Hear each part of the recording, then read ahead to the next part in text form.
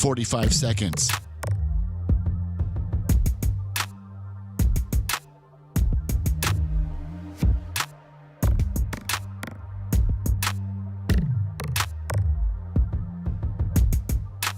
Seconds.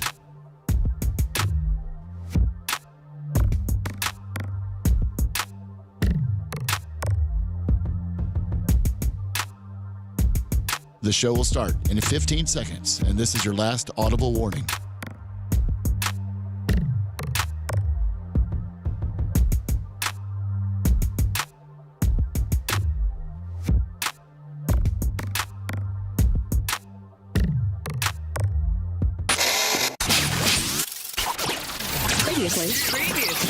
Previously on the Bubba the Love Sponge show. I only know 3.14. I don't know the next 5 digits. You don't need to know 7982 or whatever it is. But there are some nerds that they would be like, love it. Yeah. Yeah. Oh, yeah, 3.1456 new 958. Well, it's an irrational number, goes on forever, so. It does, but, there's some people that know it like 10 digits deep. I know 3.14. Dr. Dan, I think, knows like 10 digits. Of course. Deep, yeah. Dan's the also one that will give us millimeters to centimeters to kilometers to kilometers to all that kind of deal. Dan likes taking 10 digits deep. What? Wow. You're listening to the Bubba the Love Sponge show. Broadcast rights for the Bubba the Love Sponge show have been granted to this station by the Bubba Radio Network and is intended solely for the enjoyment of our listening audience. Any rebroadcast, retransmission, or other use of this production without the express written consent of the Bubba Radio Network is prohibited. I would call Babyface's humor. There's a couple words I have for it. They're one word. Hack, slapstick, obvious. Dan, would you not agree? I'm going to take the high road. It's just interesting that Dan I'm always on his head. Yeah, Dan likes to take double digits. It's like, come on, man. You said 10 digits, I believe. Yes. I mean, please. I mean, I'm putting Dan over because he's, the smartest milliliter to milliliter to milliliter. And then he has to get it, rather than just go with the flow, let Dan, be over. He's got to throw his little schmarminess in there, does he not? Yeah. He doesn't really know. I mean, I was surprised that things got so adversarial with you guys yesterday. Yeah, because you think you just, I mean, dude, come on. Yeah. Do I need to have somebody talk to him, or do I need to talk to him? I think you may need to do a Tony Collins, $40 on the Venmo overnight. Oh, who was that? Tony Collins. Sounds like new money. New money. Tony Collins on the Venmo on the overnight, $40. Today is your last day that you can qualify for BARP, including tonight. Hum sauce on the. I don't want to say on the ones and twos. Well, what are they? Hum sauce on the music. On the mix. Hum sauce on the mix. Is that better? I can vibe with that. Hum sauce in the mix. I like on the mix. Yeah. Hum sauce on the mix. Okay. And so that will be 8 to 10 on Rumble tonight live. It's a Bubba 199. Lummy, what do you got roster wise on that? Okay, we got a good amount too. Fish on Jay, the Nash Brothers. Mm-hmm. And by the way, I think Big Red and Fish and the Nash Brothers are using my pellet grill to cook some hamburgers. Yeah, with a Mitch DeMar kicker. Mitch DeMar. Let's not get over. Let's just hot dogs and hamburgers. Just something super simple. We don't need to get all caviar and filet. Well, we don't need What about sides? Yeah, do you need? I mean, of course you need sides. Mac and cheese, maybe potato salad. Maybe maybe something like that. But French fries. Yeah, French fries. Whatever. Just they're going to be on the grill, a little bit on the grill. Lummy. So tonight you got Big Red, not a fan. Mitch the Mark. Mushroom Mick. Bob Cook. Yep. Little Wilbur's Afterbirth. Yes. Maria Guatemala. Tease. Wizzy. Tease will be there? Yeah. Is she live? Sister Girl. Okay. Tease. I think the Merch Crick. Kritzen Travis. Creatine. Wait, what'd you say, Kritzen? Kritzen. I call him Kritzen. Oh. You're stupid. Creatine Travis. Rainbow Rick. Oh, Rainbow Rick coming by. Okay. And the Nash Brothers. Wow, that's a packed house. There you go. So Dan, you're saying the I just don't like the conversation that I need to have with Brian needs to come from me. Yeah, no one else can talk to him. Right. But off air and dude, like a heart to heart. Like you be Bubba and I'll be Brian. Okay, tell me just you can make it jelly. Well, no, I mean, I'm going to probably be somewhat adversarial and somewhat, but needless to say, you know me well enough. But make it like nice, polite, Bubba, because I don't want to run him. I don't want to run him. Well, Dan, I can be a real dick, or I can just be like, I can be. You can be reasonable. I can. You have moments of reason. Hey, yeah, I have moments of reason. You and far between. All right, so, hey, they're more like flashes of reason. Hey, Bubba, it's Babyface. What are you calling? Like it's like 3:00 on a Friday. What's going on? Am I doing Bubba or you're Anna doing Bubba. Oh, okay. Bubba. Yeah. I'm sorry. I thought you wanted Anna to do it for a second. Yes, Bubba. It's 4:00 on a Friday. I'm driving home to my lovely family. What's going on, buddy? Well, listen, Brian. You know we love you. You know you've been a friend forever. But I can't take all this counter programming. I mean, it's difficult to be on the air, and I understand how things come organically. But you need to stop counter programming. I don't need that from you. That's not your role. You're better than that. And you just keep getting these cheap, hacky, schmarmy comments that is designed to like put toothy in there too. Toothy. and I'm trying to help you out, Danny. It's really irritating me. It's disruptive. It's disruptive to the show. It's distracting to the show. It throws me off, and it's not adding to my brand and content. So please understand that I love you, but if you continue this, I'm not going to let you continue on the air. It's not fun, it's not productive, and it's irritating me. And I'm not going to keep you in here if it keeps freaking irritating me. All right, well, that's great. But, I mean, everybody just tells you what you want to hear. I figured that I'm kind of a different perspective. I mean, like, Dan kisses your ass, and Lummy kisses your ass, and Anna's afraid of you, and Rhett's really afraid of you, and except his dog loves you, and Macho Man doesn't really have a comment either way. Because you need him, and so Brian, you don't recognize that you are an amateur, and these guys are professionals. They come in every single day. They're dedicated to the show. You are a guest. You come in a couple times a month. You cannot compare yourself with those people. The show's great without you. We don't need you. And if you want to come in, it's to add to the show, not to distract, take away, and counter program everyone on the show. And you can't just mess up everything and piss everybody off and then come in and bring me beef jerky and think everything's going to be okay. So, Lummy, listen, that's perfect. I just get that, email that to me, Lummy, and I'll email it to him. And then there you go. You got to email it to him? Good job. What a pussy way out. I mean, no, that's not a just send him a YouTube link. I don't think that's a pussy way out. I think that's pretty much a pimp way out. Yeah. I think I'm like, listen, you know what? I got a lot of things to say, but we addressed it when we opened up the show today, and so hit play, bitch. That's how I feel. Get back to me on get back to me on if you can do that or not. Right? It means it means we just went through it. That was real, right? That wasn't that wasn't a work. That was a shoot. You were really irritated. It sounded like you were really irritated. You said to him, listen, if it wasn't for our relationship and the fact that I've known you for so many years. And he came around. He did come around. Yeah, but it took me But it took me having that conversation with him. Mm-hmm. He got me to that point. Do you know how many dirty looks I flashed at him? Like, what are you doing? Yeah. What are you doing? It's like, shut up. Her dirty looks are scary too, because she's got the pointy eyebrows and stuff. When she gets mad, she gets mad. Right. Look, and she's got a good mad face. So let me just clip that. I don't want her mad at me. Let me just clip that, and we'll get. And I'm sure you have Brian. Oh, of course. Say Bubba wanted to share this with you. Okay. Text or email Bubba your thoughts. Okay. There you go. Perfect. Right. I mean, we got it handled. Save yourself the first conversation. By the way, we've ran out of Clorox wipes, and so what I did, Lummy, is I went to Amazon. What? Clorox? Clorox. Oh, okay. We have these little Clorox wipes that we wipe our little area down. But Lummy, I got jugs of this hospital. They use this in hospital grade. They use this.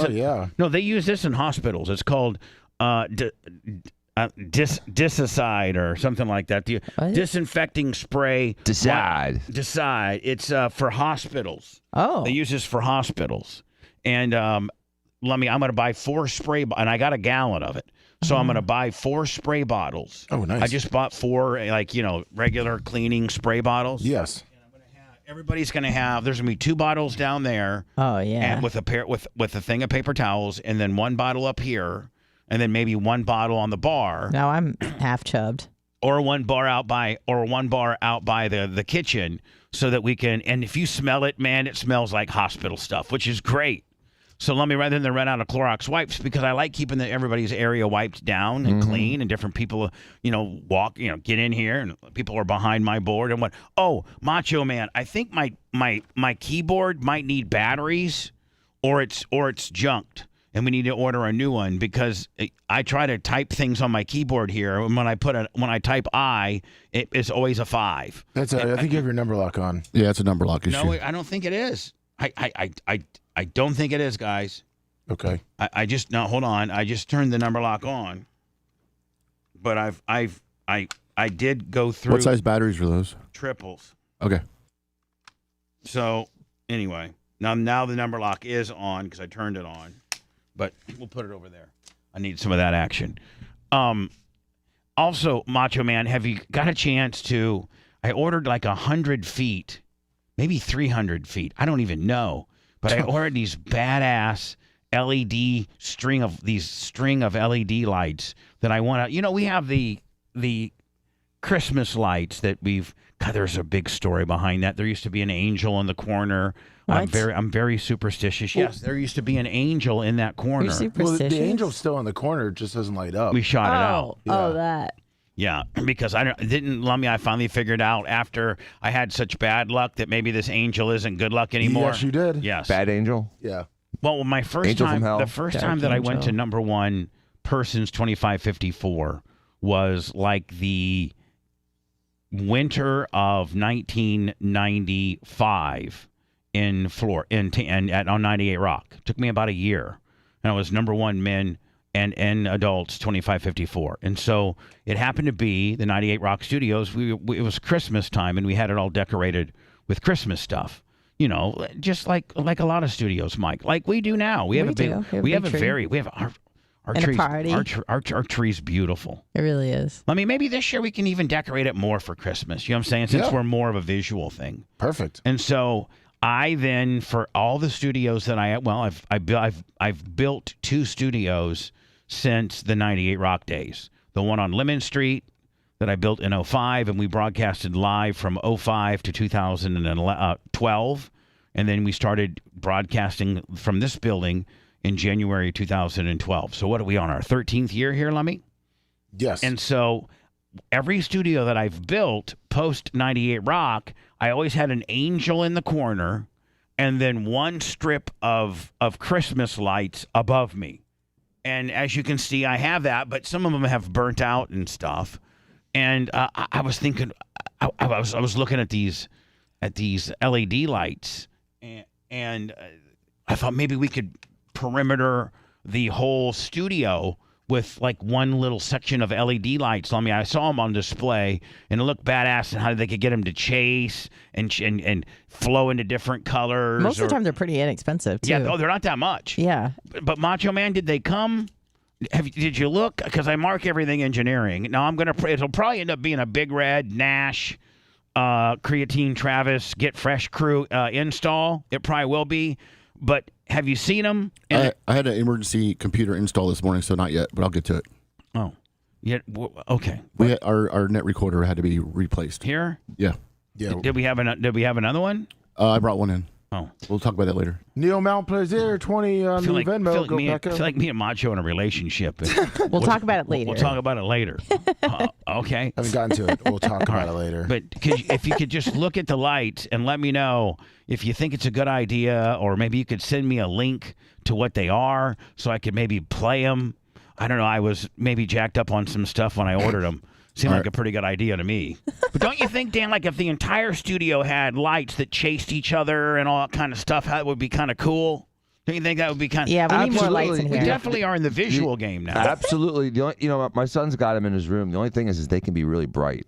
And so if they can... I think they have dimmers. Okay. Yeah, I think about the $100 Because the ones. nice thing about your Christmas lights is they're not distracting. They're pretty, but they're not distracting. Right, and we also have other Christmas lights that people have sent us over the years. We even have the little icicle ones I like those. that go down. I'm thinking maybe if we had icicles in here too, Don't you think? Yes. Across the, and you could install them across the current light trussing. You know, if we had like little icicle lights too, huh? Those no, are good. maybe. Yeah. I like I those. like the icicle lights. Oh, here we go. Yeah, so we got all kinds of lights. One of these days, Lummy, we're gonna have a whole big light get fresh crew install deal. You know? Yeah. I know that a lot of these lights, Lummy, have you seen a lot of them are in the pantry? Yes. We have a lot of them in the pantry. But some of them are just standard Christmas lights. And Christmas lights, just standard Christmas lights, I think would look kind of dorky. Well, and they've light- advanced now. You know what I mean? I mean, Christmas lights have big, you know, like my Christmas tree's got LED lights. And so the LED lights don't have to be cold blue. They can be warm. Can they have different flicker colors. and They go can all kinds of- flicker. Oh, Different okay. colors. All They're right. very adaptable, Versatile. and they use about like no electricity whatsoever. Right. Well, we're not worried about electricity here with Macho Man running his air at 42. And then the 16 TVs we have And the here. 16 TVs we have in here. Yeah, I don't think we're worried saying. about LED lights. Anyway, I got Still 5G. a nice package from a good Bubba Army listener named Pete, and Pete sent me A package? a David Gravel pick. Nice. This is a David Gravel shirt. David Gravel's one of the big slinging D's and 410 outlaw, and I think he also runs All-Star Sprints. Been to my track several times. This now let me see if this works, Macho. Did you check, Mach? Yep. And was I right? Seems like it. Ha. Hold on here. Let me get rid of this. Do you want to save changes? No, don't save. Boom. All right, hold on. I don't have anything to type right now. We'll type it here. Let me just type something. Hello. Okay, perfect. I just typed hello into Facebook. Let me, and it was perfect. My batteries were dead. I've been doing this long, and I knew exactly what was wrong. So, Lummy, see, I got this David Gravel shirt on. Make sure that Rhett gets a picture of it. I like it. It's a cool looking shirt. Okay, but here's my idea. All sprint car shirts and late model shirts and all that, they're always double-sided. They always have, like, the guy's name and, like, his number up front. And in the back, they got, like, a picture of his car, like, sideways, going crazy, right? Well, what if we did, since we all have taken our pictures, and the ones that we haven't taken, we are in the process of. But what if we do a shirt and like a very limited edition? Like maybe we only make 200 of them, and it has like the Bubba Army logo in the front, and then the back. I'm gonna show you what the back of this shirt looks like here. But it's got like, see how it's got like a picture of the. Can you see it? Oh yeah. Delayed. Yeah, that looks good. Yes, see it. What if? Oh, yeah. All right, so that's a picture of the car. What if that was all of our, they take all the pictures that they've done of us and they strategically, Photoshop them like we're standing in a group, Photoshop us in, right? Yeah. Right. We really took a picture. We really posed for that. They could Photoshop. Why didn't we just take a picture together? Well, because they already got our pictures and they can Photoshop them in. Yeah. He said he could do that easily. I asked him if he could do that before I started this harebrained idea. Yeah, Anna, it's really hard to get us all together in a room. Stop being babyface. Sorry. And so, what do you think about that? Is that stupid? It would be. I think it would be the first time that I've ever done a shirt that I had a group shirt. I think it's a great idea to have a group picture or a show picture. We've been talking about it forever, from cartoons to other methods of it. And it's long overdue. But they would have to animate, our pictures. Yeah. Like you just couldn't put our picture on there. I'm thinking you have to kind of animate it. I don't know. It's just an idea. Anyway, Pete, thank you. Pete sent me the David Gravel shirt, and then he sent me another one. By the way, if you want to send me shirts, man, send me race shirts. They got to be black, and they got to be 3X. I just thought the best idea. Hold on. Here is what's this guy? Oh, this is Corey Day in the 14 car. There's the front, and there's the back. And so thank you, Pete. I'll be wearing these in the next few days, and maybe Bubba Army can reach out to David Gravel, and when I wear a guy's shirt, and reach out to him and say, "Hey, look, Bubba wore your shirt today. That's your Bubba Army responsibility. What's your great idea?" You said you had a great idea. A shirt that has, how those billboards change, the digital billboards? Yeah. I'm surprised they don't make a digital shirt now that you can just change and put photographs on and things like that. You have to carry a battery around. Yeah, you'd have to. with It's like small that's one. stupid. Okay. How would you? I've seen how- like Christmas how would you sweaters with wash lights it? and How stuff would you like that. wash it? Dry clean only, or that part like Velcro's off and But on. Dan, now we're Velcro. First of all, you got to Velcro off your screen. Okay, it's a bad idea. I mean, It sounded it fun would be at it would be first. something you sell at Dollar General. It would cost probably all the white $100. all the white trash would want to buy. Man, I got me one of these new LED shirts, so when I drive down the road, I can say I love Karen and I love Rhonda and I love and I hate you. F off, you stupid dirty person. So like, man, again, 5021 West Lemon Street, Tampa, Florida 33607 has to be black. And Wait, what? Lemon Street? Did I say Lemon Street? Yeah. Nassau. 50. 5021 West Nassau Street. Lemons where Bean's office is. Yeah. 5021 West Nassau Street, Tampa, Florida 33607. I wear 3X and it has to be black, and I really like racer T-shirts.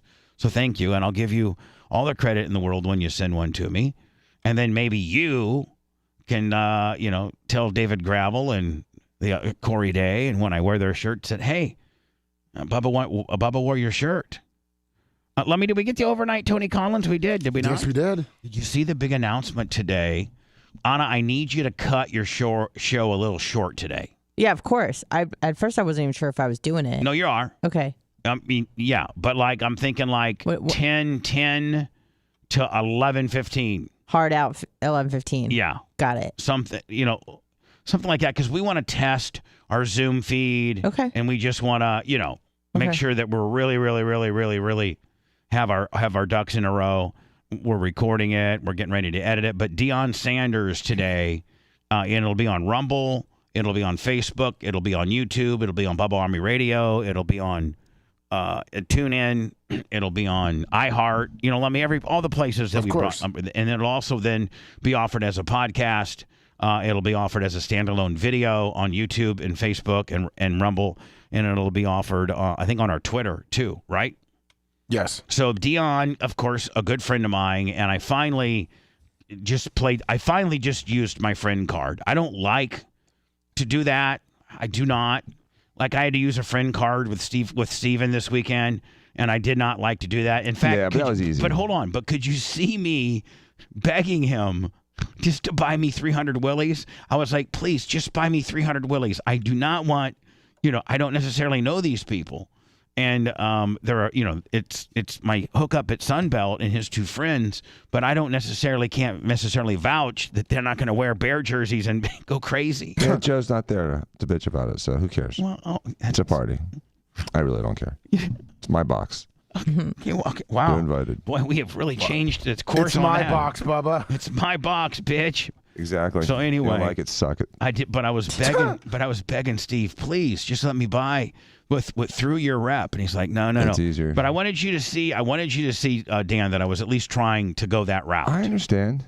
And Bubba, one thing is, you never take advantage of people. You are the last person to try to pull in a free ticket. Yeah, I hate doing that. I know. Yeah, hate. that's more me. Remember? That's on all day. Remember, I asked you for one concert ticket for all the last 25 years that we've been on the radio. Especially when you had people coming in like every week when they're doing a concert in town. When I had a ton of pull where I had Jim Menino at the Emily Arena, I could literally make a call and get whatever you wanted. Whatever I wanted, and all I asked for was Aerosmith came into town, and you got me tickets. I actually went with the other Anna. Huh? What was it? She was she was a disc jockey. Back in 98 Rock days? Yeah. There was a Anna? I think she married... Anita? No, Anita Wad? No, it wasn't Anita Wad. She married... Lana. Lana Turner. Yeah, Lana. She was Lana hot. Turner? She was nice. She was Not really our cool. Lana Turner. Hold on, were you? Did you? Was it a little bit of a date? No, not at all. Not at all. Just friends. Now, Dan, you don't Purely. do anything friends. It I know. was. You have It female was pure friends? It was I pure don't- friends. You don't have- She was one of your other But DJs. hold on. Let me just make sure I preface by saying this was years before you met your wife. Yes, this is like So, in I mean- 1990, Right. So 2001. I want to make sure that, if indeed it was a date, It it's wasn't. not a big deal because this was, 5-7 years before you even met your wife. Did she marry Vinny Russo? Yeah. Yeah. But I think they since got divorced. Yeah, he's doing videos. He's doing a lot of videos on YouTube. Like car stuff. Oh, car stuff. She cute?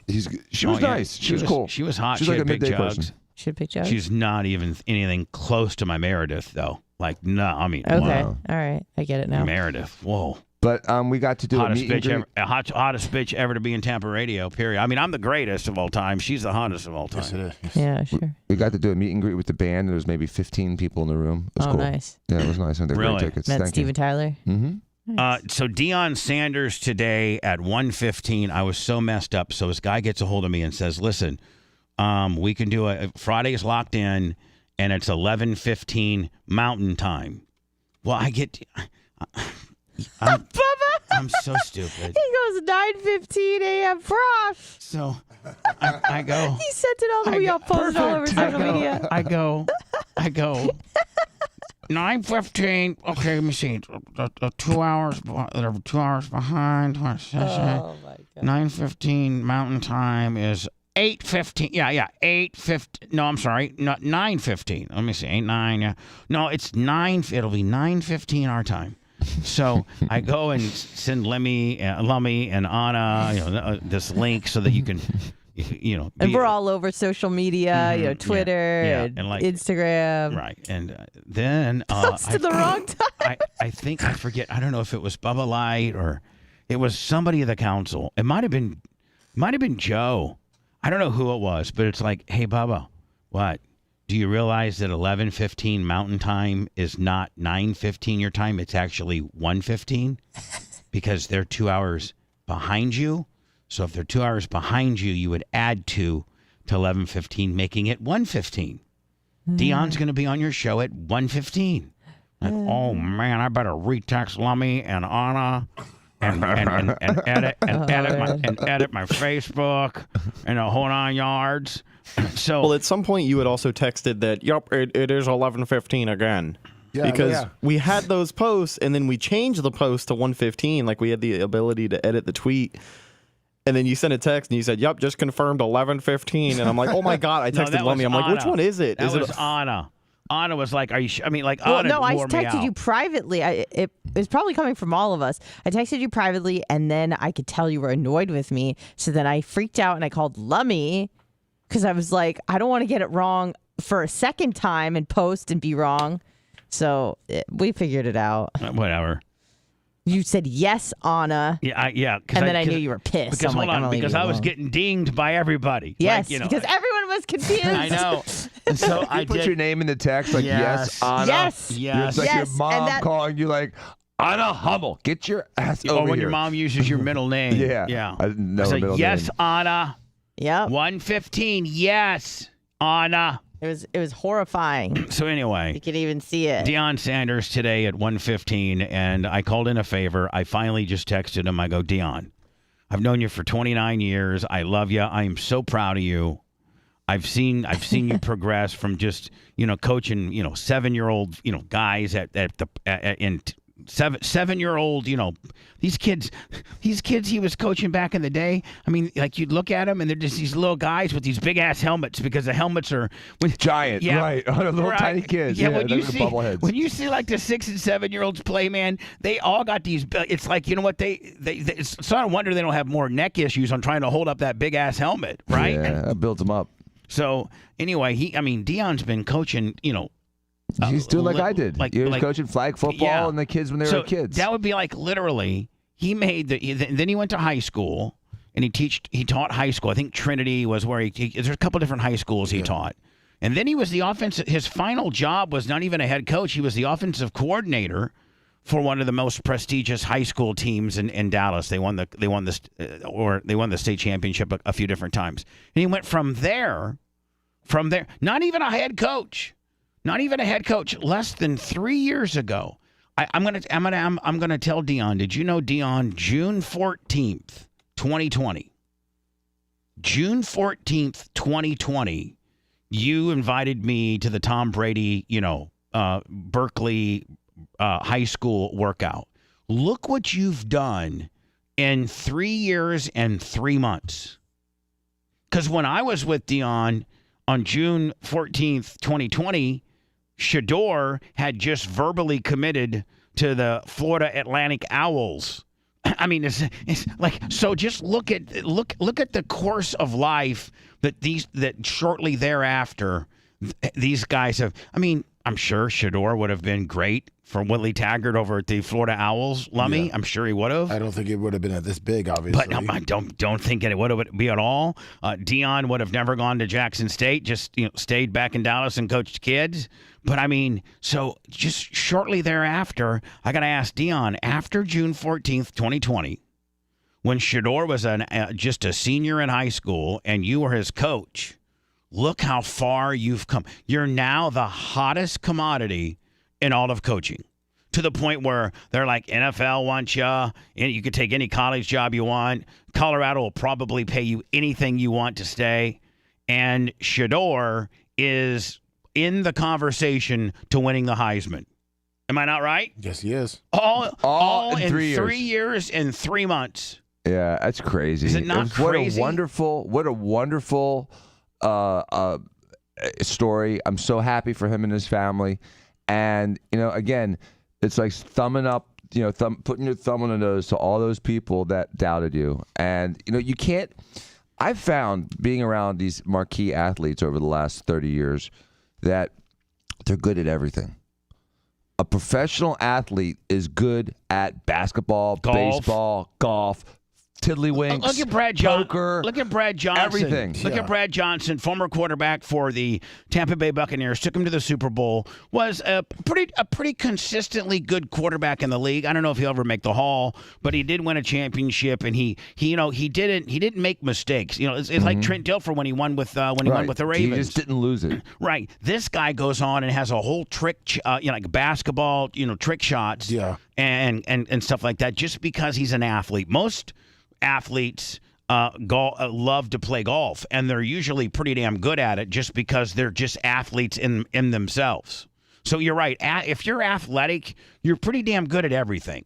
I don't think Tom Brady could get into NASCAR this weekend and be competitive. I bet he could in 6 months. I bet he could not in NASCAR. 6 months.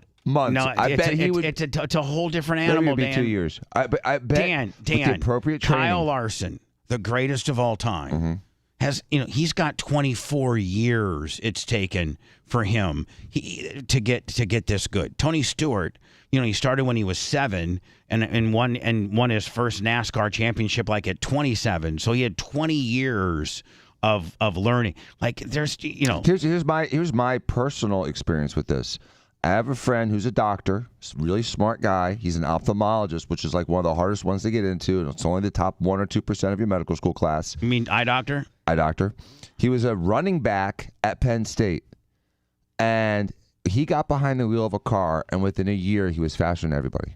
Yeah, well. It took a year. That's and a whole different. He blew everyone out of the water. He was that good at learning a new trade or a new technique or a new sport and just excelling to the very top. I mean, he is faster than anyone I know. And it's just these marquee athletes, just anything they touch turns to gold. I don't think Deion's interested in NASCAR. No, I don't think Sponge, I like somebody to drive me around. I don't want to be racing with seems like white guys trying to put me in the wall, Sponge. Anyway, Rays won last night. They're within a game. They beat Baltimore in Baltimore. Yes, they did. Hell of a game. They're within 1. I mean, they could come out and be a game up, but is a game up still tied? Or do they have to be 2 games up on them in order to win the series, in order to win the AL East? Yeah. If they because you can't just be like a half a game up and win. No, I mean, I think if they are a game up, then that means they got a better record. It's if they tie, then this official tiebreaker that Babyface spoke of, kicks in. Yeah, because then they can't win in the AL East. Well, technically they can, but he was talking about the head-to-head if they tie. Okay. Like if they both have the same records, then the Orioles would get it. Technically. Yeah, technically. Sure. Because Deion at 115. Sure? Deion at 115. Yes, I'm sure, bitch. I'm really sure. Deion at 115. It'll be on Facebook. It'll be on YouTube. It'll be on Rumble. It'll be everywhere that we are. On his after show, same, but it's going to be a little bit of abbreviated show today. I'm thinking 10 to 11:30 I'll just be out by 11:15. I may start at like 10:15. Hard out at 11:15. Yeah, just so I could clean up a little bit. All right. If you're looking for that non-offensive broadcast, you're in for a surprise. You're listening to the Bubba the Love Sponge Show. I love the sponge. It's not that kind of love sponge.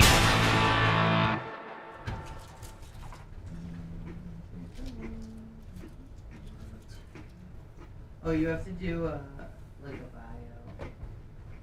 bio. Yeah, Jay said he's gonna get his done today. Okay. I wasn't sure if you guys were notified.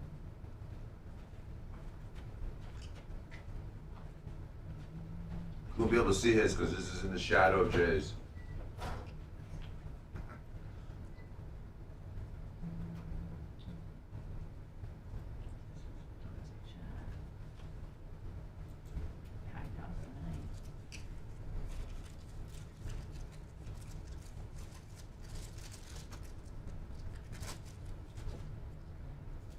Maria, we'll see you tonight. What's up, Pig Gator?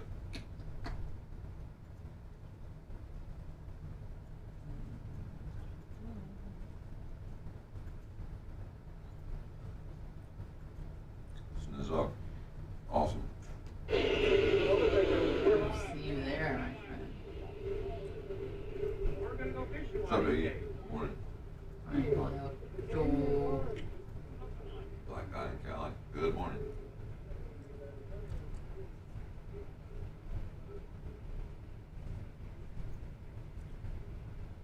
Look.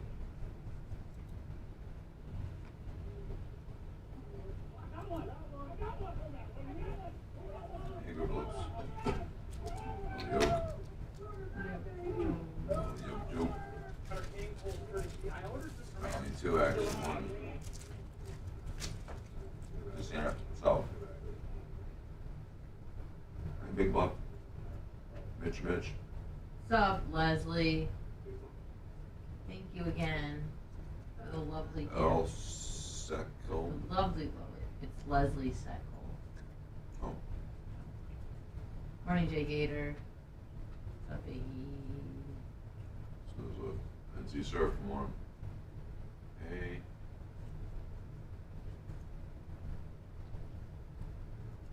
Happy anniversary, Maria. Yes, 5 years with her hubby.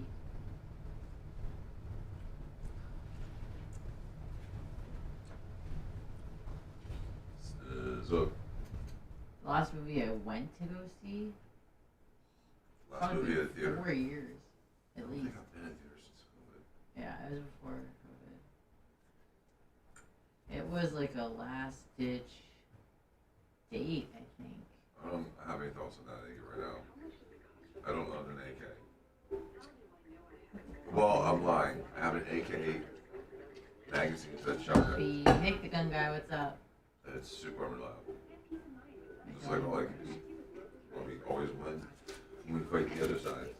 It was right around Christmas of 19 before the shit hit the fan. And then everything changed. And then I went back to the theater. Shaq, Henny, Stop me. 52. Oh, Shaq Penny.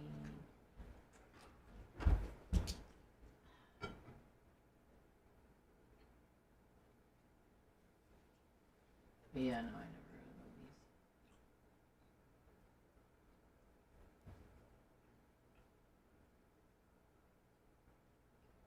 I don't know.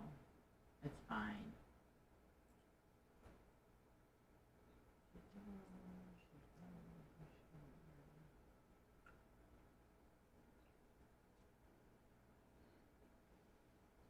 Interesting.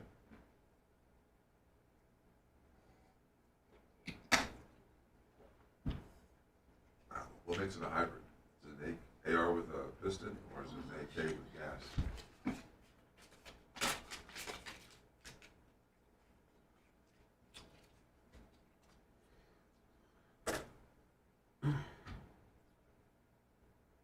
Hey, Bubba. What kind of what would you use if you had a water heater that was in a space where you couldn't remove it and you had to cut it into pieces? What like Sawzall?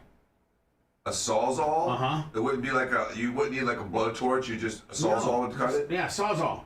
Like a fucking DeWalt or a Milwaukee or a fucking pretty badass Sawzall. And now just cut in pieces and you can remove it? Yeah. Okay. Where's this at? On my 3rd floor of my house, I have a crawl space that they're going to try to insulate. But there used to be a water heater there that we've changed. So now it's just a dead soldier. It's the size of a fucking dead soldier. Oh, it's fucking huge. It's 6 feet by 2 feet. Oh yeah, I know it's huge. It's big. And so, now, are you sure you just don't want to just keep it there? Well, we did, except we wanted to do insulation in there, and I got to get rid of it to do that. Why can't you just insulate around it? Because they've blown it in. Oh, they're blowing it in. Why don't they just blow in around it? Well, maybe they can, maybe they will. As long as it's disconnected. It's going to be like a fucking mummy. Hold on, as long as it's It is. Okay, as long as it's disconnected, so there's just sitting there. It can't create a fire. Nope. Then I would just I would blow it in around it. And just really? Just use incorporate it into the scenery? Yeah, and just use it as a your it's that less much space that you have to insulate. Okay, that was less volume. And it's less volume, and the insulation is going to go all the way around it, and then it's going to be. I would do that. But a Sawzall, you think will cut through that? Yeah, Sawzall would cut right through it. But I'm just telling you, man, it's going to be that's a project. That is a fucking. I mean, he's got a 6-foot standard old school water heater on a 3rd floor that he wants crawl to space. Meanwhile, he could just blow insulation around it. It's not functional. Yeah.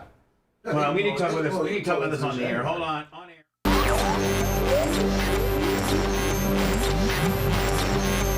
Spraying the ball again, stealing your radio innocence. How do you feel about frontal male nudity? Don't worry, he won't be gentle. Now back to the Bubba the Love Sponge Show.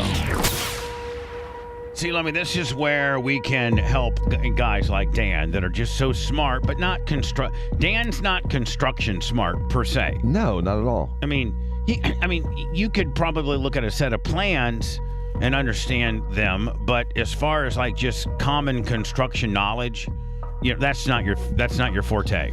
Yes, I can read. I can read a blueprint, but the tools, how to dismantle something that's big and metal. Right.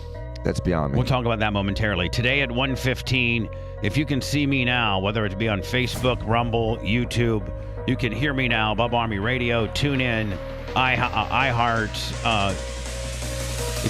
If you're getting us by those means, then you'll get to enjoy the 1:15 Deion Sanders interview. That's today. Now tonight at 8 o'clock on Rumble. I think we put it up on locals too. Do we not? After Rumble, it goes to locals. It's Hum Sauce mixed. Bubba 199 mixed by Hum Saw or Hum Saw mixed or something like that. I don't know. I'll be mixing Yes. hum sauce. Yeah, not Hum Sauce.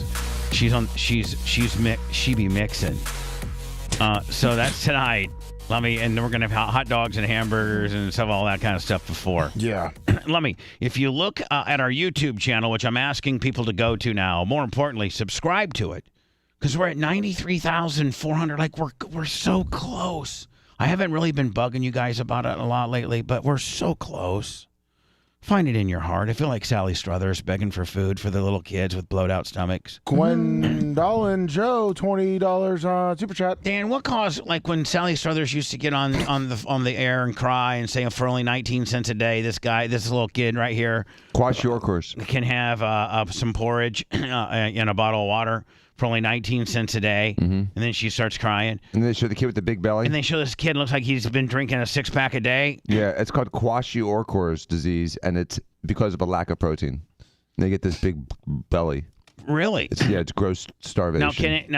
So it's gross starvation, but can it be reversed once you start eating? Yeah, give him a hamburger. He'll be all right. No, but really, honestly. Seriously, yeah, honestly. So you're a 75-pound man. Right, 5'11", 75 pounds. Right, you get this big old belly on you. Right. But as soon as you start getting proper nutrition, that belly will go down. Yes. Poor little things. Anyway, I'll be like her on tonight begging. And I've been begging. I've just been begging for you to become a subscriber on our YouTube channel. We're so close to that very, very, very, very important 100,000 subscriber YouTube plateau. Like it's just like people take you a little bit more seriously when you tell them you got over $100,000. Now, granted, after that, the next milestone's probably quite a ways away. At what? Let me 500. I think the next one's. Is it 5? I thought it was like 200 or 250. I think the next play button is $1 million, if I'm not mistaken. Oh, so hold on. I thought there was a couple. So the awards that they give you are 100,000, and then the next one's $1 million. I mean, come on, it's got to be a second place. Silver Creator Award for 100,000. 1 million subs is the next one. The Gold Creator Award. I'll be dead. But then after that, it is the Diamond Creator Award at 10 million subs. So they only offer 3 awards. We're trying to get to bottom basement one because I'm going to be honest with you. I don't think I'm going to live to be 10 million. We're not going to get to. Well, no, I don't think I'm going to get to $1 million. I mean, it's taken me how many? I mean, I don't know, but maybe once you get. Russell Brand's not even at 10 million. But here's the deal. But once you get that big, once you get over the 100,000, I think things start like maybe kind of. You start getting more people. Well, their parameters probably change, and the algorithms probably change, and they probably promote you more. What were you saying, Rhett? No, it does not get easier after 100,000. It doesn't? No, I wish it did. I wish that's how it worked. It's like, they don't take you seriously and put you on the recommendation, will they, or nothing like that? Not any more than they do now, no. Well, at least we'll have that play button, Bubba. Yeah, exactly. We just need to, have a couple more videos pop off. Right, that's what helps us more than anything is thumbs up in videos. Yeah. So listen. Speaking of which, I gave you some exclusive content. It's on YouTube. It'll be repurposed on Facebook eventually, but Facebook's usually 2 or 3 weeks behind. If you really want the stuff as it's happening, the behind-the-scenes stuff, you got to go to our YouTube channel. It's at The Bubba Army. You can also watch the show live every morning there. So that should, that can be your jam. YouTube should be your jam. Bald Balls for Anna, 20 on the Cash App. So, Lummy, remember when Buck was here? Yes, he was. And I'm finally like, Lummy, we got Buck. He's a, outdoorsman. You know what I'm saying? Yes, he Buck's is. not like, Dan's kind of an inside cat, and Buck's certainly an outside cat. I mean, it's like Sasquatch. I mean, And so we went fishing, Lummy. Yes, we did. To see if indeed our pond had fish. Did he catch him with his teeth? No, we had Big Red provided cane poles. Awesome. And we had sinkers and weights, and Lummy had the worms and the whole 9 yards. And we went out there and we had our Lummy. I think we had our straw hat. Do we have our straw hats? I had mine on. I'm not sure if you did. I didn't have mine on. I don't think so, but your hair looked good. Thanks. And so I'm only gonna go just a little bit here. That's what now is our pond. Is our pond more healthy now? Yeah, it still was healthy then because we finally put the bubbler in. That's why I put the little pump. That algae on the top's not bad. It's just a bloom. It's an algae bloom when we have oxygen. I sprayed it, so it'll be dying off here by next week. I feel as if Lummy just Well, you can go out see how green it is right there. If you look at it now, it's brown. It's today of reckoning, where we got our cane poles courtesy. I ordered some from Amazon, but Big Red had some. So these are Big Red. Man, regular iPhones, they shoot good video, do they not? They do. They do 4K, You gotta man. get your settings dialed in, yeah. They're awesome. Are my settings messed up? I think you shoot in HD. Next time you open your camera, just make sure it's on 4K. Camera work isn't that good. I don't know. I think HD is okay by me. We got a guy that's a heavy equipment operator as a camera man. He's not a camera guy. He's not a cameraman. Buck from Charleston is a lot of things. Cameraman is not one of them. Look at Bella. But he did. Oh my God! Look at Bella, she's in the water. Dan, tell me we're not straight. We're not straight hillbillies. We're out going fishing in our pond, and our 74% pit bull Labrador is already in the water, trying to do whatever. Big here, and Lummy drinking it. Me for years now. It's like, oh, there's fish in that pond. There's tons of fish in that pond. Well, I finally is like, Lummy, we're gonna go fishing one of these days. There's a dog in the pond.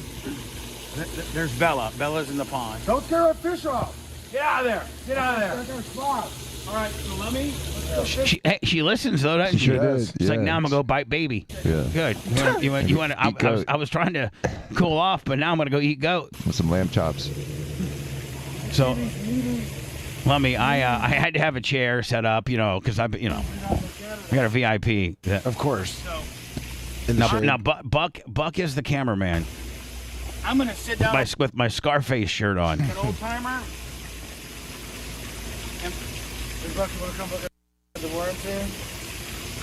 Dan, I start to put my worm on, and they're so slimy and gooey, and so they get real mad when you stick them with them one. It's really twitching and stuff. They twitch a little bit. Then when you worm them, like when you try to double hook them, they really. So I was like, Buck, Would you put my worm on for me?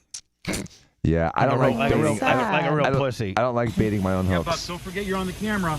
You got the camera. Oh yeah, and these aren't little ones, man. These are big fat ones. Macho Man, right? Dealt ones. Canadian night crawlers. Yeah. Bad boys. Wow. That's Can you eat those? Can you eat those? Ew. You can eat anything. You try hard enough. I mean, if we were on Naked and Afraid, and that's and that's all you, I got what? Is that what you're playing? No, this is an ad that we got. Oh. I mean, don't bitch. It's what we make money on. That one. Like if Dan, if we were on Naked and Afraid and we found, can you eat a worm to live? He said that worm has bacteria in it, so maybe some worms. Depends on the worm. But aren't worms just all blood? Like no, there's some muscle. Ooh, Lord. Otherwise, that one's coming out. See, so as soon as I hit him, he's mad now. Look, and I'm trying to. I don't blame him. You just stabbed him. And I stabbed him once. You impaled him. and I'm getting it. It's all slimy. Stop hitting my leg. Oh. I gotta get my worm. He's on the ground. Oh, that's so my sad. worm's real greasy. Yeah. It's the Canadians. Stabbed The Canadian him. worms. The night crawlers. Poor worm.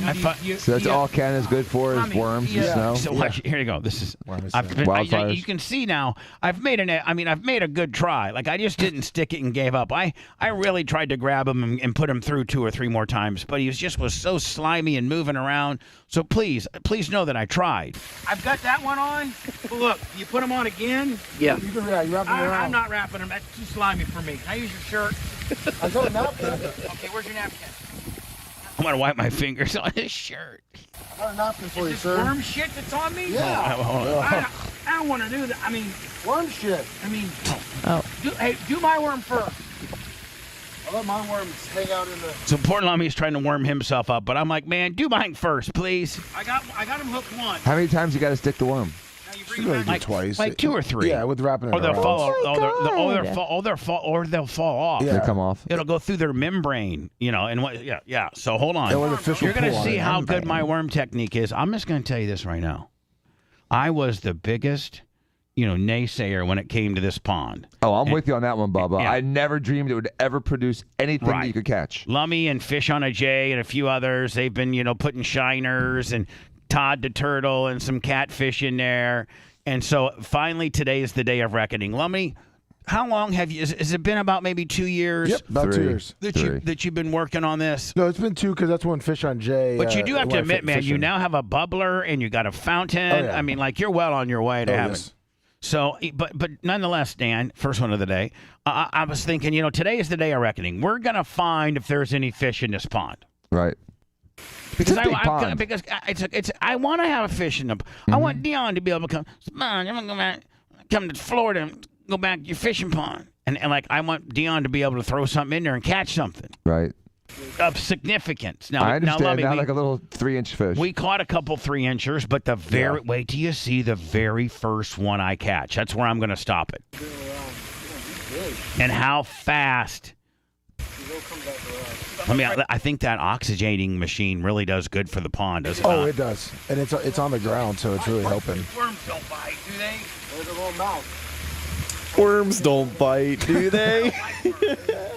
I'm like, I don't like worms. The bread. By the way, Lummy's double barrel today. He's got alcohol infused Gatorade in both pockets. Oh, of course. I thought we were going to be out there a while. Both pockets are alcohol induced Gatorade bottles. This is a Friday too, wasn't it? Yeah, this was a Friday too. Yeah, that's how you know. When all that fish comes in. So watch this. I'm not going to play it all, guys, but this is available on our YouTube channel, which is at The Bubba Army. Go follow us, thumb us, like us, subscribe us, comment, whatever. Just please. Try to get 100 grand so I can give me that award. All right, so I stick it in. I don't even have it in yet. I don't even have it in the water. Nope. All right, so now it's in the water, Dan. Can you see? Yep. All right, so and that's the standard old timer fishing stance, right? Yep. You're just Lean over. See the knees bobber? on your. I got one. I got one. Look, Dan, hold on. And it's a pretty damn big bluegill. Hold on. Look at that, baby. Who's got a worm? I told you, Bubba. Bella doesn't know what to do. Bella wants to eat it. Look at that big boy. Look at this thing. Look at this. Look at this thing. Get in here. It's amazing. Oh my God. Of course, I'm not taking the fish off my own hook. I'm telling you. That's a big ass fish. Dan, tell me you're the same guy. I'll get gloves if I have to. Yeah, I don't like taking fish out, take the hook out either. But I will. No, I don't want to do nothing for nothing. Hold Look on. at that bad boy. Come on. Is that a blue? No, hold on. I'm touching it. That's a pretty big bluegill. Yeah, That's is. a pretty big blue. That's a big ass. Throw him back. Hold, that is. First one of the day. I mean, we could almost in the segment. We do have fish in our pond. I told you how big was that. That was a big fish. Now let me use. And it took what? Maybe 10 seconds? 15 seconds, 10, 15. All right, so Lummy goes on to catch a big fish. But Lummy, I need to fast forward to where you catch your fish because I think it might be the same fish. Does it? Oh, jeez. Are you guys going to start hell tagging yeah. them? Are you guys going to start tagging We're the going to fish? start tagging. Well, See yeah, if I you figure out mean, which so ones you Lummy, You just get like a little hole punch and put a little hole in it. Is that another big one, Lummy? Is that a little one? Are you just replaying? All right, so. They don't ever bite back. Oh yeah, Dan. I think. Oh yeah, Lummy. Oh, I that's think the you can tell second this is not the same fish No. because he's not nearly as dark as the first one. Yeah. That's a different one. You think now? That is. Is there any way we can mark them? You got a Sharpie? Oh my God. That's a different one. That's a big fish. That might be bigger. Yeah, I think it No, is. This is big. Is that a bluegill? Yeah. Look at Lummy. He's a real man. He knows how to go. He's really Yeah, caressing jackal. the fish. Well, you try to, but you don't want to hurt the fish taking it Well, out. you You also, can't be no, hold wrong. on. You also don't want to You go. want to hurt the fish. don't You wanna got get poked. hooked. Hold on. You also don't want to go against the grain of the dorsos Yeah. either because No. that will absolutely ruin your day. Yes. Take a look I at think they got little poison barbs on them or something. Yeah, they'll Maybe stick knock you his in. eye out. Get a little infected. What'd I say? I don't know. No, because see how he's not more wiggly? Hold on, let me see. Let me see them. Well, get a good. Make sure that's not the same fish. Let me. Can you take That might be the same fish. No, that one's a little fatter. I was just see you put the hook on, take his eye out.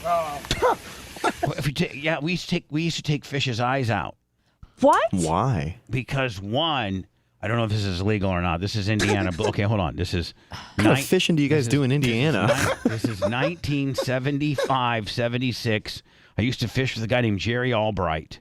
And at one time he had like the state champion bluegill. But he would, and we had this pond behind our house. And you throw it in just like that and you catch one. Well, you take its eye out. Then you'd be able to tell if you caught it before. But Oh my God. But also fish love eyes. So as soon as you would put it in there, you use it as a bait. You Fish on fish violence. You use it as a bait. Wait. You'd usually take the hook and just hook its eye and just tear it right on out. Then you throw that one back in, and then you throw your line back in with the fish eye as bait. And oh my God, they would just hit on it immediately. I'm not gonna lie, that's awful. I've never heard of anyone doing that. You catch fish in salt water all the time, then use them for bait for other fish. We do that all the time. You catch bait and then you use it. But hold on. There's also like some crabs where they tear off the claw. Also, not a fan of that either. They throw them in and they throw them in. Those are the stone crabs, and their arm comes back. Yeah, it does grow back. Still. Eyes don't Fish grow back right. too well. Yeah, well, he's one eye. There's no way they survive, probably. Hold on. Would that fish, if you gave him the option, do you want me to fillet you and eat you, or do you want to get thrown back in with one eye? I'd wear the Why are patch. those the only options? I'd had to wear the patch. Because it works so well. Why couldn't he just use like a fake shrimp or something? Why do you have to kill the worms? You'd use You're worried about worms? Hold on. You'd use He's stabbing them and stuff. No. You use the worm to catch your first bluegill. Then after that, you use a bluegill eye. You use a bluegill eye. Maybe we threw some bluegills in that we took both eyes out of. Back Oh my in the day. God! So and you threw them back. Why didn't you just eat them? What? Because bluegills use sonar. They don't need their eyes. Because we didn't need that. We didn't Why need. didn't We you weren't just put it trying. out of its misery? Why did you throw it back with, Ray Charles status? They have no soul. I'm just saying. That's what we used to do in Indiana. I didn't say we're not doing it now. It's a big deal. Lummy, have you ever heard of people doing that? Yes. You've done that? No, I've Because never he's done heard it. the story from But, Bubba okay, before. but hold on. You have heard it before. Yes, no, It I've is a heard. technique. Fish eyes are a good bait. Fish love fish eyes. I believe that. If you ever notice, a lot of lures have a big giant eye on them too. Right. Yeah, I believe that they love eyes. It's just, the brutal part of ripping them out on shore. It's not and ripping then them out. tossing it back. Throwing the fish back in. Just put the fish out of its misery. Jerry Albright would always do that. He'd get the hook. He had this technique, man. He could hook it right through the eye and rip it out. Oh my God. And then throw it in, and then boom, you just cast that bitch out. And next thing you know, 3 minutes later, you got another big, 2-pounder on you. Then you take his eye out. It keeps getting bigger and bigger. And then you start catching ones that only have one eye. You start, by the end of the summer, you're catching the ones that you caught earlier, and they only got one eye, and you can't. I mean, sure you can. Well, we did a few times. We're like, listen, this guy's pretty big. Nothing can eat him in this pond. He doesn't need his eyes. Right. Well, if you're a fish, if you're a fish, and there's no predator to get you, you're just. You need food, don't you? Yeah, he can. He's just gonna smell it with his mouth. Yeah, he can get it. He can get it out. You're sick. Dr. Dan says they use sonar. It takes a lot of skill to catch a fish with no eyes. Yeah. Bubba dropped it perfectly on it. Listen, I don't know, You're man. It's sick. something we did. He smelled the food. Is this before or after you put your inky in the dryer? Oh, way back. It's way after. Way after. So God, bad history of mutilating animals. Maybe I should have spoke about that today. PETA representative, Yeah. So, is the goal to have bass in there? Yeah, we're getting a couple of bass here. Well, that's the end game. Is that the end game? Yeah. So this is like sort of a intermediate. I mean, will there ever be a point like you let me? Okay, we've gone from the pond being nothing to it being pretty stocked up with some bluegill, nonetheless, in 2 years. Second one of the day, in 2 years, right? Yes. Okay. Do you think in 2 years we could have a pretty decent little bass, population? Yeah. The plan is now we're going to put probably some smallmouth, like 2 of them in there. 2? Yeah. For right now. How do you, 2? Don't you think we should put like 22 in there? Well, then we won't have any bluegills. We'll be buying bluegills and shiners every week. Well, 2, but will 2 naturally produce into like 4 eventually, and then maybe, 6? Yeah, like 3 maybe. So 4, like in 2 years, let's say, in 2025, the Labor Day weekend of 2025, you think we would have maybe like 100, like 50 bass, 20 bass, 10 bass? Probably 6, but 2 will be really big ones. 6? Yeah. Like when you go to the golf course, you only see like on those little ponds like ours, there's like 4 or 5, but they're giant. Because the real big thing is not to have like a ton of bass and they're all small because they're not into bait fish. You want the monster ones. That's the exciting part. That's what Dion's going to want to come out and fish in the pond. For the big catch ones? that big one. Oh yeah. So we can say, man, we got 2 or 3 big ones in here. Yeah. Try to catch them. Yeah. Okay. Thanks. Yeah. When I come back, listen, I think maybe we got the Hunter Biden thing all wrong. How's that? I think maybe he's a pimp. Oh, he's a pimp. I mean, your dad's a president. You're smoking crack. His teeth. You're missing teeth. Got meth mouth. I mean, you're flying. I mean, you got guns, IRS issues, hookers. Maybe we got Hunter all wrong. Right? I mean, some people gauge me. Some people, when just the utterance of my name disgusts most women in Tampa Bay. Well, they got me wrong. If they talked to Anna, she would, tell them I'm a nice guy. The only problem, Bubba, is that, he's not a member of Motley Crue, and he's the president's son, and we hold those families into a standard of a higher decorum. Kind of like Jay with you. Mm-hmm. Are you the Hunter Biden of the Diaco family? No, but I'm the Motley Crue. He's been arrested, sued, fined, and fired. And that's just the tip of the iceberg. So what does that make him? Bubba the Love Sponge.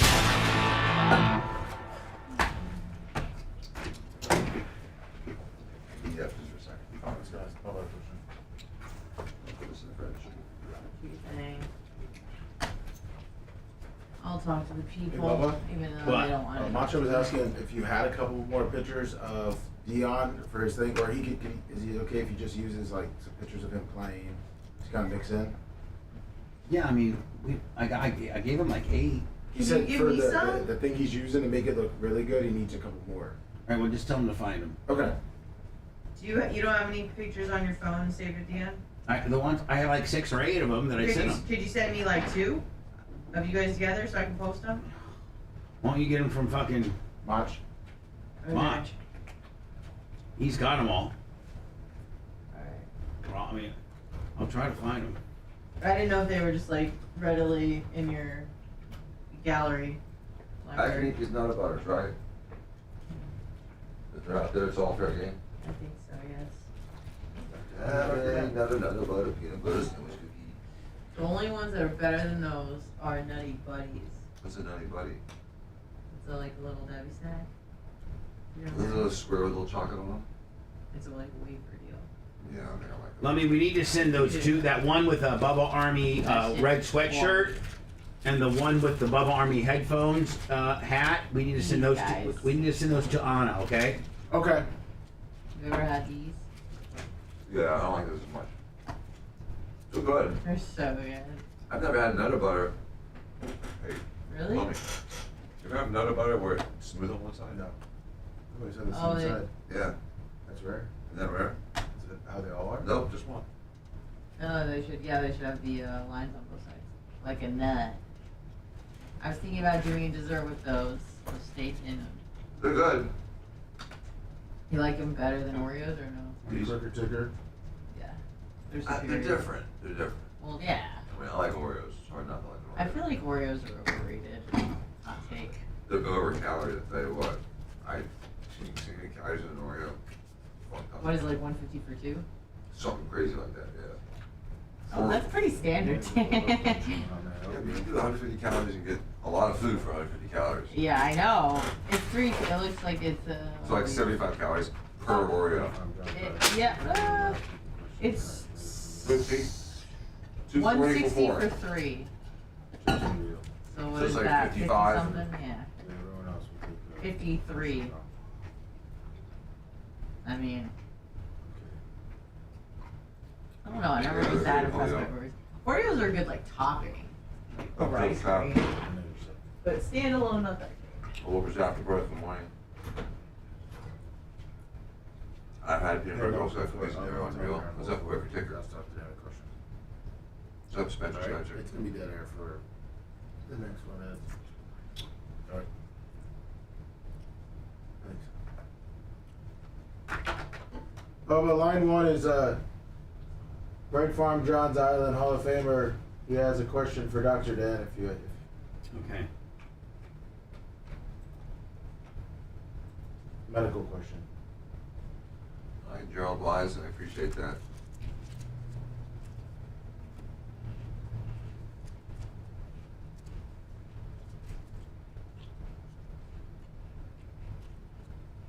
What's up, Neil Montplaisir?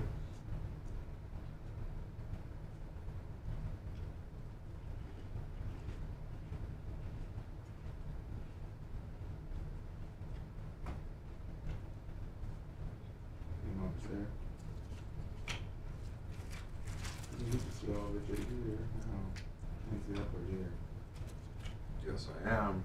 Pull you up as a. This one's a beach.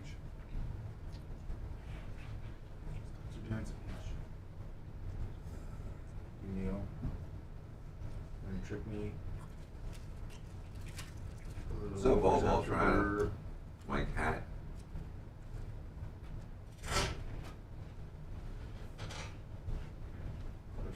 Ticker.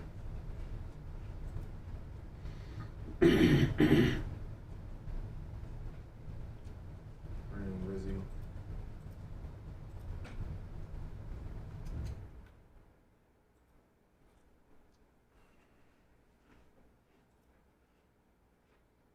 Oh, Iggy, that's a good goal. It's up far over. What do you know about it there? What's up, Jimmy? Amy Flynn.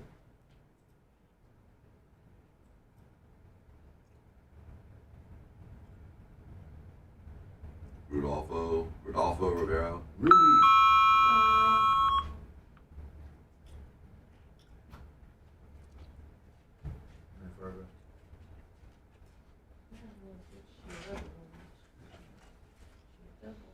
Well, Sawzall sounds like it's something I'm not allowed to play with.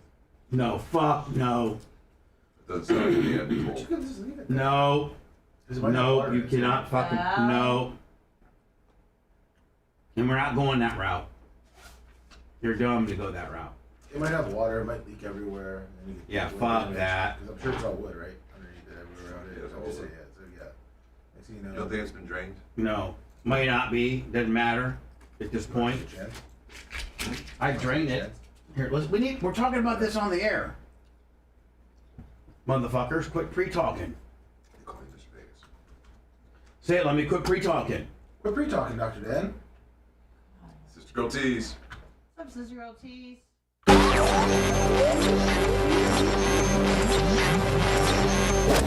His rhetoric slowly sinks into your skull. Corrupting the synapses in your brain, taking control of you.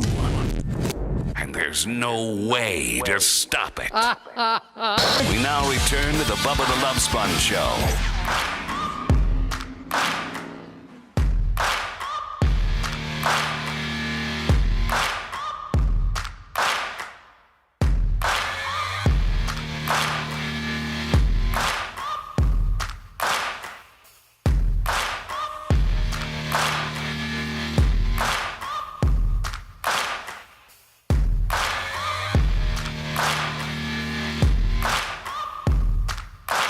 The Bubba the Love Sponge Show, Venmo, PayPal, Cash App. I haven't even really checked I'm in charge of the PayPal, and I've not checked it. Let me see. It's been a little bit of a slow day. I mean, today is the last. I mean, today's probably our slowest day of the year because pretty much everybody has got their stuff in. Fish on J, 25 on the Cash App. Right, and this is just they're just at this point you're being nice. We appreciate you.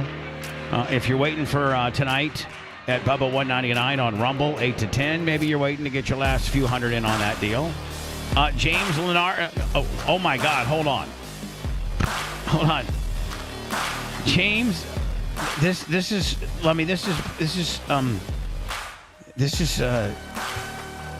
You're speechless. This has got me taken back a little bit. Somebody of one of the smart people in here, help me describe how I'm feeling right now. I'm taken back. I'm in shock.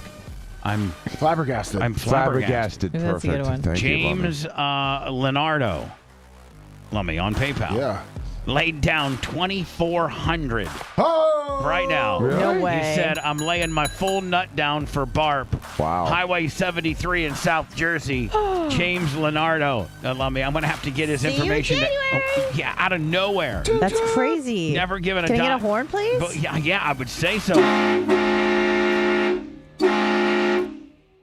James Leonardo said, I'm going to wait till the last day, and I'm going to lay it all out there like a big purple-painted, purple-veined Willie. Yes. John Kostika, last night in some overnight trading. Venmo, PayPal, Cash App. How about that? James 25 Cash App. James Leonardo from South Jersey just laid it all right out there in one lump sum. Thank you, buddy. Thank you. Tonight, 8 o'clock, Rumble. It's Bubba 199 hum sauce mix. Mm-hmm. Yes, you're on the air. You got a question for Dr. Dan? Yeah, hey, Bubba, it's Bright from Jones Island. Hey, what's up, Bright? I saw you in chat. Hall of Famer, I think, right? Yes, he is. This year. Correct. Dr. Dan, my family and I just got back from Disney, and everyone has COVID. Huh. My wife's gynecologist, my wife is 7 months pregnant, and her gynecologist prescribed Paxlovid. Oh, my God. You suggest this as a treatment? Stupidest thing I've ever heard. That's a no. I'm not a big fan of Paxlovid for two reasons. It has a lot of side effects and it has a lot of rebound effects. And so we also really don't know, because I can't find a randomized prospective study that showed it's safe to give it to a 7-month pregnant woman. Well, Ashley was pregnant with COVID at 6 months. And they wanted to give it to her. No, they didn't want. They didn't want. They wouldn't treat her. Dr. Dan recommended her not take anything. Your doctor said no. Right. Dr. Dan. Well, they wanted to treat her, but Dr. Dan said not to, and tried to write it out. But that's like the way everybody that's bought this big vax game deal. That's the answer. That's their go-to. Everybody that's vaxxed, that's their go-to treatment. Like, right, but which is so weird, though, because now they're saying, okay, Paxlovid's an appropriate treatment, which should immediately disqualify the emergency use authorizations for the COVID vaccines. But It's a crappy treatment. It doesn't work very well, and it's not as safe as taking some of the more multi-purpose, repurposed drugs that we've talked about, like bramp, bramp, bramp, and bramp, bramp, bramp, with the kicker of bramp, bramp, bramp. So we can't really talk about it, which is still criminal in my mind, that you can't have an open discussion about different therapies that have been proven time and time again to work because the world narrative doesn't allow it. So if it was my family, I would try to look towards these other methods that are much safer, okay to give to a pregnant woman, don't have these weird side effects that aren't even elicited because these other medications have been given to pregnant women for decades. So there's safety data on it. So and by the way, the most recent strains of COVID are Mickey Mouse strains. People aren't dying from it. They're not getting super sick. It's a freaking cold, just like the original coronaviruses from 40 years ago. So this new COVID 45, because it keeps changing, isn't as scary as the original COVID, Wuhan, Alpha, and Delta variants. Everything else since then has been just real pussified. And would you say take baby aspirin to control her temperature? I would check with your gynecologist to make sure everything you take is safe, or with the pharmacist, because I would not just start putting random medications into a pregnant woman. I would clear it with your pharmacist. And check online. Okay. Don't take anything that you're not supposed to give to a pregnant person. I'm not promoting that, but I'm also saying, don't give remdesivir, don't give Paxlovid. Those are dangerous, and they could be catastrophic to the fetus. So, is there something I could call your office and? I'm not treating a pregnant woman. Yeah, Dan's not going to treat a pregnant woman. I'm not treating out of state. Sorry, I'm not trying to be a dick about it. It's just that. It's another layer. It's out of state, and it's another layer of complexity. Dan can't have her come to the office if she's having complications. I value your opinion. Yeah, but if it was my wife and she was pregnant, if my wife was pregnant, she had COVID, I'd treat her, and I wouldn't treat her with Paxlovid. How is she doing? Is she fine?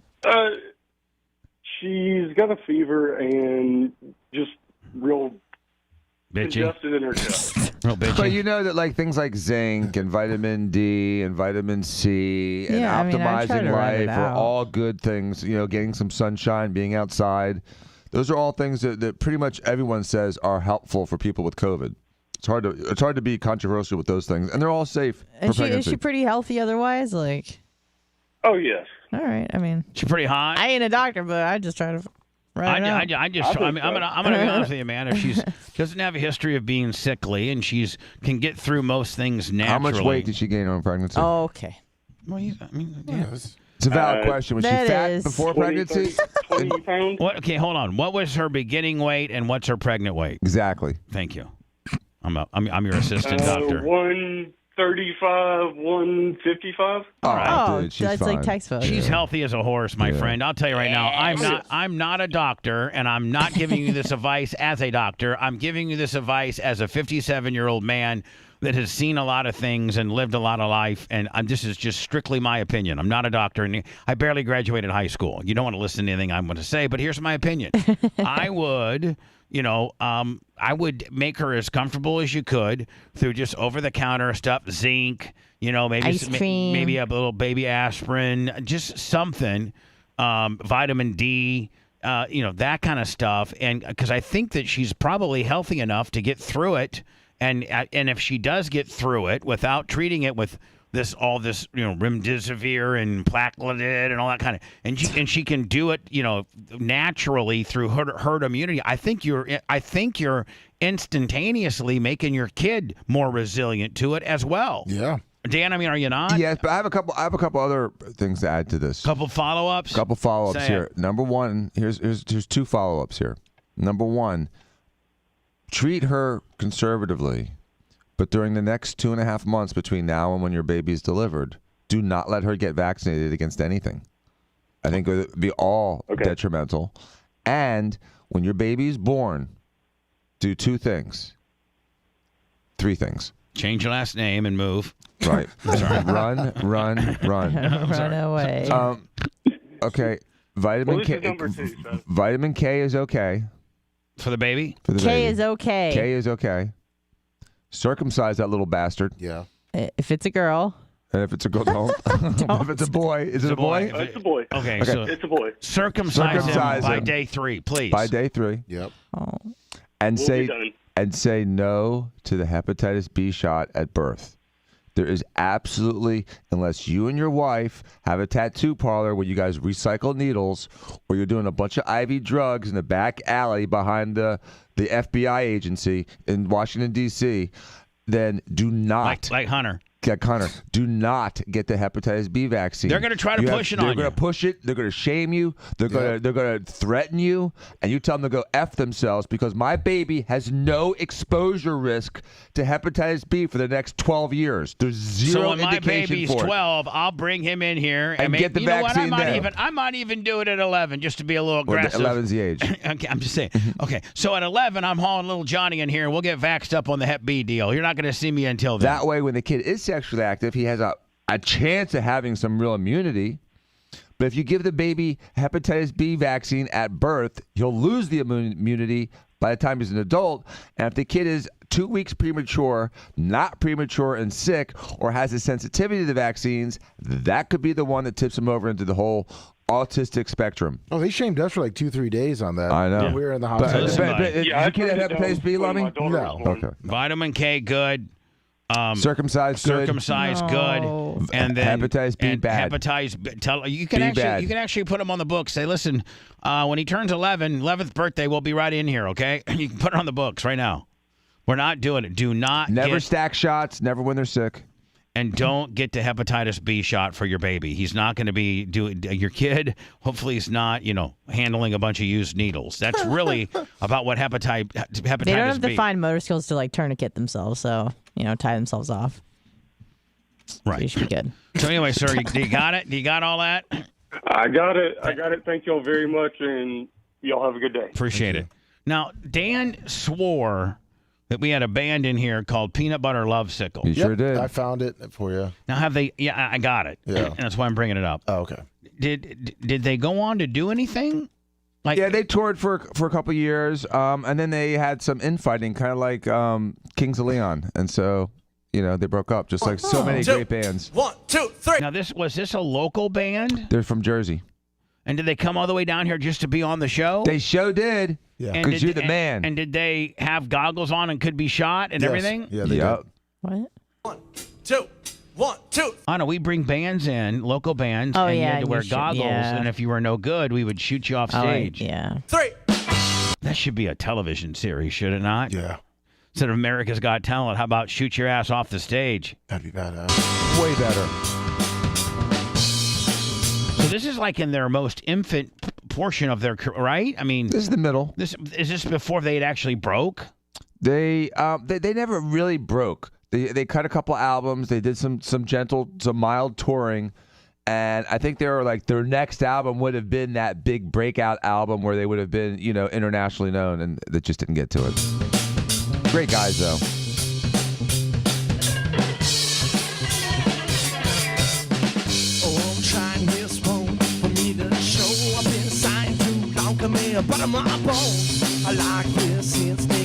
By local band standard, that's pretty good. The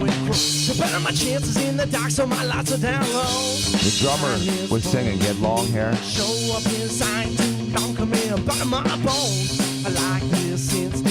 When does it kick in, little moment? Right now. My chances in the dark, so my lights are down low. You want it, what I got in pieces. All right, now with that. Thank you, Dan. And then their next song was Rage Against the Machine. Yeah, well, I don't have that. They played 2 of their own songs. I know. Maybe if you guys could find me the Rage Against the Machine cover. It was good. It was a good cover. I could. Dan, are you all of a sudden now taking a financial interest in Peanut Butter Love Suckle? Because you're really hitting it hard. I don't have. No, I loved their album back then, and I liked their music, and I'm still friends with them. When I was up in Jersey last, one of them was playing at a club, and so. Did you get free passes, and you told them you promoted on the show? No, Just saying. no. This is out of nowhere. The guy, the drummer here, the drummer has that same kind of look and that same kind of swag that the drummer that died from Foo Fighters. Oh, Taylor Hawkins. Yeah, he's that kind of style of a drummer. He'd be a great guy to replace him. For joining us on this busy Thursday night, we begin tonight with breaking news: a federal grand jury in Delaware. Man, he's in a lot of trouble, isn't he? He's like, I think he's in a lot of trouble, isn't he? Think they're going to throw him under the bus to save Joe. I think so. I think Joe's like, son, I got to let you know right now, man, you're going to really have a tough hill ahead of you.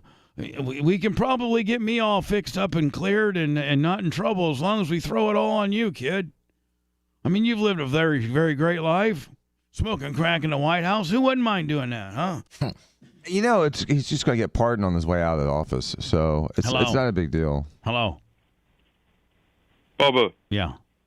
Jim from South Jersey, Highway 73. Hi, buddy, this was the guy that just laid out 2,400. No big deal, man. I've never heard of you. I've never even seen you, and you just out of nowhere lay it right on out there, buddy. Thank you. Well, let me refresh your memory. You came to our motorhome in turn 3 of the infield of Talladega because we were flying the Bubba Army flag. Oh, I think that's when I had my entire family with me, and I did the gentleman start your engine for the Xfinity race, I think. That's correct. Yeah. Whoa. Well, that's perfect, but we haven't seen or talked to or anything since, right, buddy? That was like, what, 2000 and when?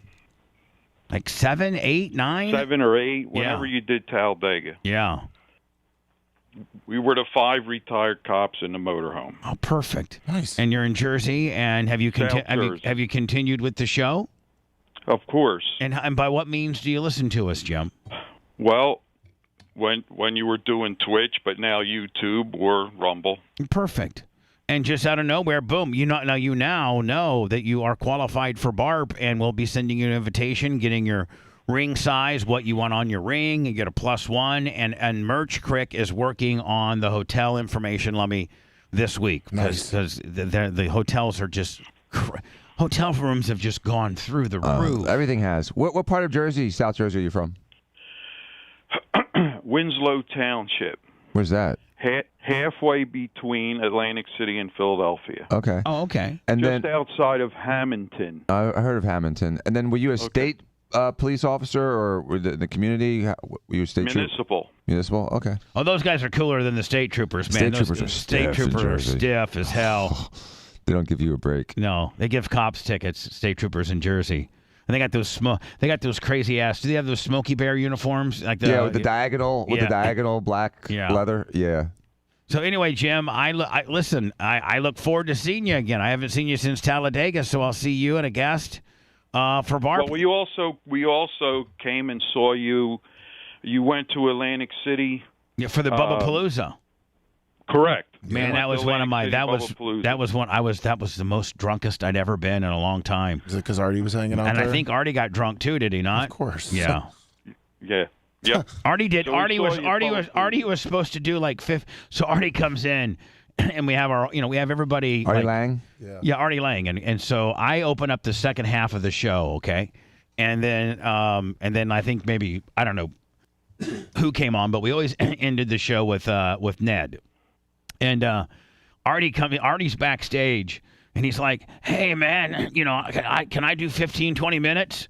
Well, I mean, you can't tell Artie no. Right. And he's a real comedian. We're up there just trying to be comedians, trying to be funny, sing goofy songs, and trying to get through the night and be to our hardcore fans. But our hardcore fans are also Howard fans, and this is the ultimate score to get Artie to agree to close out the show. I think Artie went up doing it like an hour and 15 minutes, didn't he? Yeah, he did like his whole set. He did his whole set. Yeah, he did his whole set. It was like 3.5 hours long. Yeah, it was great.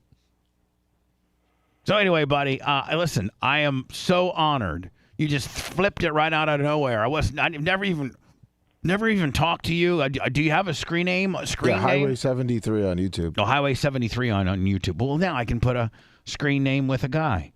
Jim, I'll see you at BARP, my friend. Bubba, remind me of the exact dates, please. BARP. Yes, it is January 11th. Okay. Okay. So let me see.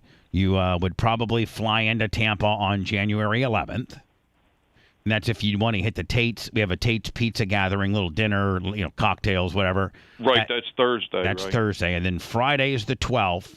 And that's we do a live Bubba 199 with everybody that's in town invited. And then the big ceremonies, Hall of Fame, ring, all that. Maybe Matt Hoxie renewing his vows on here at the studio on Saturday the 13th. Probably fly back home on Sunday the 14th. Bubba, we'll see you then. Who's your plus one? Who's your plus one? Your wife? No, it's going to be my brother. Perfect. Nice. Is he Bubba Army too? Yes, he is. He was there. You met him at Talladega, and he pushed me over the edge to do it. He says, "Let's do it." So the circumstances lined up, so we're going to do it. Man, Awesome. I am so honored and so thankful, my friend Jim. I really look forward to seeing your brother, my friend. Is he a Leo too?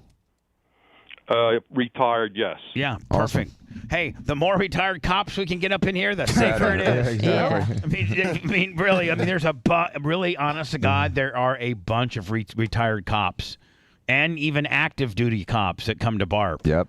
And they're so cool. It's good to have a lot of cops that are your friends at a party, and that doesn't mind you partying. Right. Right. Exactly. Anyway, Jim, thank you so much. I appreciate you, bud. Okay, Bubba. Like I said, we'll see you in January. Thank you, bud. Beautiful. Thank you, Jim. Thanks, Jim. That was completely out of nowhere. Yeah. Here's Hunter Biden. Thursday night, we begin tonight with breaking news. So you're saying, Dan, no matter whatever they get him on, in fact, they might, you know what, maybe the Biden campaign is even trying to expedite this and get him charged and get him all, charged up and serving. So while Joe's still the president, because if this gets continued on, there's a chance that, his dad may not still be president if he would get defeated, and there's no pardon. But whereas... No, it doesn't matter. It doesn't matter because he can pardon him on his last day of office no matter how long he is. So you're pre-crime, saying, pre-trial. Oh, you're saying you can even get pardoned verdict. Pre-conviction. Pre-verdict. Yes, you can get pardoned so you after a charge. You could literally be on trial, not scheduled for until like June of... When's the last year he's going to be the president? 2024? It's going to be a 24 election, so it'll be November 24. He'll be president up until January of 25. So like January 17th, 2025 16th. is like his last day in office, and Hunter Biden didn't schedule to go to trial until July of 25. Pardon him right there. And Joe just be like, I just want to let you know I'm going to go ahead and pardon this guy right here. He's not even gone on trial yet. Right. So like on the 15th, he could have like a huge party and just do whatever he wants, and his dad can pardon him if he gets arrested. Yeah, you can get pardoned at any time. Here's a couple things here. The president can pardon any federal charge, but he can't pardon any state charge. The only people that can pardon state charges are the governors. So there's a couple layers here. First of all, not to keep talking about Trump, but the reason that the Georgia court system is trying to get Trump on election interference is because it can't be pardoned out. And so the governor isn't lifting his finger to do anything about it. And so state charges are a problem for someone like Trump. Well, hold on. What isn't the president in Georgia Republican? The governor? Yeah. Yep. I'm sorry. Isn't the governor? And isn't that causing an issue within the GOP? You would think, but there's two GOPs. There's the Trump GOP. There's the Trump GOP, and then there's the old school swamp establishment GOP, which are kind of rhinos. Right. And so, he's more of that type, I think. Oh. And so, it's kind of screwing him. He's in trouble. And not to digress, but one of the really most offensive things about the Georgia charges is that they charged a lawyer that would never step foot in Georgia for doing a legal memorandum of law. And for any lawyer not to condemn that, including the toothy, obnoxious babyface, not to condemn that and say that is a travesty of justice for a lawyer to be criminally charged for writing a good faith legal brief. Like it's almost kind of like the unspoken lawyer code. That's their job. Their job is to have differing legal opinions based on precedent, statutes, and case law. And so it's not inappropriate for a constitutional scholar, one of the top 10 in the world, to write a legal memorandum. So what if you don't agree? Then write your counter memorandum. But you can't call him an election interferer because he wrote a legal memorandum of law in D.C. and he's getting charged in Georgia for that. He makes every freaking miracles lawyer happen every day. With scalpel, silicone, and saline. But you're gonna like it, mister. The world. Any lawyer that doesn't condemn that is a fraud. And so Macho Man, did you hit that? The ghost. No. The ghost. I didn't touch. Oh yeah, this place is haunted. At least it was the right sounder that went off. Yeah. Could have been anything else. He makes miracles happen every day. Did you hit it that time? Scalpel, I did that time. silicone, Okay. and saline. But you're gonna like it, mister. It's the ghost of Dan. He makes miracles happen every day with a scalpel, silicone, and saline. But you're gonna like it, mister. The world famous Dr. Dan Diaco has called the show. It's now The a Gold Ghost. no. Is now a co-host, not just calling the show. Co-host So and you're the saying like this is Gold really Ghost. very unethical. This is It is unethical. This It's is gray gross. area. This is a gray area Not even at a gray. best. It's not even a gray area. This is an area that has been established for the last 250 years. You don't charge a lawyer criminally for giving a good faith legal opinion. It's ridiculous. It's absolutely a clown show that they're running here. So, but let's talk about the Hunter Biden charges. Well, I was thinking about going into words, maybe heating up my steak. That's my lot because I'm on my 17th hour of fasting. So proud of you. And I'm ready to eat my computer screen right now. Can I bite of your steak? No, you cannot. Sorry. That's so good. He's hungry. Well, he's Cook it. listen. You cook it so I've heard good. this son of a bitch snacking all morning. He has. I've heard him eat peanut butter, nutter butters that were smooth on one side. I've heard all of The this. protein bars. I think it's time for a protein shake. And I've sat It is here time for and protein been shake. strong. I've sat here and been strong-willed and sat here and just prepared, earned it, Bubba. prepared for the show. I'm not sharing one bite of my steak. Do you want me to buy Did you offer me a nutter butter? No, I did not. But would you Hold like? on. Wait. Do you want a Did you protein shake? offer me a nutter butter? I'm not going to try. I wasn't trying to taunt you with sweets. But do you want a protein shake from Storm? No, I do not. No, I you don't do. want Yeah, one. you do. No, I Yeah, do you do. not. Yeah, you do. I Yes, you do. do. Breathe around. Listen to me. I do not want one of your $36 protein shakes. Yes, you do. I do not. Maybe he just wants a sip of yours. No, a sip of I mine? do not. I'll share it with you. I want to eat my steak in peace, and I don't want anybody eating my steak, and I don't want any protein shakes. I don't want anything that Who you wants got. a protein shake? Don't bother him when he eats. They bother me. They Tummy fill me ache? up. They fill me up too much. Especially I'm getting ready to eat a big steak. And then 20 minutes later, he'll have a nutter butter. Macho wants one. Whoever would like Dan's protein shake, Absolutely. Yeah. put your order in with Dan. He seems to be like this little What protein about shake. Rhett? Rhett, or do you want? No, thank you. So 3 for the men. Well, I'm going to go warm my steak up. We'll come back with the Hunter Biden indictment stuff. Non-scripted and unregulated. Sort of like the same sensation you get after sex. Bubba the Love Sponge. The Bubba the Love Sponge show returns after these words. Early. I guess do you eat lunch too? I usually do. Yeah. For some reason, I got last night after practice. There was pizza. I had a couple slices of pizza, but pizza doesn't really make me feel satiated. You know what I mean? It fills me up and I feel gross, and then an hour later I'm hungry again. Mm-hmm. Yep. Glucose spike. Damn. Right, I understand. I know. What kind of pizza was it? It was Hawaiian, like pineapple. Like where was it from? Domino's with pineapple and pepperoni. Mm. I don't like the pineapple ham. It's just because the ham is a very vague word. So you get pizza with pineapple and ham, and you're not a big meat person. Right. It could be anything, right? You know, How do you I mean, just it could be pepperoni. It could be shaved ham. It could be lumps of fucking pork. You have no idea what's Ham going You is never know. just- Yeah, you never Ham know. is It's an it could be umbrella bacon. term for- It's an umbrella term for that dirty animal that the Jews and the Muslims don't eat. But Kind of like when they just label a fish on the menu. and Dave Hey, 61, no go matter what fuck it is. yourself. Imitation crab. Who knows? Yeah, it doesn't matter. And Dave In fact, the 51. imitation crab has fish in it, so. Right, but it's not crab. Well, it's imitation. Yeah, I know. But you know what I mean? Like, they Here, just. Did they do that let me show for you something, Andy, that I can do because I don't like Do you. that for allergy I'm gonna say, go fuck yourself. Goodbye, Bye, bitch. Bye-bye. I don't even know what the fuck happened. bitch. Alright, back to ham. Anyway, so but with pepperoni, it's pepperoni. I There's not a lot of variation with pepperoni, so that's why I go ham. Pineapple pepperoni. Right? Oh, it's pork. Pepperoni's pork. And is it like cured meat? Like pepperoni is a thinly sliced pork with some fat and some other stuff in it. Just like salami or capicola or prosciutto. Okay. It's all hams. Almost all of them are ham. Okay. It's just different parts of the ham that's cured differently. Yeah. Like I love prosciutto, but there's something even better. I think it's like sort of. Help me, Lummy, because you're a food guy. It's like prosciutto, but not quite as fatty. It's like a thinly sliced. Yeah, it's super thin. It's like a sort. It's like almost like that thin. It's better than prosciutto. It's super thin. Yeah, and it's super thin, but it's a little more expensive. What's it called? Pastrami. No, it's not the Pastrami. Yeah, pastrami's super fatty. I like pastrami, but not a lot of it. What's the name of that? I want to say it's Sorrento, but it's not Sorrento. It's called. Is that Jay's Fabula? That's Solento. Oh, sorry. It's like prosciutto. Let's find out together. Come on, chat, help him out. Can't remember the name of it.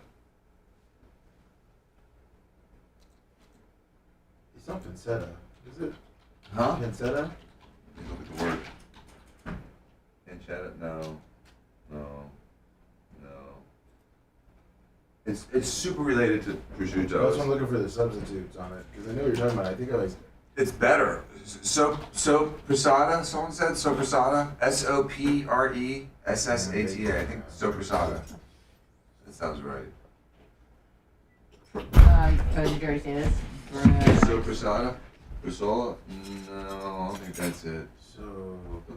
It looks like it though. Copa? Capicola is another one, but it's not the one I'm talking about. I love Capicola. Pancetta? You already said that. Prosciutto. Prosciutto is what we're trying to change. Yeah, it is pancetta. Oh, pancetta? I don't think that's it. Wait. Bacon. It's Italian. Crudo? Sopressata. Everyone keeps saying pancetta and sopressata. Sopressata. Copa, what about Lonza? No, that's not it. No, it's not that really marbly one. Because they sometimes cut that super thin. No. It's a thin, very lean piece of prosciutto. Picture it because I always see it. It's browner. It's browner. I always see it. And those little charcuterie trays. Yeah, I'm saying I always see it. Spec? Let me see. Prosciutto crudo, prosciutto Go back up. This is all prosciutto. Crudo, that's normal prosciutto. Cotto. Spec? No. Salame? No. Pancetta? It's not pancetta, it's leaner than that. Juan Canamo Bay? No. Copa Cabana? No. Capicola? Which is also super marbled. Lonza? I feel like I've seen that before. Mortadella is super fatty. It's like bologna. Ew! Mortadella's like bologna. Fucking like It's a gross. hot dog. Yeah. Lardo? No, that's all fat. Look how fatty it is. Well, it's called Lardo. What are you saying? Briazola. I can't even. Brizola? That may be it. It looks That kind of looks like a slur, so I'm not going to say it. How do you say it? Sopressata? Sopressata. No, it's not that. No. Yeah, I feel like you're making this. No. What about Chiagucola? Ew. Cottino. Zamponi. Ew! Those are its little hands. Poor little piggy. How about Finetonia, Pinocchio, Mortadella. Porchetta. All right, literally that was 21. Serrano. Let's try Serrano. Serrano? Is that with a C? S-E-R-R. That is the brand. Is Serrano the brand? Serrano ham. Look like that. Jamon Serrano. What's this? What is this? That's it. I think it's that. That? Yeah, it's it. It's Serrano. Serrano. It's Serrano. a Spanish prosciutto. Guess he's not on the air anymore. Serrano. He was on Hot 101.5. What's the guy's name? Serrano? Yeah, he's You are about to enter the Bubba Spin Zone. Are you sure you want to do this? toss the salad. We now return to the Bubba the Love Sponge Show. The Secret Service was investigating the shocking discovery of cocaine just steps from the Oval Office. Conservative media is pointing the finger at the president's troubled son, Hunter. This was all unfolding in between visits from the president's son, Hunter, a recovering drug addict. You can tour the White House if you give him an ounce of cocaine. But it got shut down when somebody found his cocaine. Secret Service evacuated parts of the White House yesterday. Hunter likes cocaine. You identified Hunter Biden was paying prostitutes related to a potential prostitution ring. Is that correct? Yes or no? Yes, that's correct. They won't prosecute when he buys prostitutes and cocaine. The D.C. Fire Department confirmed it was cocaine. When they impeach Trump, he celebrates with a bump of cocaine. Hunter Biden had written off payments to prostitutes. Hunter likes cocaine. There were deductions for what we believe to be escorts, and then that $10,000 golf club membership that was for a sex club. His computer got pawned while he was high on cocaine. He said it was hacked, but he sold it for crack cocaine. Dishonorably discharged. That's not true. It wasn't dishonorably. Cocaine use. Hunter likes cocaine. My son, like a lot of people we know at home, had a drug problem. He's overtaken it. He's fixed it. He's worked on it. While Joe sniffs minors, Hunter is snorting liners of cocaine. He snorted his brother's ashes. He thought it was a stash of cocaine. Talking about my son, Bo Biden. You're talking about me. I don't know, Bo. Hunter likes cocaine. Hunter Biden is a degenerate drug user.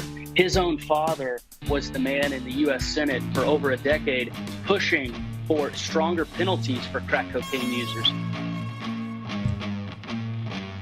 What's up with this hurricane? I guess us people in Florida are so calloused by a hurricane. If it's not hitting us, man, we could care less about it. Well, that's how most things are. It's kind of downgraded, I think, almost to a 1 before it hits Nova Scotia. It's not really that big a deal. Is this the one that Tampa Terry was talking about yesterday, on Nova Scotia Beach? Lee, I believe. Is that what his name is? Is that what this Hurricane Lee. It's called Lee? Mm-hmm. I mean, it's kind of big for the New York and Boston because they've had a lot of rain, and it doesn't really drain too well up there, so... Delaware indicting Hunter Biden on 3 gun charges. The president. So you're saying, Dan, that the minute after he gets indicted, official charges have been filed. Joe could literally roll in and say, undo all the charges. Yep. He could undo potential future charges. He could say he is, for all events up to this moment, he's pardoned. Do you think that would be the move? Because I would think the move would be to just let it go, and then once the election is over, whether he wins or loses, then That's when he will. Move. He will never do it now. Right. He'll let it run.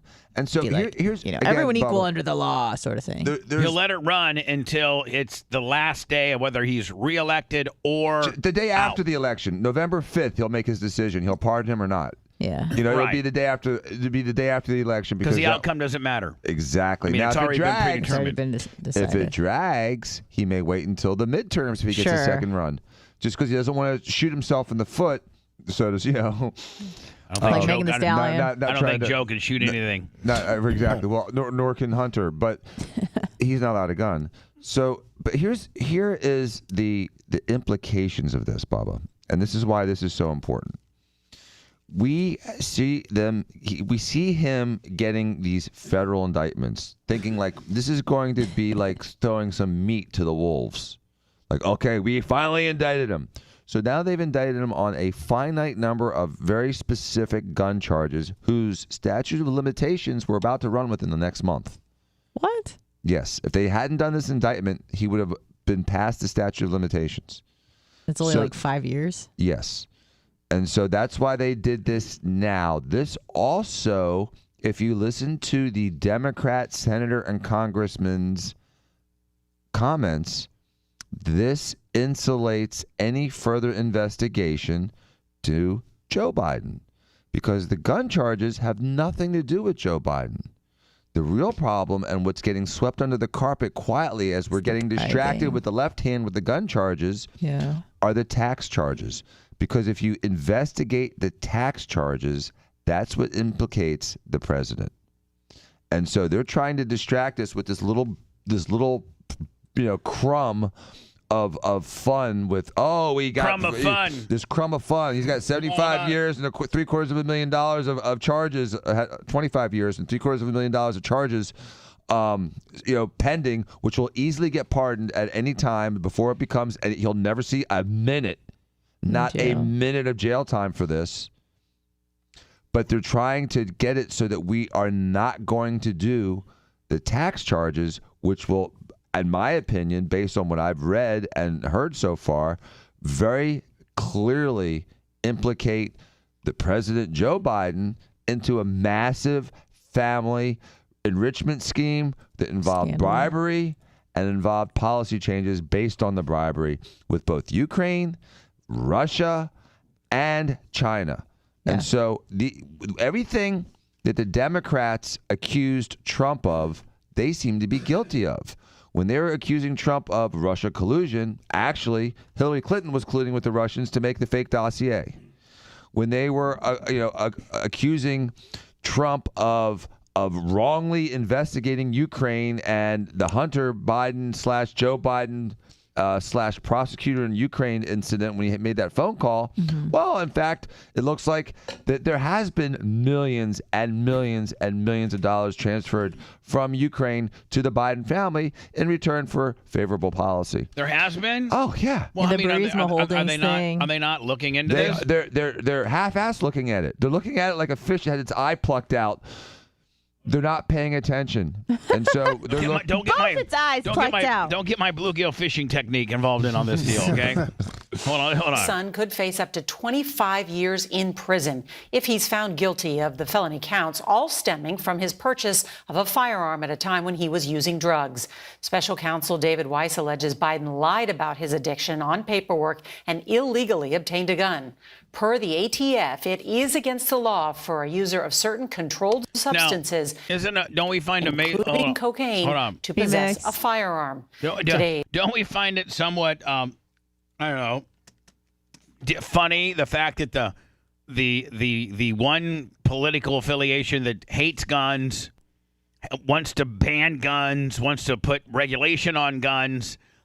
But this is a regulation on gun purchasing. No, but I'm saying is they're the ones that are in trouble for gun charges. Yeah, I've heard that this is kind of described as getting Jeffrey Dahmer on litter charges. On littering. It's like something that doesn't really matter because, like you said, it's the shiny object that takes the eye off the real issue. And if we're trying to get a guy off the street because he's dangerous, like they tried to do with Al Capone, they got him on tax evasion charges. There was a guy that we knew was criminally involved for decades, and we had to get him one way or another. Right. So they bring the IRS in. They bring the IRS in there. That's what they're doing to me. So I don't think that getting Hunter Biden off the streets with a gun charge is significant, relevant, or even that important. I don't care about his gun charge. I care about the potential of a systemic bribery influence scheme that's been run by the Biden family for the last 6 or 7 years. Now, are they looking into that? They're not like they should. And even the House impeachment inquiry is barely even touching that. That is the one. You can't impeach someone because they made a bad decision. You can't impeach someone for dereliction of duty. You can't. Those aren't impeachable offenses. High crimes, misdemeanors, and bribery. Which is funny because he's bribing. He's been being bribed. He's been doing this for literally years and years and years. It's what impeachment was designed for. And it's funny because when Trump was impeached the first time, it was over that. And wouldn't it be funny if that turned out to be true? Right. That he was like, you need to investigate that this guy is trying to bribe, it's all been Burisma true. Holdings for American policy, favorable American policy. Everything that Trump has said has been true. Trump Towers was bugged. They absolutely hardwired some of the apartments in Trump Towers, specifically Manafort's, to eavesdrop and spy on him. Absolutely. The Russian collusion wasn't with Trump. It was with the Bidens and the Clintons and the DNC. That was the Russian collusion. Again, his conversation with Ukraine was to try to get to the bottom of what's turning out to be, it was a conspiracy theory back then, but it's turning out to be the truth. If you watch the 2020 campaign, or I think the second debate against him and Biden, everything that Trump said that they kept shutting him down for and said there was no proof, all has come out to be true This now. news comes less than 2 months after a plea agreement between Hunter Biden and federal prosecutors fell apart after the judge refused to sign off on it. We have a lot of new details. Man, she looks like she's got some real hangers. Nicotine bottom willies. Yellow's not her color. Catherine Herridge is here to How are you the lead anchor for one of the big 4 networks on the news deal, the 6:30? That's still a very prestigious, thing. She is the premier newscaster, I think, right now in America. Well, no, she's not. This is. Why? No. This is CBS Evening News. No. Lester Holt on NBC. I think it's Norah O'Donnell. Well, whatever. Okay. I think I think there's a couple that are far better, but she's top 3. I'm talking about top better. 3 in the world right now. Yeah, she's top 3 in the world. Top 3. Don't they make? I mean, Jimmy ABC, Cleavis's wife used to sling Colgate mouth trays. She could get the Colgate mouth trays. I know. Her teeth match her mustard dress. It's gross. Good evening, Catherine. Good evening, Nora. This is an extraordinary situation for the Attorney General, whose department is prosecuting the leading candidate for the GOP nomination, former President Donald Trump, and the president's son, at the same time, who is facing new legal jeopardy. The 3 felony counts Hunter Biden faces stem from his possession of a handgun in October 2018, identified in court records as a Colt Cobra 38 Special I like that gun. Nice. The president's son is accused of making a false and fictitious statement about his drug use on a federal gun form and to a firearms dealer. Big whoop. Well, still. The 3rd count alleges he did knowingly possess a firearm while on drugs. Tom Dupree is a former senior Justice Department official. How serious? I mean, I think at the end of the day, man, if we were to be truthfully honest, I mean, we probably all have possessed a firearm on drugs one time or another. What? I'm saying that most people are hypocrites if they really want to tattoo him to the wall on this charge. Use it's a on a BS federal charge. gun form this and is to a BS charge, firearms and he's not a danger to the community. I liked Anna's analogy where getting Jeffrey Dahmer on a litter charge. It wasn't mine. I heard someone else say it, but it was just interesting. I found it was great. That I understand. The 3rd count alleges he did knowingly possess a firearm while on drugs. Tom Dupree is a former senior Justice Department official. How serious are the charges? These are all charges that carry fairly significant potential jail terms. The president's none of which that can stick because your dad just has to say, "This makes this all go away right now." No, it's actually a great talking point. Prove he was addicted. Well, it's a great talking point for him. He's like, oh, not even my son is, above the law. Everybody needs to, reached an agreement on the charge of gun possession. To the president, but these gun charges. Right. So. And again, who gives a flying F if he smoked crack a few times and had a gun 2 years after he bought a gun? Who cares? Who cares? Who cares? After It's was irrelevant. During, before. During, before, after. Who cares? Who gives 2 I don't care if asses? he's shutting up his 38 Special with a crack pipe in his mouth. Right. I don't care. I don't care. I don't They care. avoided prosecution if he had abided by the terms for 2 years. But that deal, which included misdemeanor tax charges, collapsed. His lawyer insisted. Now he's still trying to work that deal out, isn't he? Right. That is a deal. That is the pearl. That is the pearl that everyone wants. So everybody's like, tax. oh, look at the gun charges. But really, he's still got the IRS stuff that the judge shot down the plea agreement, right? Right. And the IRS stuff is the stuff that will ultimately implicate Joe Biden because, again, this family has made millions and millions and millions and millions of dollars with no real business. Hello, who's this? Tampa Terry reporting from Muscle Beach, Nova Scotia. Yeah, it looks like that big hurricane is going to be nothing but a rain event. Well, actually, it's going to be the storm of the century, but that's neither here nor there. I just wanted to comment on the Hunter Biden deal, brother. Sure, go ahead, brother. Well, I just want to remind everyone, because all the liberals are never, ever going to mention this, and that is when the Hunter Biden laptop first came out, and because his computer repair guy seized it, every single media company, every single tech company told us it was fake, and they told us it was Russian disinformation, brother. What happened to all that? Why aren't they talking? Why isn't the media saying, "Oh, our bad"? They're not even going to admit it. They don't even want us to know or remember that, brother. They were lying. That's election interference. That laptop story came out the week before the election, brother, and they told us it was fake, and they told us it was Russian disinformation. Not only fake, why would they pick Russia if it's fake? And it's not fake, it's real. How did they just pick Russia randomly to say it came from them? That's, it's fake propaganda. With, and the FBI reached out to Facebook and Twitter and told them to take it down and shadow ban those stories. Mm-hmm. Yeah, after they'd already been out. It was Hunter Biden's entire iCloud account, bro. 40,000 pictures. This guy took 40,000 selfies of him smoking crack with. Again, back to my original thing. He might be a bigger pimp than we're giving him to him. He's slinging guns, smoking crack, drinking claws in the bathtub. Yeah, that's my guy right there, man. It's so weird. They so blindly hate Trump that they're willing to ruin the world just to defy Trump. Yeah. All right, Tampa Terry, thank you. About the Wildfires. Tell him, Dr. Dan. They are. I mean, like, it doesn't even. It's not. It doesn't even make sense as to how hypocritical.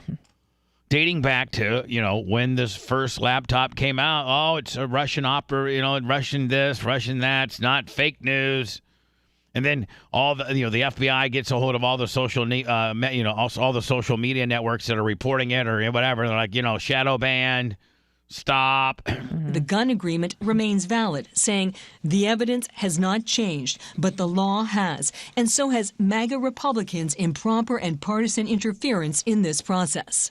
A senior House Republican who is at the center of the newly announced impeachment inquiry into the president said the charges fell short. This is the one crime he committed that you can't tie Joe Biden into. Hunter Biden has openly admitted his past struggle with addiction. But he's right. Right. That's why they're going with this. That's why they're running with this crime. It's so what this guy from Kentucky is saying, if they were going to find a crime, they went with one that was Joe had nothing to do with. Yep. It gives the Republican dogs a bone. Yep. It protects Biden, and it's an easily pardonable offense. The president said the guy from Kentucky said he broke it down here. The charges fell short. This is the one crime he committed that you can't tie Joe Biden into. There you go. That guy's got it all figured out. I like him. Hunter Biden has openly admitted his past struggle with addiction, as he told CBS Sunday Morning.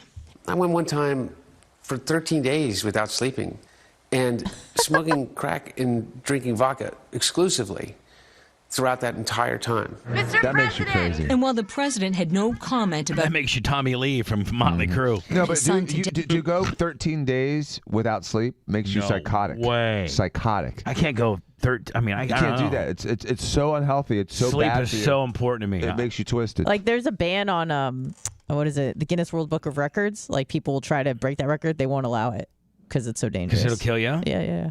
Day. He has Dan, where does lack of sleep start becoming deadly? Like 3 days. It's not so much that it's deadly. It makes you psychotic. It creates a psychosis within a day or two. I mean, 2 to 3 days, you're done. That's you're one of psychotic. the things it does. But it also just like completely obliterates your immune system. Like you can't fight anything off. Yeah, weakens you. Yeah. But after the third day, Dan, like you're totally you're crazy. You're totally crazy. funny farm Willie. Yeah, and sometimes I know a guy that did this for like 10 days. And he was weird for like 3-4 months afterwards. What? Yeah. Why did he do it for 10 days? He was he was on a bender? He was a bender. Hello. Hey, morning, Bubba. Morning, sir. Mike. Hey, you've been talking about the stickers and getting cool pics of them in cool places. Are you going to send some hot pics of your daughter? No, but I went back to my hometown like Bubba did in Southampton, New York, and I officially got Bubba Army stickers outside of Howard Stern's place in Southampton. Oh, perfect. That'd be great. I'd like to have a picture of that. I already emailed Bubba Army Pics. There's a bunch of security there. Bubba Army Pics at gmail.com. Bubba Army Pics at gmail.com. tried to get it on his gate, and Johnny Security came out, so I had to just. Yeah, I'm not recommending people put I'm not trying Bubba to Army harass stickers on Howard Stern's gate. I'm not advocating that at all. Howard's my friend. I don't want to. It sounds like it might be hostile. Yeah, Right. that sounds So a little. I backed it up a little bit, put it on the lane, and you'll see a private lane one and a stop sign. And I sent you a GPS screenshot of it being in Southampton, New York, and being the real deal. Well, I'll send you hopefully he sees 'em. when I get them, sir. I'll obviously the email address that you sent them from is yours, so I'll have the merch crick get a hold of you because that's kind of creative, and get you a little swag pack, okay? Hey, you get me more stickers, I'll litter Southampton. Yeah, with we'll them. get you more stickers and a T-shirt or a hat or something, okay? All right, love you. All right, guys. man, love you too. Bye. BubbaArmyPicks@gmail.com. I don't know who's checking that account. I think you, Merch Crick, and Macho Man. Yep. So be looking for, like, I put one in Rowan, Indiana, one in Claypool, Indiana. Looks like this guy's been putting them all over the Hamptons. If you see these, take a picture and send them to us. The picture of the stop sign or the sign that it's on, along with, like, maybe the street marker where it's at, so he can say that you're the first there. Long defended him. First of all, my son's done nothing wrong. Oh. I trust him. I have faith in him. But Hunter Biden could still face more charges for alleged tax violations. Today's news about this indictment being filed, unfortunately for Hunter Biden, it's probably the first chapter in what could be a long book. Based on the court records, those tax charges could be filed here in Washington, D.C. Now, Dan, Those eyes are weird. are tax charges pardonable? I don't think they are they? Yep, they're federal. If Really? they're federal, yes. But you're So- saying if they dig deep enough, they're going to find the connection to Joe. It's right there. It's all over the Yeah. place. It's not even digging deep enough. If they even like lift the lid off of it, Yeah. it says Joe Biden all over it. And or international California. bribery influence scheme. It's a family. It's gross. And this is something that we've known about now for a couple of years. And it's taken this long for everyone to get off their ass and even start talking about it, let alone doing anything about it. It's pathetic. And they keep dragging their ass. They're going to lose the statute of limitations on that. They almost did. And the little BS plea deal he did was designed to pull all this stuff under the carpet. Yeah, where Hunter Biden lives. IRS whistleblowers first told CBS News that they believe the The IRS is full hot of him because he got a sweetheart deal. Thank God the judge shot it down. But there's a lot of, IRS guys that have been told to stand down on this deal, has there not? Yeah, that whistleblower came out and said that. Yeah. evidence supports serious felony tax violations. Nora. Catherine Herridge, thank you. Thank you, Nora. Hello. I don't think that they should. Kevin Barnett, 25 on the Venmo. Thank you. I don't think they should try to, tattoo someone that's a presidential family if their taxes are off by 5%. That's not what we're talking about here. We're talking about, what I'm saying, a Scrivener's error, something being estimated incorrectly, those little things that people often do incidentally, accidentally, without any Too much kind of malice. expenses on a deal. Too much, whatever. just a little This particular trip was really not tax deductible. Right. They took Adjust it. Right. We're talking about someone who did not pay taxes and at the time was getting millions and millions of international dollars. That's a completely different thing than someone From a foreign adversary. From a foreign adversary, exactly. While having a position of influence. Hello. It's disgusting. Who's this? Yes, good morning, Bubba. Yes, sir. Yes, I got a question for Mr. Dan, please. All right. How about Doctor? Dr. Dandy. Yeah, Mr. Dan. Hey, my son, he had what they call a brain bleed. He got hit playing baseball. Like a subdural hematoma? Do they call it a subdural hematoma? I'm not sure. I know they took him to the hospital. Did he crack his skull too? And the doctor there said it was a bleed. Did they crack? And I heard you talk about this, about 6 months ago. Y'all had a All thing right, hold about on. this. Now, sir, may I interrupt? Dan's going to ask you Yes, a sir. serious. Yes, sir. Dan's going to ask you a couple questions that you can't talk over him. That's important Oh, for I'm him sorry. for him to be able to try to figure out, wrap his head around what your kid's got. So, Okay. Dan, go ahead. Okay, he got hit by a baseball. How old is this kid? He was 14 at the time. Did he have a skull 23 fracture? now. Did he have a skull fracture? 23 now. No. Okay, so it was a subdural hematoma then. If you have a skull fracture, it's usually an epidural hematoma. If there's no fractured skull, it's usually a subdural hematoma, which has a 30 to 40% mortality. Whoa. Really? Mm-hmm. Wait, as opposed to the What was it? So Epidural. you can crack your head and it's better for you than not to It crack your relieves head? the pressure. Oh. So any more questions? I mean, sir, what So happened? what's the question? What happened? I know y'all talked about it. He was like one of the perfect straight A kids. Everything got, and then after that, he got taken out of school because he got lost in school. Like he couldn't remember nothing, so they froze his records, and he finished out the school being at home. Did he have like other And behavioral issues and stuff? Well, yes, he became the biggest a-hole. Yeah. And anything will Lots of trigger impulse him off. control. I remember Dan and them were talking about that. A woman had called in and talked about the same issues, and I was just trying to see if there's any help I could find for him because he's got a young daughter now and his girlfriend and him. I mean, they get along, but he just. So Dan, can his behavior can his subdural hematoma probably caused what's called a mass effect, where the brain swells and creates some permanent damage because it's where there's brains don't heal real well. So even a pocket of blood can be destructive. That's you know what, Dan? Now we finally figured out what my problem is. Remember I got hit by a car? Yeah, brains don't heal too good. Mine's still not and when you have a brain This is never injury, good. there's usually one of four things that happen. Either you have a problem with memory, you have a problem with motion, you have a problem with communication, or you become an asshole. And so check on all four. And so a lot of accident. times you just turn into an asshole when you have a head injury. And that goes back to people that have been struck by lightning sometimes turn into assholes. Because it rewires you? Yep. And that guy Phineas Gage that had the that railroad tie went through his eye into his brain. He was normal, but he turned into an unreliable asshole. So it's, again, those subtle brain disconnections and reconnections from injury or damage or tumors can create significant personality changes, and they tend to be permanent. Now, so Dan, so as you say, they tend to be permanent. Yes. There's really there's nothing that. I don't know if there's nothing. I don't know. There's nothing they can do, but it's a significant problem that doesn't go away by itself, and maybe with therapy, maybe with certain medications. I'm not a psychiatrist. I don't do these medications. These really advanced experimental psychotropic medications. Wish you would. Well, I know, they're more fun. They are fun. Dan, can I have some psychotropics, please? Yeah, microdose. But sir, it's a real problem.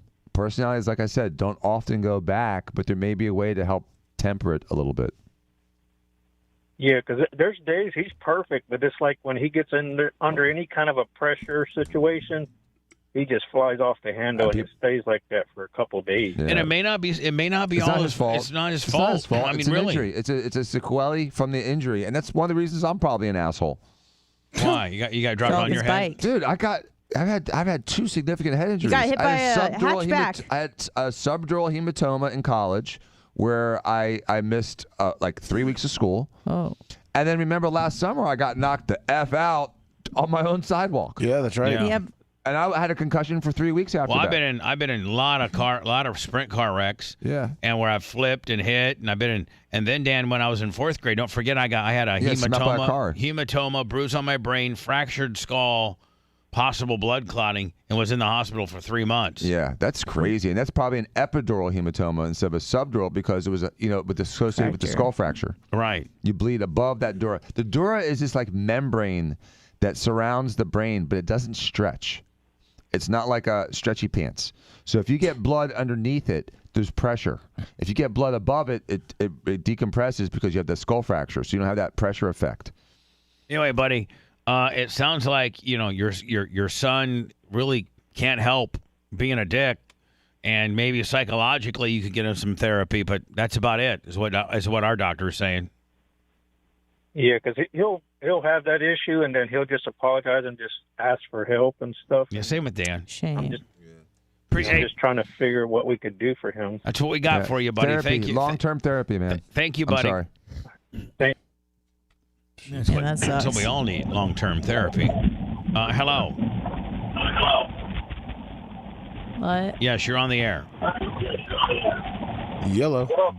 Blue. Yes, sir. Yes. Hello. Can you hear me?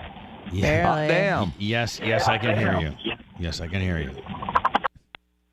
Perfect. Let me. Any word back on the Hootie situation? because there's a new one. Well, Yeah. I What did think the council say? I got to throw it to the council. You said that yesterday, I thought. Did they come up with a I decision? threw something else to the council. I forgot. Oh. It was a Florida Stanley deal. Thought the Florida Stanley is he's welcome back as long as he comes up with an "I'm sorry" song that's believable and not a smart, not sincere. Yeah, that's sincere. The Hootie deal is, he is, he's contributed enough to qualify for Barb. Oh, I see. Can he come? But and Lummy, he's a 5-ringer, but he, and he's gone through a divorce, but he did kind of snooker me on my cream machine deal. He's a liability. Yeah. And he owes me like $6,500 on that. He completely. I think he may have potentially done some long-term damage to it that may not be repairable. But that being said, if he returns the cream machine to me, signs the title back over to me, I don't think we signed the title over to him yet. But he just gives it back to me, Lummy, in order for me to either resell it or try to fix it up. Along with an apology, he could potentially come to Barb. Now that's what we had kind of discussed. I've not thrown it to a council or even to chat or anything like that. Have you talked to Have you talked to him about that? Yeah, I was just waiting for him to give me an answer if that's something he wanted to do. Doesn't he have an answer right off the bat? It's something he's got to think about. Well, maybe he's not allowed to grab it because it might be considered a marital asset? Yeah. How can it be considered a marital asset if there's a lien on it? It's not much of an asset. It's more of a marital liability. Yeah, what I'm saying, Lummy, is like, he doesn't own it. He's a marital I got you. liability. I was talking to Hootie kind of. And then there is no equity in it. I mean, so Dan, the only two things that you can do that would be like in the divorce arena would be one, if there was a ton of equity in it, or two, he owned it outright. Then it could be part of a divorce proceeding. But if it's also a liability, it becomes a better part of the divorce proceeding. In fact, I don't have this asset. It's a more of a liability, so you have to balance it with something else. What's he going to take the $6,500 that he owes me, and then against what he makes to make his total gross adjusted income $6,500 less than what it is? That's what I try to do. Yeah, well, I know he said he needed to talk to his lawyer. So yeah, well, Gina Hunter, hello. Which I know what she's going to tell him. Give it back as fast as you possibly can. Don't call in. Just give it back. Yeah. Just, you know what? Just stay away from Bubba's place. Just park it outside one day. Hello. Yes, last chance for you to identify yourself and you know what? That's been happening a lot that today. just got you? That just got an all hold deal. Oh, way to ruin it. That just got you guys an all hold deal. Yeah, you want to be dicks? No more calls. No more calls. You want to be dicks? You want to call in, Bluetooth it, take me off, not be there, hang up. All right. Dan, bull riding champ, JB, whoever, retires after breaking his neck in the incident. Now, I don't think there's any video on this. It's just a story. But I was going to ask you, like with regards to you hear that term breaking your neck. Mm-hmm.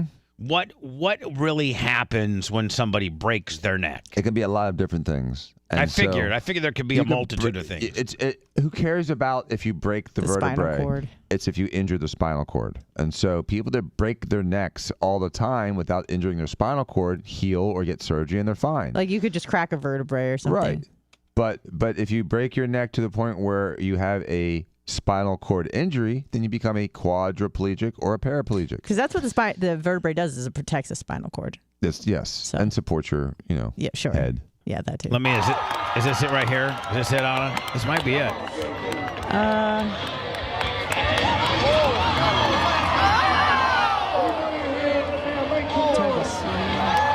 Okay, that's not it.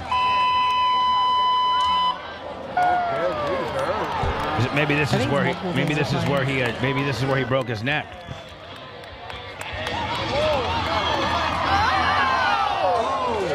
Yep, right there. So he's not a quad because he's moving around. Wait. So here's the thing. Stop for a second. He's not a quad yet. And so when someone lands on their neck like that, you immediately immobilize them because if they have a fracture, they can't protect their spine. That's why he's not a quad neck. Don't move. Let me put you on the spine bed with a C-collar and get you to the hospital and get stabilized before you do pith yourself and become a quad. Oh, interesting.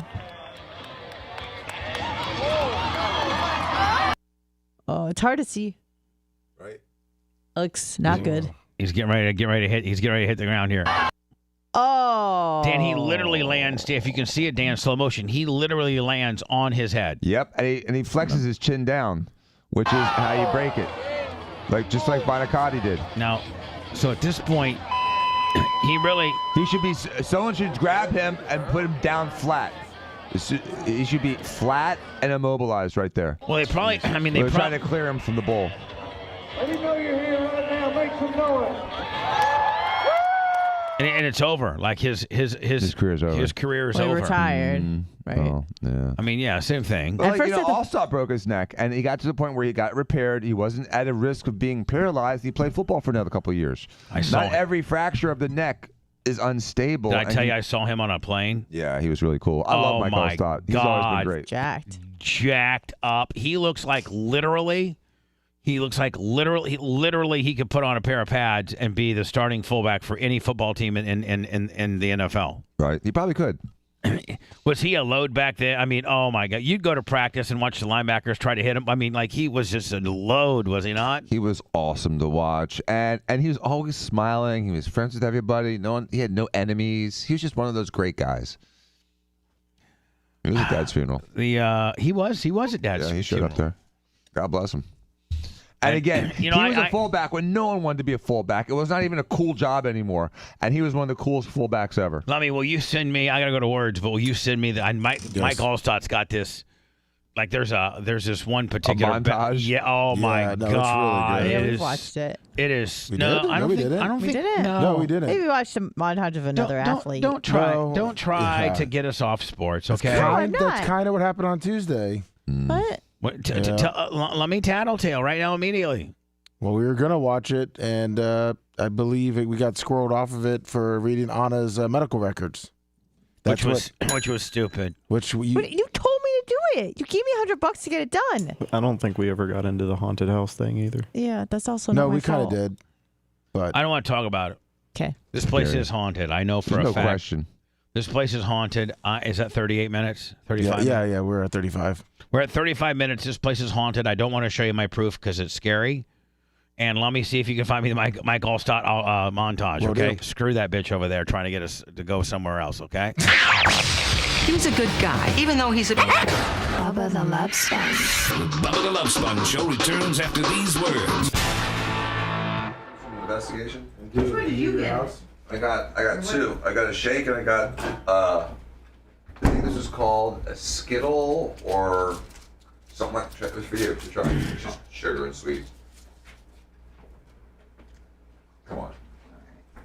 Maybe it's called a Starburst or something like that, or some kind of candy. Ooh. Is it good? Yeah, what is it? It's just sugar and water? I don't know. I'm sure that's all it is. But I thought there were 3 drinks. Did those guys get drinks? I think... I thought Lummy wanted one, right? Yeah. Well, I think he thought that it was one for you, one for Lummy. And right, gotcha. I'm just drinking Belgium right now. There's 4 items. Bubba, you want anything? I'm good, thank you.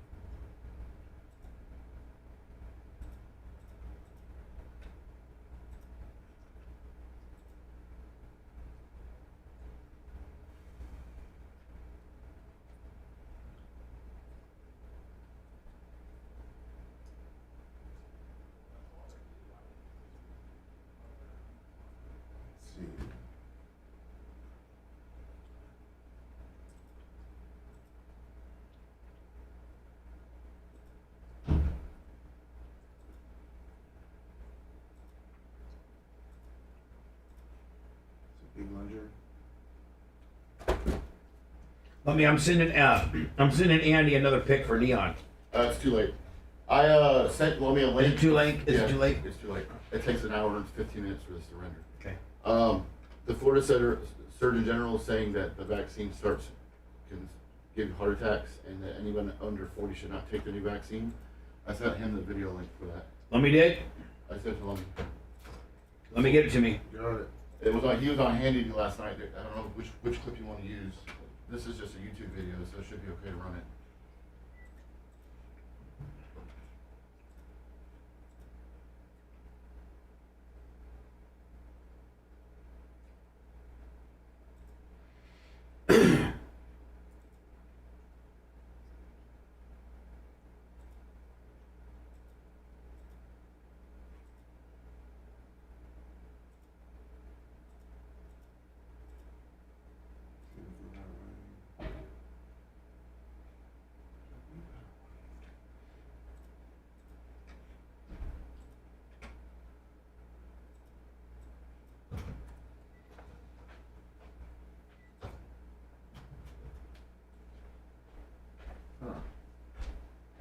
Yeah, they fucked it up. Get a refund. Sorry. You want some of this? No, it's okay. You want the Jolly Rancher? No, I do. Imagine putting a little vodka in this motherfucker. Can you not get anybody to take your shakes, lover? Huh? No, the Uber Eats messed up, or their replace messed up. What happened? They only gave us 2 of the 4 items. Oh, yeah. Are you mad? Yeah. Are you gonna cut a promo on them? No, I'm not cutting anything. I got $30 back. God damn, that's sweet. It is. The Jolly Rancher is the word. Oh. That's supposed to be like healthy? No, don't say anything about that being healthy. Oh, well, I don't know. I didn't know if that Dan doesn't give a fuck about it. Dan's so fucking rugged that he can defy health. Well, I thought that I can buy health? Defy it. Oh, defy health. And buy it. I'm gonna just buy some health. No. Well, if you could, you would that too. Absolutely.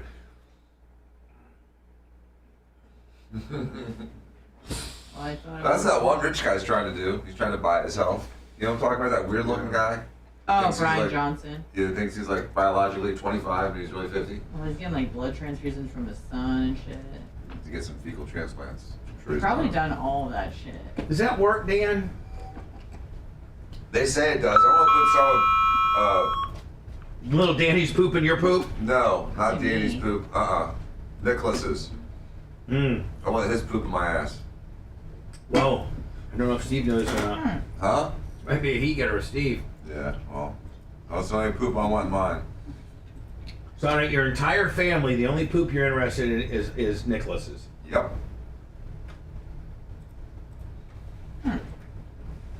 This Mars motherfucker I know. There is a brain-gut connection. I'm learning more about it. Mm-hmm. So it is.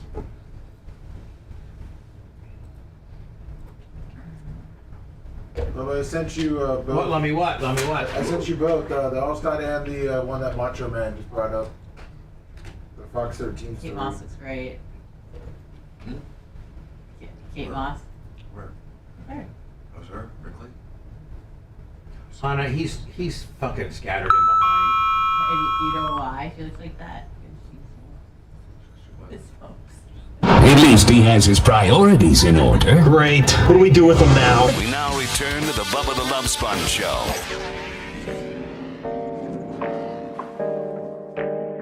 We all have a heartfelt reason to support our blood pressure. In fact, more than half of the U.S. population would benefit from blood pressure support of some type. Superbeat Heart Chews are an easy, convenient way to support healthy blood pressure, and they promote heart-healthy energy as well. Paired with a healthy lifestyle, the antioxidants in Superbeats are clinically shown to be nearly 2 times more effective at promoting normal blood pressure than a healthy lifestyle alone. I don't know, 30, 35,000, approaching 35,000 5-star reviews. This isn't some fluke, my friends. Superbeat is also the #1 pharmaceutical recommended beet brand for cardiovascular health support. It's simply blood pressure support that you can trust.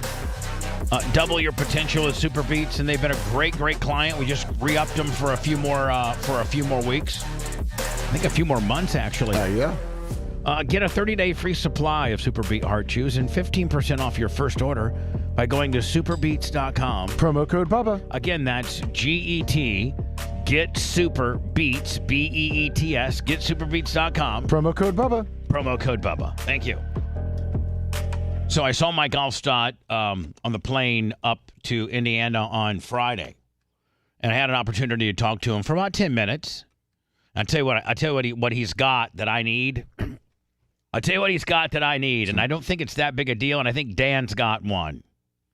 And I'm gonna start traveling a little bit more. I don't like to travel a lot, but maybe a little bit more. But he had one of those TSA cleared gimmicks. Oh, hold on, I'm sorry. What's that? Like the pre-check? Yes. You don't have TSA pre-check? No. Oh, it's so easy. Did you go to the airport? Like after the show, you go to the airport. It's downstairs on the first floor. There's a little room. You fill out like 30 seconds worth of paperwork. Well, you can do it online too. It's like $80. You got to be there in person, I think. You can do it online. No, you can do it online, and then you take that stuff. Oh yeah. Okay, but you still got at one point you have to be there in person. No, but hold on. You can do it online, and then you can make an appointment as to when you go to the particular place. Do it. And it's $85, I think, for 5 years. Mm-hmm. And global is like 100. I don't know. And the globals, yeah. I mean, it's less. Now, it saves so much time. Like if you're ever in Miami, it's 10 people versus 200 people in front of you. And they don't make you take your shoes off. Right, which is so much better. And your belt. And you don't have to take all your liquids out. You don't. None of those things. The only thing you got to take out, Bubba, is your laptop. No, ass wipes. I don't travel with ass wipes. Oh, I do. I have a very sensitive ass. Hold on, what? Just preparation H. They make you take. Does preparation H sound off the alarms? For some reason, if you leave that in your bag, they do the whole bomb check. I don't know why. So you have to take that out of your bag. Right. You just take it out of your bag just put and it in a little container. By if your you shoes. Don't, otherwise, you're gonna be sitting there for 5 minutes. By your shoes and your cell phone. Wipe everything. No. Your shoes stay on. I know. You throw your cell phone. I'm talking about us wipes. normal schleppers. Oh yeah. So anyway, I see Mike. I see him, and I'm in standing in line, 45 guys ahead of me, Willie, and here comes Mike. And first of all, I'm like, I tell Eric, I go, "There's Allstott." She goes, "Do you know him?" And I go, "Yeah, I pretty well actually." And I said, "But my Lord, look how he's in better shape now than when he played." She didn't know anything about when he played. I'm like, "Oh my God, he is very muscular." Oh jeez. And so then he was TSA clear check. Pre-check Willie. He breezed on through. I jobbed out. Kind of makes you look like a jobber when you're standing in Southwest. Shalami, I job out. I finally meet him at the gate because we're on the same plane to Indy, and I got a chance to talk to him a little bit. And he's not coaching football anymore. He's just enjoying life, traveling, speaking to this kids and things like that. But God, was that just the nicest nice could be. But my God, he looks great. Lummy, this guy here might have, I don't know if he's the greatest fullback in the history of the league, but he's probably the greatest fullback that's been the latest, like they don't use fullback anymore. Not really, no. And so I think he might probably be the greatest, closest. Oh, yeah, because most fullbacks were just blocking backs. Right. And he kind of revolutionized the fullback for a while. Will he make the Hall of Fame? No. Why? Just thought his numbers weren't good enough for the Hall of Fame. Come on, eventually he's got to make the Hall of Fame. He's got to make. Is he in the Ring of Honor? Yes. He's in the Ring of Honor. It's going to take some time, but I think he'll make the Hall of Fame. So do me a favor. There's too many players from that team on the Hall of Fame. Look at other fullbacks that have made the NFL Hall of Fame and compare their numbers to him, because he was a bona fide fullback. He was not a halfback. He was a fullback. Oh, listen, I'm not. I want him to make it. He was a fullback who was good enough to be used as a tailback a couple of years. I'm just saying, he was the Bucs' primary back for a little bit. I'm just being honest. They don't treat the fullback position. I understand. So no, they don't. But when you talk about some of the all-time greatest fullbacks, Mike Allstott is always top 3 in that conversation. Always. What I'm saying, Larry Zonka, maybe. So what I'm saying, Rocky Blyer. And there was a guy around the time of Allstott that also was a big fullback. What's the Bus? No, he was a running back. Jerome No, I know he used to play for the Bucs. Yeah, he did for a minute. Green? No, it wasn't Green, was it? No, he was considered one of the best blocking backs. Look at the fullbacks that have made the league, made the Hall, and compare Mike's, maybe average run per carry, touchdowns per season, The intangible for him is the blocking. He was the all-time franchise touchdown scorer for the Bucs up until 2 seasons ago when Mike Evans broke that record. Well, but I want to see what a fullback that's in the Hall of Fame, what their stats look like compared to Mike. I got to think that Mike's are pretty. Lorenzo Neal's the one I'm thinking of. Yeah, that's Lorenzo Neal. Yep. Is he in the Hall? No. Hold on here. But he was a great fullback.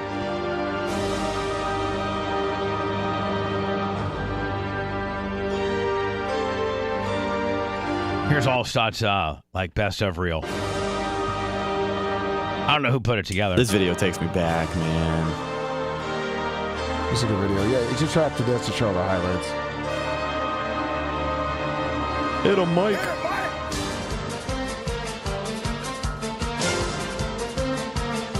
Hey, Would that be a penalty now? You don't think, Lummy? No. I'm Dan. You don't think he's had a few concussions? Oh my God, dude. I mean, he literally did not. Mike Allstott did not try to put a juke move on you. Nope. He tried to run through you. Yes. Like, okay, listen. But if he needed a juke, he could. He could juke a little bit. Yeah. Actually, quite a bit. But he also can run over you. And could catch. And run underneath you and carry you. Yeah. I mean, that's a 260-pound linebacker. It's like getting hit by a car. Right. He can't do anything about it. So what Danny was saying earlier about broken necks versus spinal cord injuries, I'm not gonna breach any confidences because I'm sure he would say this, but at my dad's funeral, he came up to me and he thanked me with tears in his eyes for my dad sticking up for him and saying he can play, because they wanted to sideline him, they wanted to retire him, they wanted to say you're a risk, and my father literally stuck his neck out for him and said he is good and he's ready to play, and he came back and he played two or three more years. Seasons, yeah. And he literally said, if it was not for your father, they would have forced me into retirement. And he loved my father. And there's both ends of that spectrum too, on stories that people don't know that I'm going to tell another side of the story. And I know you guys will agree with me because I heard it from your dad yourself. I mean, I heard it from your father himself, so I know it to be true. Just like he stuck his neck out for Mike, no pun intended, for Mike Allstott in his neck injury, and they wanted to sideline him, maybe retire him. Yep. And after Joe's prognosis and Joe's knowledge of the neck and injuries that Mike may sustain moving forward, he stuck his neck out as the team doctor and said, this guy can play. We don't have to bench him. He can play. Right. On the other end of the spectrum, your dad, and he laughs, and he laughed. This was a laughing moment like we used to have, but he fought Ray Perkins tooth and nail on the Keith McCants draft. He said, he went on record by saying, this guy's got a bum knee. And this guy is like, there's just, we do not, well, Ray Perkins just, I think prior to that was the coach at Alabama and had coached Keith McCants. Mm-hmm. And your dad, after the combine, after the team, each team gets a certain amount of time with them, said, and Dan, you may have been part of this process. It might have been It was a little before it was Dan. probably pre-Dan. It was before me. But did you hear the same story where your dad told Ray Perkins flat out, this guy's got a bum knee? And it gets even better than that. Perkins and he did not get along well. He disliked my father so much that... Who, McCants or Perkins? Perkins, because my father was part and parcel of why he was gone. So when Bill Parcells was trying to be courted to be the coach here, he said, I'll come, but you got to get rid of Diaco. What? And they didn't do it. Because he refused to do it. Hugh Culverhouse said, nope. Joe's more important to me than you are. Because Dad that's had the so God-honest truth. Because he had so much influence with the ownership and the management. And the players respected him. And Bill didn't want the guy that's that well-liked with that much stroke to be in his locker room. Nope. Bill's got to control the locker room. But am I right? That's the reason. It's not because, Joe's not a good doctor. It's not because, Bill had a better doctor from the Giants or wherever he was coming from. Control. Is that Joe wielded a certain amount of respect and control with ownership and players that jeopardized Bill's control freak, total control deal. Right. Yep. And he was holding a grudge for what my father did with Perkins.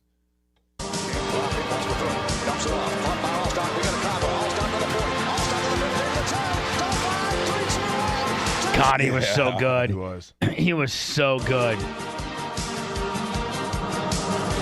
By the way, You just couldn't look away when he had the football. No doubt. And he had good moves. He was paying attention. He was a smart Yeah, player. good football IQ. he had IQ. great eyes, great up the field eyes. And a couple of these highlights, he's the closer. Gruden or Dungy both would put him in the third, fourth quarter. Yeah. Especially in the Tampa Sun. God, could you when they imagine were being pound the beat rock. down? Pound the rock. Yeah, for 3 quarters in September in Tampa, 1 o'clock game. I think it was You against just the want to go Browns. home in the fourth quarter. No, They send all starters. that was probably one of his coolest runs.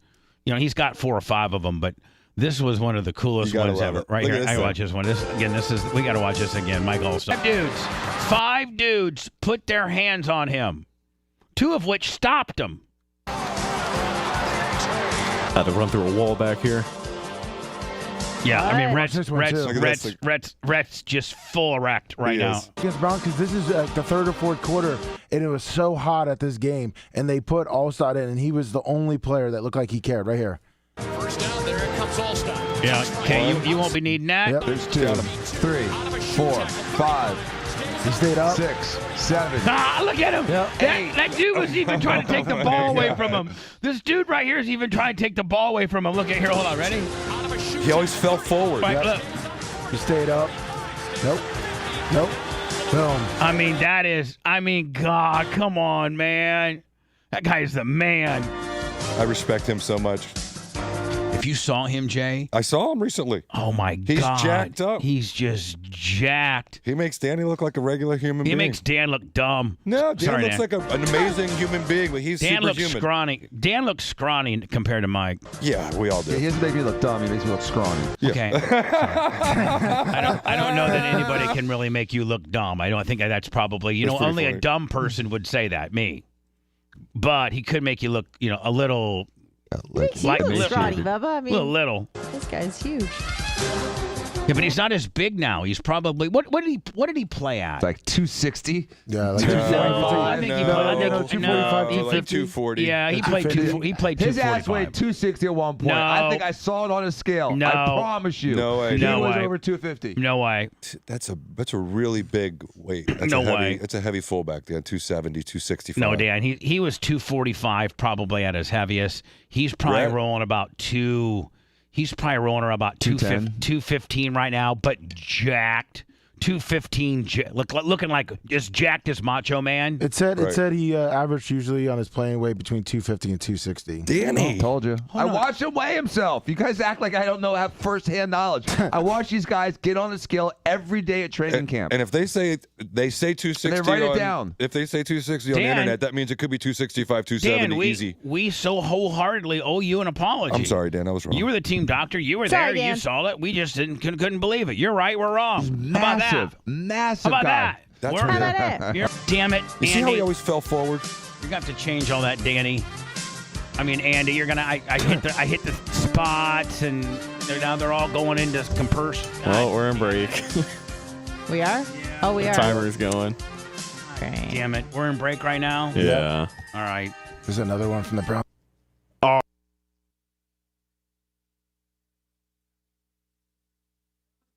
Half of the Browns game. This was number 12 back then. I was thinking when Tom Brady threw it to him. That was that Brad Johnson? No, Trent Dilfer. Dilfer was 12? Yeah, Brad Johnson was 14. Watch this one. They need to retire that number. Yeah, 40 needs to be retired. I think it is.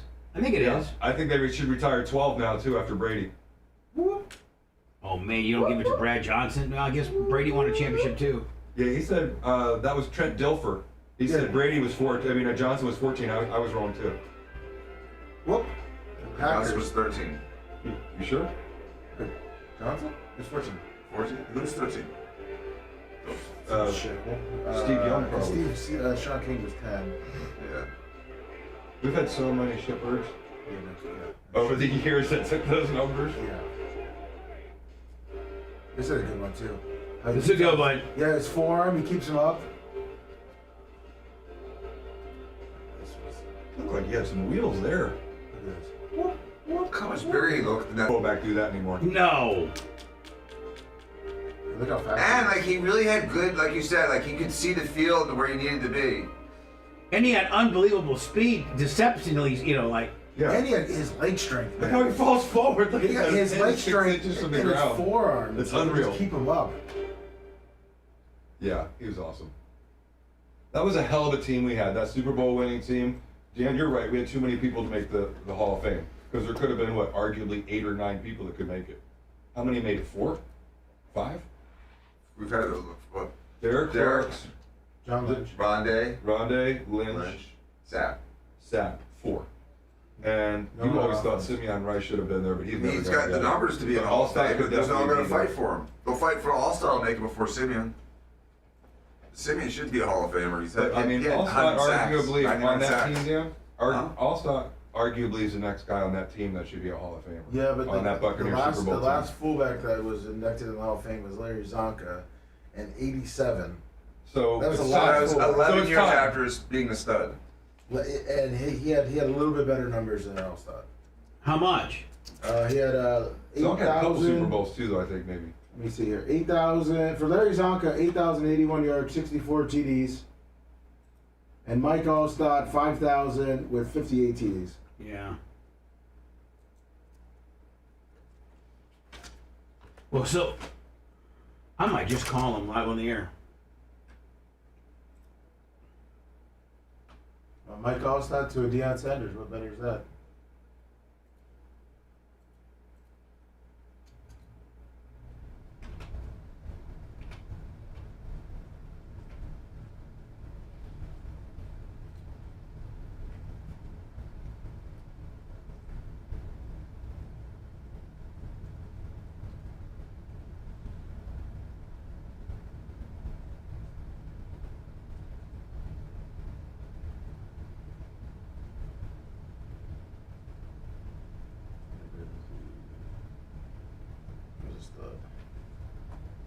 Johnson was just beast.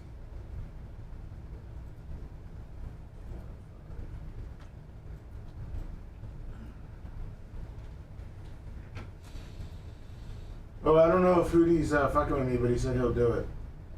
Well, we're gonna have to. Yeah. What's up, Andy?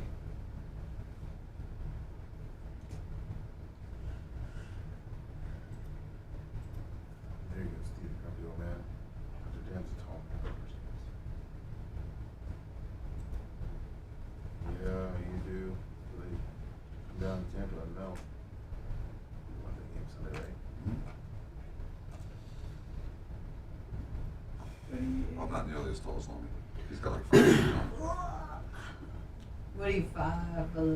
Almost 6 foot. You doing 6'5"? Yeah. Yeah, Lomi's 6'5". He's got 5 inches on.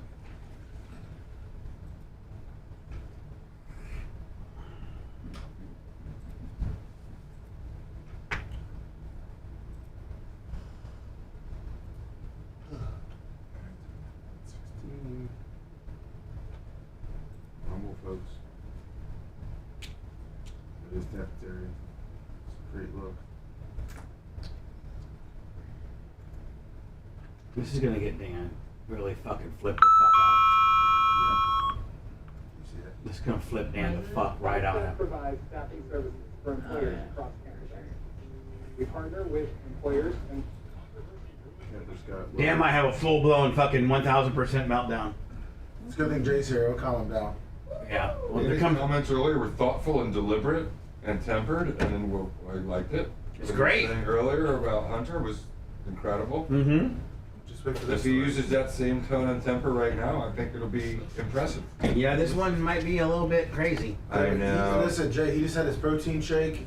He's on top of the world right Did he now. have too much sweets? I heard him talk about Skittles and Giddles and some kind of It's a sugar. Jolly Yeah, Rancher he drink. doesn't. Drink it, pure sugar. No. He doesn't give a fuck about health. Like, is it a stomach ache then, or is it Macho's hit it. He It's kicks- a- It's so good. I just had a whole protein shake. I just He didn't kicks want health Jolly ass. Rancher. The shake? No, it's just a drink.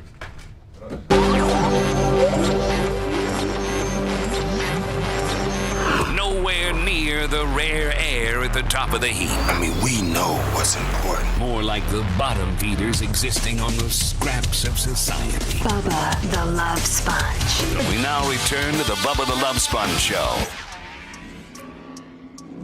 Deion Sanders today at 1:15. Exciting. Anna's going to do a short show today. Yep. So that the boys can get clear and make sure all the links work and Everything looks great. Be done by 11:15. We were talking about Mike Allstott and how I'd seen him exactly a week ago, in the airport. And I was like, my God, did you stop, coaching football and become a bodybuilder? My Lord, look at you. And he's naturally a good-looking guy anyway. Yeah. Yeah, I mean, he's a good-looking dude anyway. I mean, he might have been one of the most attractive dudes ever to be on the team. Right? I mean, right? Who's better looking than Mike Allstott? You mean that was a buck or that on football? Besides Tom Brady, no one else?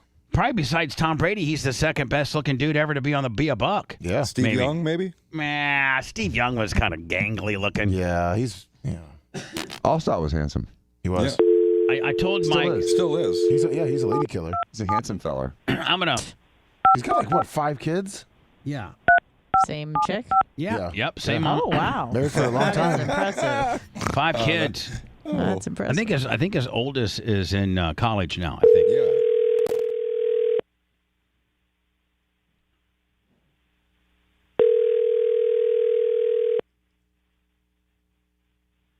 I said if you're busy, just don't answer. So trying to call you live on the air. If you're busy, just throw me to voicemail, and then we'll just leave a message.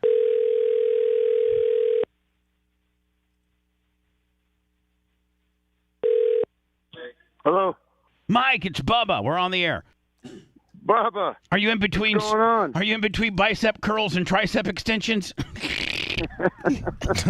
No, I'm in Lakeland at my buddy's Chad Ward's whiskey bent store. We're gonna do some promotions here. Oh, so I got Dr. Diaco, Dan Diaco, and Jay Diaco, What's up, Mike? And we were My talking. boys. Yeah, we were talking about their dad and everything, and they were like, Mike Allstott was so happy with Joe Diaco because Joe actually stuck his neck out for you when the Bucks, said maybe your neck injury, you might need to retire.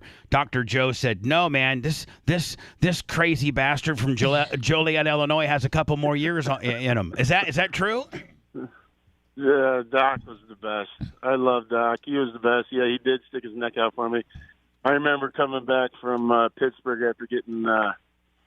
I flew up to Pittsburgh the morning of. I think it was the Monday night game, the Indianapolis game. What, boys? What game was it? Was that Monday night or Sunday night? It was Monday. It was Monday night. It was when wasn't it Tony Dungy and Chucky? Yeah, in 2003. Tony was there. So I flew up to Pittsburgh to get a diagnosis on what was going on with my neck, and so I talked to the doc there in Pittsburgh, and I go, what's the situation? Here's one question I have. Do I have any risk of paralysis?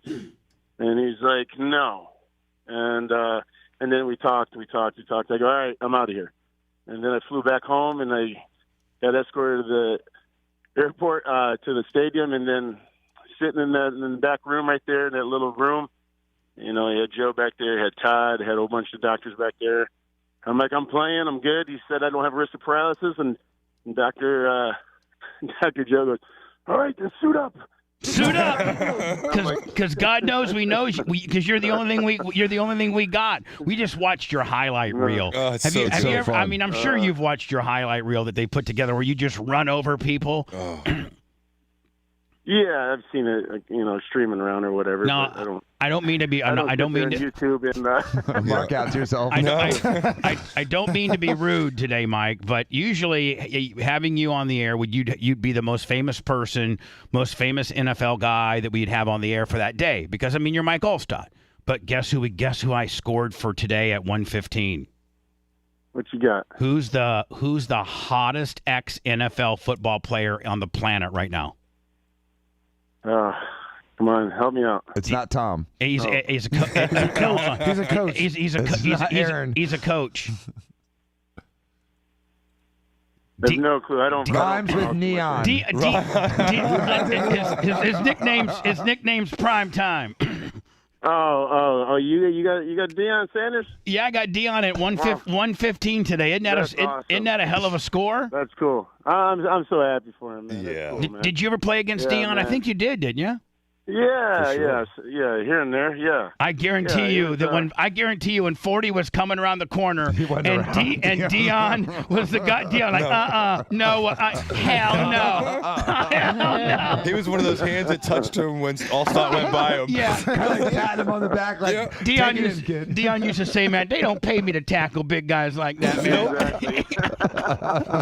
I mean, hide each other on the sidelines. And you probably knew from playing all the teams and certainly the NFC which corners would take you on and which guys just didn't want a part of the 40, right? Yeah. There's a handful, yeah. I didn't like evaluate the situation as it was taking place. Going, this guy's not going to take me on. I was coming at you. There was no one that was going to stop him. Nobody ever said Mike also had an evaluation system. He had one system, and that is, I'm going to run over you, buddy. I might throw a little juke on you like that Green Bay guy, but I'm going to probably just run right over. I'm going to Earl Campbell. You're kind of a hybrid, like Earl Campbell, Walter Payton kind of deal. I had a couple wild cards in my my running game. So who was the one line? Because linebackers were the ones that probably had a better beat on you. Who was the one linebacker that really? No, I wouldn't say ever got the best of you or walloped you, but really hit hard. I would say the top guys that you hear about, Urlacher and Ray and those things. But we had played a lot of games against those guys, you know what I mean? So obviously they're gonna get their shots, and I'm gonna get my shots and stuff like that. And that's how the NFL was. But who's gonna get the most, right? But the guys. But there was a couple guys that unknown names, skinnier guys that brought some wood. Yeah, I can't remember his name, from New Orleans and stuff like that. You're like, ooh man, this guy can. So you get hit by him and be like, man, where the hell did all that power? That guy weighs 180. Where the hell did that power come from? Yeah, he weighs 210. Yeah, where the hell did that come from? Now, right? last question for you. I'm not trying to put you in a bad trick, but like, who was your favorite offensive lineman? I hung out. That's pretty much who I hung out with a lot of the times, But. I was close with Jeff Christie. I was Kerry Jenkins. Those guys. But as far as like a play, Wade, my center. So yeah. But as far as like a play that gets called in and it's going behind this guy, and you're like, man, this guy, I got a chance for him to get a damn ass good block, and I got a chance to have a hole. Who was that guy for you? Was it Paul Gruden? I had. Who's our guy from Minnesota that had all the messed up fingers? McDaniel? Yeah, Randall McDaniel. Randall McDaniel, right? Yeah. I mean, talk about freaking. That dude was just diesel, right? And then I had Jeff Christie right there. That was the center right next to him. They both came from Minnesota. Same year. Coach Dungy brought him in in what, 99? Yeah, 99, 2000. Yeah. How about Reggie White? Oh, you're talking defense now. Yeah, well, we were on offense. Now we're back over. We flip flop around. Yeah, freaking. Oh, the club. Yeah. Even tackling, he'd give a big fullback a club, would he not? Oh, no question. You come up there and try, because our job was, check your assignment, check your blitz, right? Right. Chip, help the tackle, right? And then get into your 2x2 or your wide or your flat route and stuff like that, right? Chipping on him, man. Oh, there was no chipping, So it was like you probably had to stay and sustain, because your poor tackle's like, please don't leave now, Mike. Don't scrape. No, please don't scrape. Exactly, max protect. Yeah, right, max protect. Right? Yeah, stay in, man. And plus, you know what? It's like, you'll get that, hey, brother, hey, spend a couple more seconds on me, please. You know what I mean? As far as the tackle, it's asking me to, help him out a little bit more. Tackle comes to Mike. Tackle comes to Mike in the huddle. Yeah. Hey, Mike, man, can you hang on a little bit longer, buddy? Right? No, it's exactly how it would go down. That's amazing. And would you tell the guy, I got you. I got you, bud. No, yeah, I'm not going to leave my brother, right? So again. Probably you know, was yeah, Kenny I'm gonna Walker. stay there for a little bit. You know what I mean? But you know, if he goes inside, he's on your own because I got the outside. You know, I got the outside pad. But if he stems in, then you know you're on your own, brother. Because if he's going outside, that's going to give you a nice little relief valve where they're going to dump it off to you. You're going to get 8 or 9 yards right there all day. Period. Yeah, Boom. yeah. If they come upfield and then go back inside, yeah, because they see my presence there, and that's what it was a lot.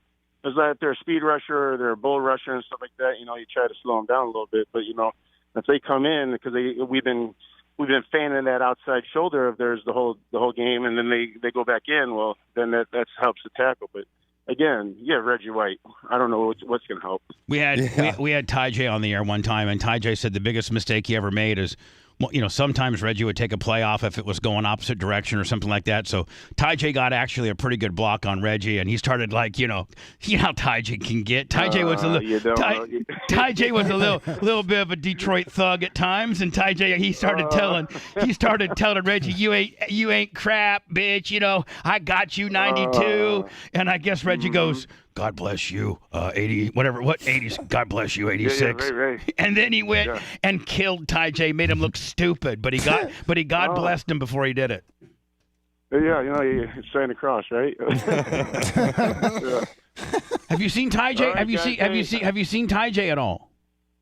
I haven't seen him in a while. I think we talked about that. I haven't seen him in a minute. So yeah, I haven't seen him in quite He some looks time. great, man. So, He's doing good. But cool. Listen, I know you're busy. Thank you for taking some time to talk to us, my friend. We wanted to. Hey guys, thanks, Bubba. Hey, hey, great seeing you, boys. Hey, and whatever you're on, I want some because you look like I cannot. But first day back on the air when I came back Monday, I go like the biggest thing I took from my vacation is that Mike Allstott it could be a bodybuilder. Period.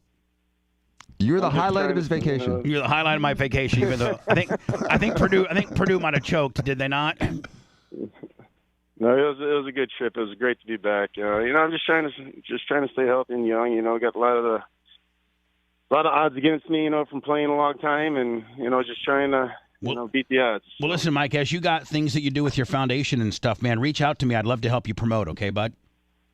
Thanks, Bub. I appreciate it, man. Thank you, Mike. Great talking to you guys. Great talking to you, Mike. buddy. Thank you. All right. Bye now.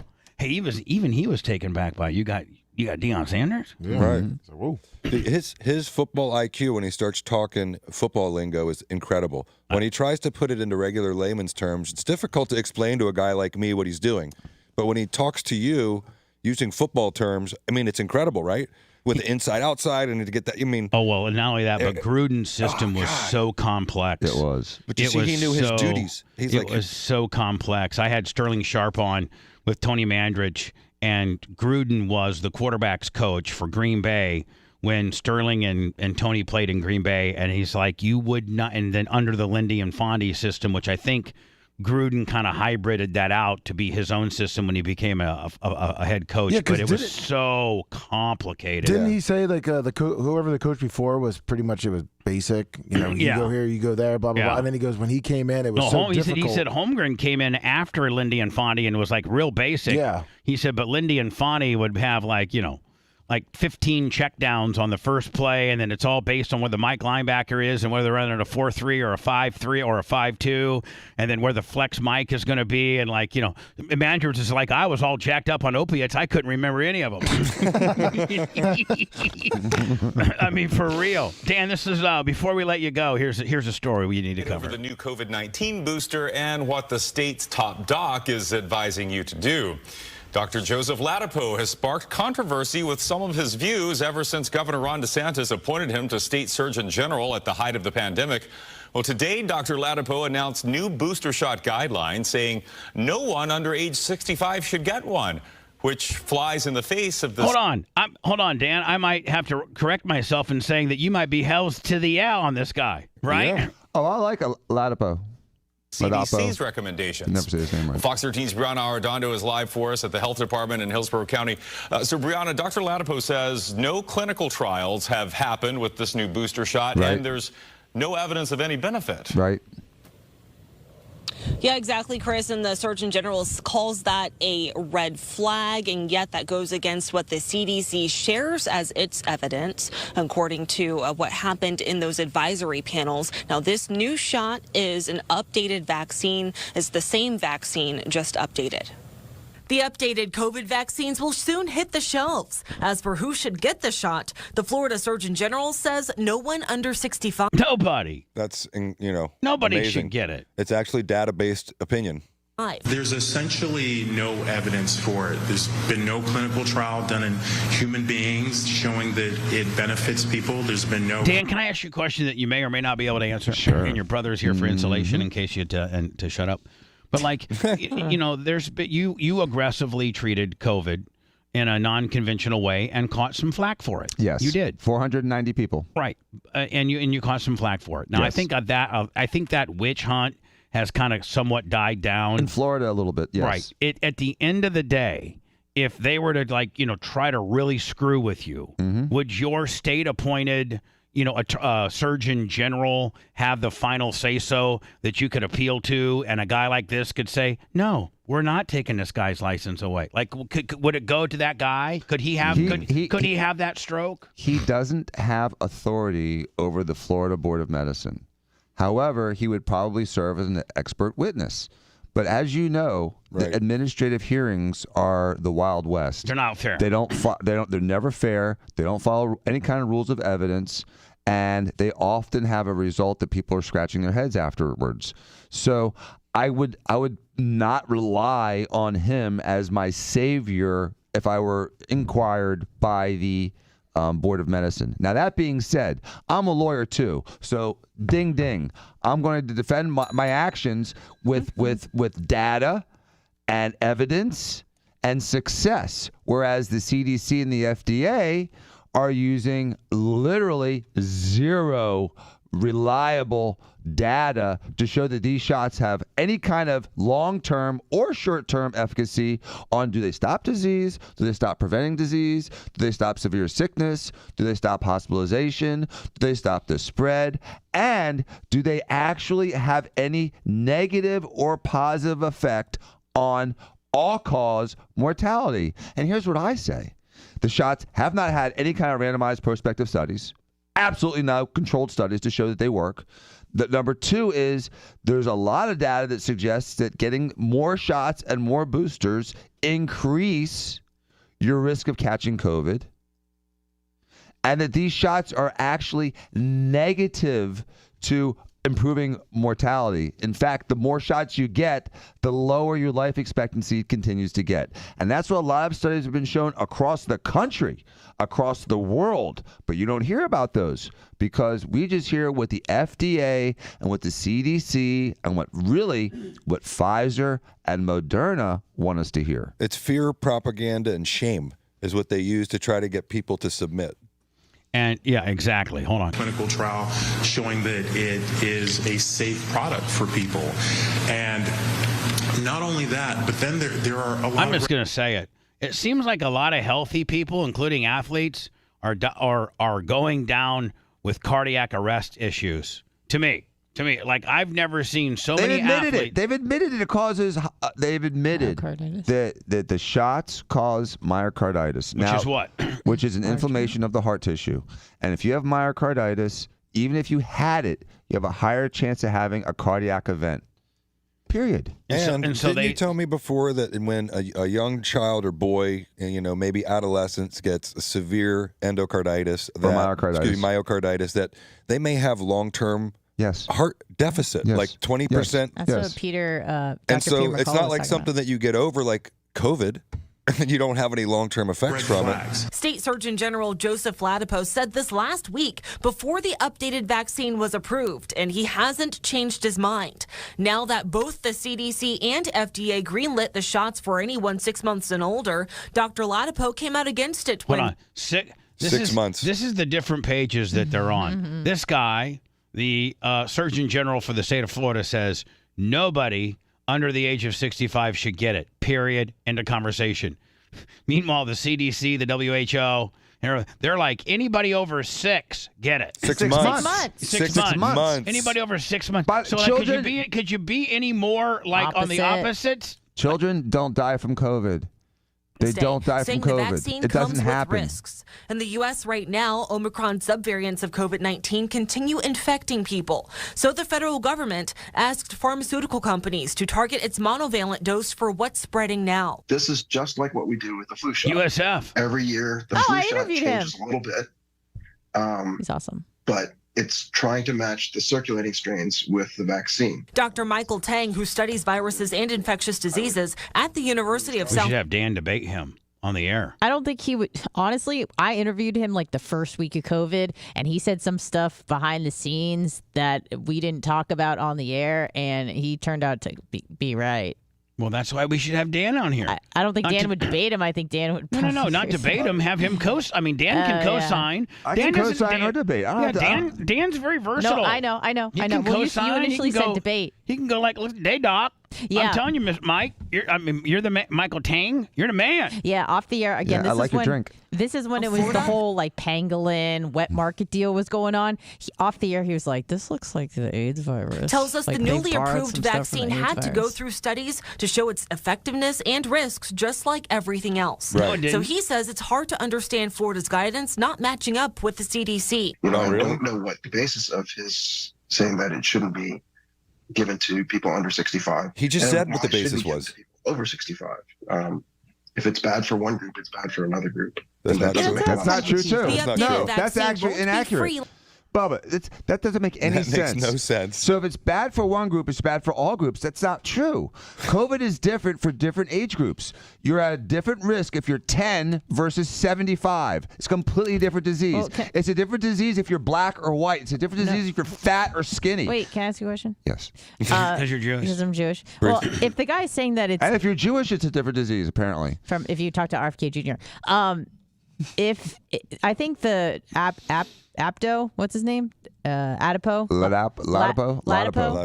Wasn't he saying that it was just ineffective? It says it hasn't been tested for Right. safety or efficacy, and the shots that Everything even else. the Right. shots that they say are Wasn't effective. he saying that it was just ineffective? It says it hasn't been tested for Right. safety or efficacy, and the shots that Everything even else. the shots that they say are Wasn't he effective. saying that it was just ineffective? It says it.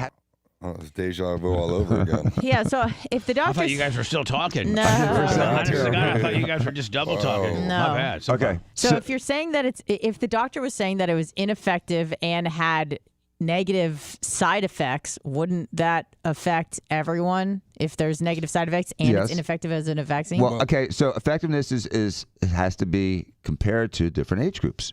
So in a child, there's absolutely zero chance of it being effective because it's almost impossible for a child to get sick anyway from it. And the effectiveness improves the way it's studied, at least, in people that are like 65 or older. But the safety is also more dangerous for young people than in old people because they're more likely to get an over response or an over-inflammatory response from the shot. But if the argument is the shot doesn't even work, if that's the argument, then I kind of understand what Dr. Tang was saying, because I thought that that's what the Surgeon General was saying, was that it was just ineffective and it had negative side effects, full stop. So if that's the case, then why would we think even? because he's just sort of pandering a little bit to saying, listen, we're not going to say it. No one gets the shot. Just Yeah. those at the highest risk. And I isn't was there a like, little hold bit on, of hold on. data? Isn't there some data that actually shows that 65-year-olds who got it had some benefit too? Yes. I mean, Yes, actually, there have not that been- Well, I not thought- this shot. retrospectively. I thought the Yes. whole science behind that was the fact that the 65 and older, they were more likely to just die before they even got any side effects. So who cares? Just throw it at them, see what happens. Hopefully it helps. I thought that was more of the reasoning behind having the older community do it. The older community has fewer side effects from the shot, and there's more of a chance that they actually may have some type of short-term benefit from a shot or a booster. And the risk of death is much greater. And the risk of death is much higher. So those are the people that you want to, Risk the negative effects. the negative effects Yeah. because there may be a positive effect. All right. But to risk a negative effect on a healthy 25-year-old Understood, that has yeah. zero chance of dying from the disease doesn't make sense. Like it No. was, falling on insurance plans and community programs to cover the cost. So now that we have immunity, the virus is still trying to do the same things. We just have a better way of fighting it off. What? Now, the elderly are still at He's high risk for disgusted getting by his severe- own answer. He just looked into He was space. disgusted. No. He wasn't finished with his thought, and they cut him off. Really sick from COVID-19. About 72% of people here in Florida have had at least one shot of. All right, get off me. I think Who's that that? COVID is so. This is actually Kate Moss, Who used to be so pretty. who used No, to be it's not. so pretty, and they're saying, and she's been a lifelong smoker, and they're saying this is an example of somebody that used to be hot. Now she gracefully got older, but smoking intensified. You know, that's her as when she was Well, like remember, what? she was heroin chic, so maybe that had something to do with it. And so, I mean, Yeah. they're saying, but this is That's how she was a smoke show. That's how I remember her. Yeah, she was hot. But look at the difference. Oh, my Lord. Her and Dan could have hung out together and had camels both hanging from their lips. Yeah, Dan looks 10 times better than she does. She's 49. Oh, Damn, she's only 49? Yeah, she's 49, Dear Lord. and look how bad she looks. How much is cigarettes and how much is other lifestyle, man? She raged. Kate Moss and smoking experts share how cigarettes can ruin your looks. Fans of Kate Moss, 49, were taken aback by recent photos of the supermodel smoking outside a posh London restaurant. The snaps published Wednesday show Moss looking less than glamorous, as one of the commentators put it. Cancer sticks will age you like that. Indeed, smoking is known to cause visible damage to the skin and hair, as well as internal organs and virtually every part. Dan, what is obviously is smoking most harmful to the lungs? Yeah, well, I mean, it puts you in a hypoxic state, and so it's like. What does that mean? That means you're not getting enough oxygen because you have carbon monoxide, and the nicotine prevents oxygen bonding. So, if you're chronically in a hypoxic state, you're not going to thrive. And how many cigarettes a day? Half pack, 10. 2-pack puts you in a hypoxic state, you know. Well, one cigarette does temporarily, but when you're a pack to 2-pack a day smoker, that's when you're chronically in it. You're all day. Think about it. Would you say it's about 20 cigarettes in a pack, and you're awake for 16 hours a day, 17 hours a day. So if you have a cigarette every 30 minutes because you're smoking 2 packs a day, then you are constantly hypoxic. I don't know of any 2-pack a day. Dan was every 45 minutes. You think it's a similar situation for a loser that smokes joints all day? Nope. Yeah. It's different. Nope. It's not nicotine. They're not in that state? No. Okay. You're not in a hypoxic state if you're You'll smoking be okay, Ray. Were you asking for a friend? Yeah, asking for a buddy. Some negative All right, side then effects. finally, before we let Dan go, Dan's got a big water heater gate going on. Here's how I understand the situation. Dan's got a 3rd floor. And up on the 3rd floor is this little closet room, like not even a room. It's just like an area kind of in the crawl space of the 3rd floor. Am I right, Dan? Yeah, like the outer 4 feet of the roof line, because the third, you know what I'm saying? Does that make sense? Where the roof kind of comes down, so it's like it's like 4 feet high. It's like it has a wasted curve. space that they found to put the water heater. Right, Exactly. Right. Exactly. So it's a big it's a big 6-footer by 2-footer, super. But Dan has now. They don't use that one. I think you went to the instant hot deal. For, the ones that are. I think you've exchanged that water heater out. It's no longer online. It doesn't work. You don't have it turned on. It's not plugged in. There's no water in it. Am I right? Correct. It's just sitting there. It's a dead soldier. So Dan, wants to insulate that room or that area, nonetheless. Yeah. I think maybe 3rd one of the day for that one. And so Dan was like, well, what kind of tools would I need? And I told him, Lemmy, well, first of all, he would need to have a Sawzall, like a DeWalt or like Milwaukee Sawzall, in order to be able to cut up. Dan says it can't be easily removed just in one piece. Well, he needs his phone then to call a plumber. So, no, what he needs to do, since I asked, I said, Dan, is there any electricity to that heater? The answer, no. They're gas. Is there any water in that heater? No, it should be empty and just completely disconnected. All right, it's on its side. Why don't you just use that as mass in itself, and it's less. And the way you're going to insulate it isn't like the kind that come in strips and you glue, or you blow it in. You staple them in. You're going to blow it in. Which at that point they're just going to literally blow it in. Why wouldn't you use the water heater as just pure volume? And let the blow and in insulation go all around the heater, and the heater will become part of the insulation. That's what I would do, rather than to remove it. sawzall in it and carrying it all down and have to take it to I the... mean, that's kind of like putting sod over like a car on blocks. What?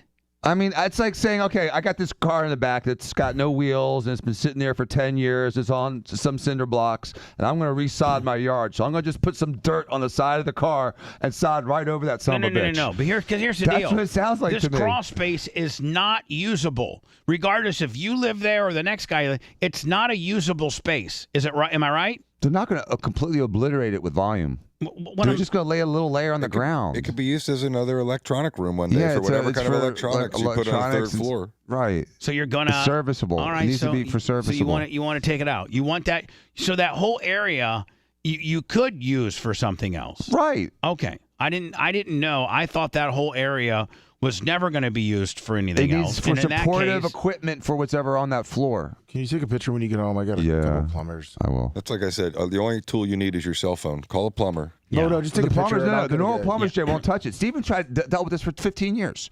He couldn't get it removed. RJ won't do it? Nope. He just removed one from my house last I time. may have a guy who can do it. I got two guys that listen. Do They a just said Dexter. send a picture and they'll do it. Perfect. He did one to Dexter on it, so. Yeah, exactly. These guys will. So that's cool. Yeah, let me kind of has the shading. I know. Like this I got a date with Bubby this weekend. They listen. They're good guys. Yeah.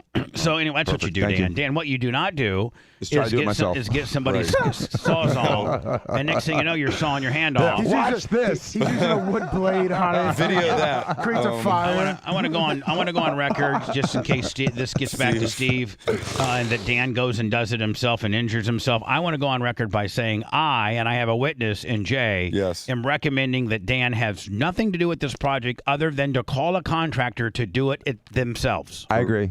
Agreed. The only part of this that you need to do is to greet the guy at the door, show him where the area is, and pay him when he's done. And don't cut a promo on him. And be as nice can be, because he's a fan of the show and he's going to know who your dumbass is. Yes, That's you. the official ruling. Thank you. I will. I'll follow that. I want you to stay on this channel. More bullying and brutality after this. That's real nice. Bubba the Love Sponge.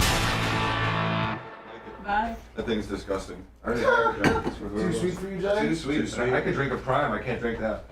Can I use the boys' room real quick or the bathroom? Excuse me, the bathroom. You got racing this weekend, right? I got Bubba 199, and then I got the track. Excited. Because I have racing next weekend if I don't go up there this week because of the hurricane. It'll be too much to try to do in a couple days. Yeah. It's gonna take a few days.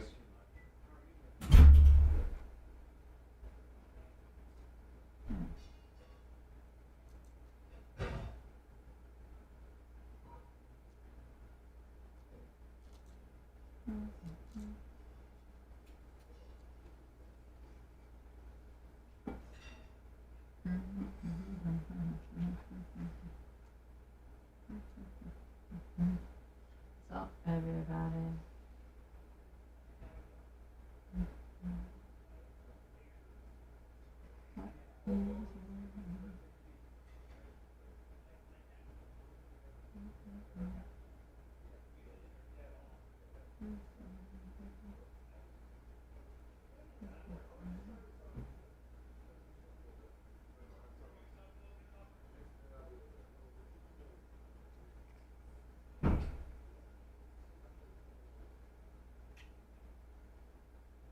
Mexican, I don't know.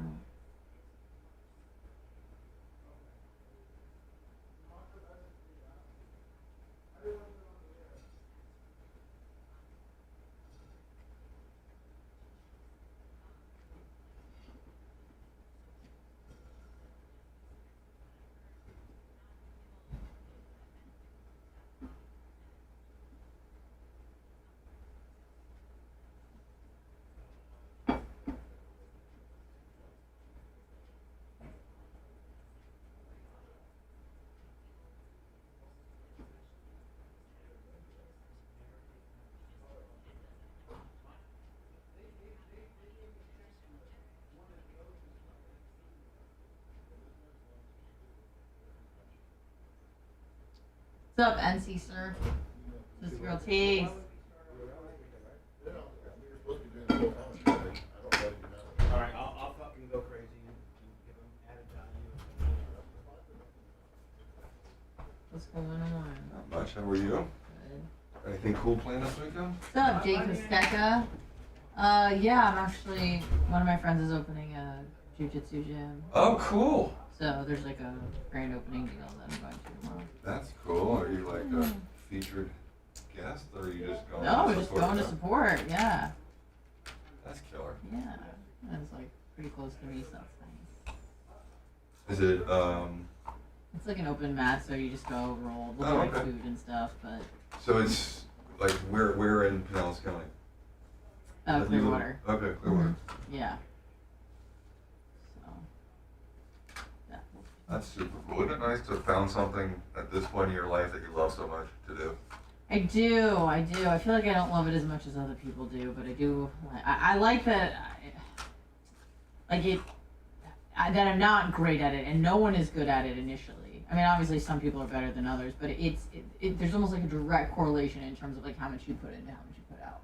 And I think that's something that's necessary as a human being, is to have something that you feel like, hey, I can get better at this. That's like surfing for me still. I still feel like I can get better at this, and if I, it's one of the few things that when my heart rate gets that high that I want to go keep doing. And I'm sure jiu-jitsu's got to have that, at least that. Oh yeah. That adrenaline buzz for you when you're having a good day. Yeah, and I feel like you really only see like maybe at the top level jiu-jitsu, and maybe I'm wrong, where it's like, I don't want to say natural ability takes over, but up until beginner, up until like it's probably at least purple belt, it's just how much are you going in, how much you will get better, like you will, even if you think you're like dumb or not that coordinated, like you'll get better. Yeah. You have to. So even if you feel like you don't. I agree. I think it's cool. If I didn't have such a bad neck, I'd probably fool around with it. But I don't want to do anything that's going to take me out of the water. You have a bad neck? I have herniated discs from C3 all the way through T2. I've got spinal cord compression or nerve root compression at 3 levels, which is why I can do. Oh my God. My neck's jacked up. Kind of RFAs, epidural steroid injections, I've got all kinds of shit. Yeah, So I'm just, you'd probably be pretty good at it because you got like long, thin legs. Oh, like, I'm a great wrestler. Helps. I'm a great wrestler. A lot of stuff. I'd be good from the bottom. Yeah. The butterfly. Yeah. So I like it. That's cool. For that reason. And also just like the community of people that you meet. Yeah. Especially the people that start in their like 30s and 40s. Yeah. They're just a different breed of people than I have a good friend that's 52 who was a black belt in karate, and then he picked up jiu-jitsu, and he's now, he may be brown or something, he's getting close to like he's been doing it for years. And we'll go surfing, and he'll have like a black eye. We'll always rolling around the 25-year-old. Yeah. And it doesn't take much to get a black eye. No. It's just like you just pinch the skin right here. Especially if you're a little older. No, but he's tough. He's giant, and if he gets a hold of you, it's trouble. Yeah.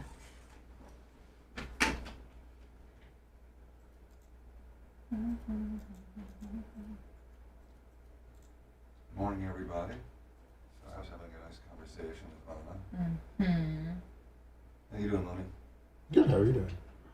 Great. I finally got that playground out of my yard. Going to the Bucks game? Yeah. Tonight? Sunday. Who is it again? You're hearing the world through his prism. You got a sick and twisted world perspective. That's almost a challenge for me now. Bubba. You're listening to the Bubba the Love Sponge Show.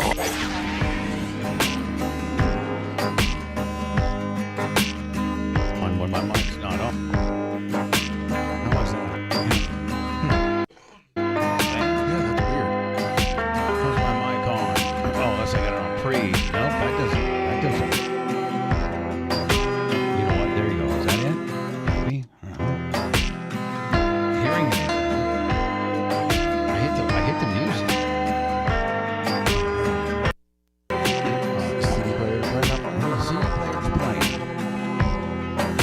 Might be the processor. What do you mean? Macho said he's going to go check it. Oh, no, hold on. It's probably right there.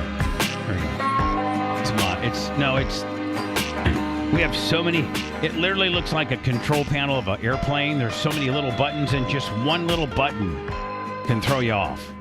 And the master control program, like my phone had slipped. There'd be like a 1 billionth chance of it ever happening, and it happened. So I think we're back and we're live. Lummy, I think Roseanne is coming to Tampa in October. Clearwater. Can you see if we can pull an Alex Stein favor? Yep, I reached out to him this and morning. see if we can get Roseanne on. It'd have to be the after show. Yeah, because she's got real. She's gotten funnier with age. Dave Chappelle. Yeah. But I don't think there's. I mean, I was going to ask you, Anna, but then I woke up and said, I don't think that no, I mean, like, if you want to get tickets to it.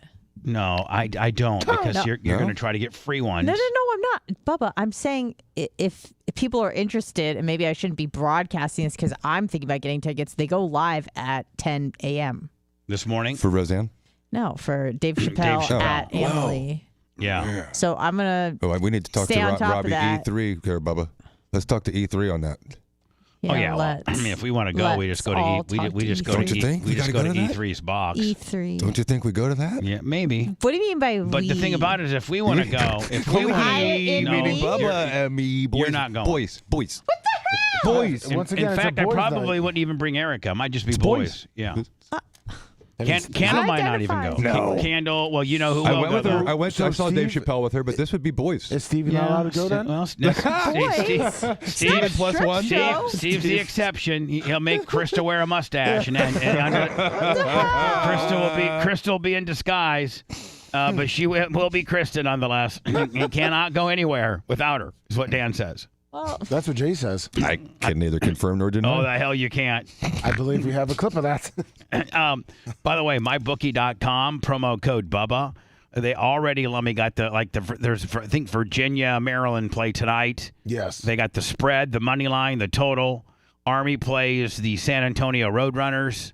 The UT San Antonio Roadrunners. Those are games tonight. Let's see what Colorado's going on. Utah State, LSU, Mississippi. Let's try to find them. How about them Knowles? Number 3. Number 3. Are they number 3 in the country? Yeah. Number 3. No, they're looking good. They look really good. They should smash Boston College. Well, they're not. I mean, the ACC is a shell of itself, is it not? Yeah. But no, I mean, Florida State is for real this year. They are very talented. Let me see. I'm trying to find the Colorado. Are these all games today? No, these are Saturday games. Okay, I'm trying to find. There it is, right there. Right here. Oh yeah. Colorado. Hold on. Deion's 23.5. I wonder 23.5 favorites. I wonder if the guy, the coach from Colorado State, who, you know what? I'm going to tell. By the way, I have Deion on today live at 1:15. And I'm going to tell him, Deion, you know what the new thing is now? I think that these coaches just try to make you mad so they can get the Deion rub. Yep. Because this guy is not a non-factor. Nobody knows who he is until he talks a little smack about you. Now, before he talked smack about you, he was just your opponent. That's right. Now he's made it personal so that he can get, and at the end of the day, he's getting the Deion rub. Well, and then Deion will rub it right back in when he wins at the end. Say, remember what you said? Did you hear? I didn't forget it. I'm going to ask Deion if he heard what Stephen A. Smith said. Did you hear what Stephen A. Smith say? Let me. No, what did he say? He said, "I'll tell you right now." I can't do my Stephen A. Smith impersonation, but he goes, "Deion Sanders, what he's gonna do is he's gonna whip this guy, and he's gonna whoop him good. And this guy done made it personal. And then what Deion will do is he'll walk to the middle of the field with this joker." And he'll take his sunglasses and his hat off and say, "Congratulations," and which he should. He should. Which he should. And then he should say, "You want to talk about mamas? You never met my mama." I'm gonna talk about that to Deion today and be like, "This guy wants to bring in mamas. Has he ever met your mama, Connie? Connie is not to be messed with. You want to start bringing in mamas and what your mama taught you? Well, let me tell you what Deion's mama taught him." To win. Yeah. And to be a savage and to be a beast. That's what Connie taught Deion. And when Deion was in middle school or little Pop Warner, he didn't have a dad that went to his game. He didn't have anybody cheering him on. He did it all himself. I heard him talk in an interview about that, saying I didn't have any parents that showed up to any of my games. That's why I had to try that much harder to stand out. I didn't have a built-in cheering squad. That's what my mama taught me to do. My mama taught me to be tough as hell, and I am. And I bet you he'll tell you that everything he did in coaching pales in comparison to what he's doing as a father. He's so proud of his children. He is such a great dad. And he is such a good dad. It's unbelievable. Every one of his kids is successful. And they love him. They love him. They love him. They're not out there tweeting. You know, like when kids like Elon Musk's kid tweets out against him, or these people. My kid hasn't talked to me. My kid hasn't talked to me in nearly 2 years. It's just I don't understand it. My kid hasn't spoke to me in almost 2 years. That's one of the worst things. It always breaks my heart whenever you tell me that. That always kills me. PayPal real quick. What? I think someone dropped it to qualify. Cracker Chris. Really? Just dropped a big load? Yeah, I think so. Just like the other guy did earlier today? Not as big as that one, but he was pretty close. So this guy needed quite a large amount? Oh, he did. Yes, Chris, is it what? It's Cracker Chris. Cracker Chris. Yep. Threw down 606. Woo! $606. It's probably more like Hornworthy. That's probably more like maybe it might be 625 maybe after the fees and stuff like that. That's good for your heart, Jay. Woo! Wakes you up. Oh God, I asked for it and it still scared me. Yeah. So anyway, man, I'm going to have Dion on at 1:15. I'm going to ask him some questions, man, that people haven't asked him. And I've been his friend for 29 years. 29 years. Think of all the people that have come in and out of his life, and we've remained friends for 29 years. You talked about it when he stayed at your house that we're putting on locals, about how when he turned to God, he lost a lot of friends, but you guys stuck together. Yeah, we did. Of course. Bubba is a man of God. Can you ask about the tub situation? No, he doesn't. He knows about it, but we don't need to bring it up. That's also in that clip too. That's also in the clip. You have some towel if you wanna hear some of my Dion stories, we have it up on our YouTube channel and also on our locals. He talks about you getting stuck in his tub. Yeah. Oh, because he was in your house. He called from your house. Yeah. Sorry. So anyway, go to mybookie.com, use promo code Bubba, and you can bet all the games. You can bet the props. You can bet the money line. You can bet the spread. You can parlay till your cows come home. NFL, college baseball, basketball. College football. We got Major League Baseball. We got basically it doesn't matter. NFL, Major League Baseball, esports, Euro golf. You name it, they got it.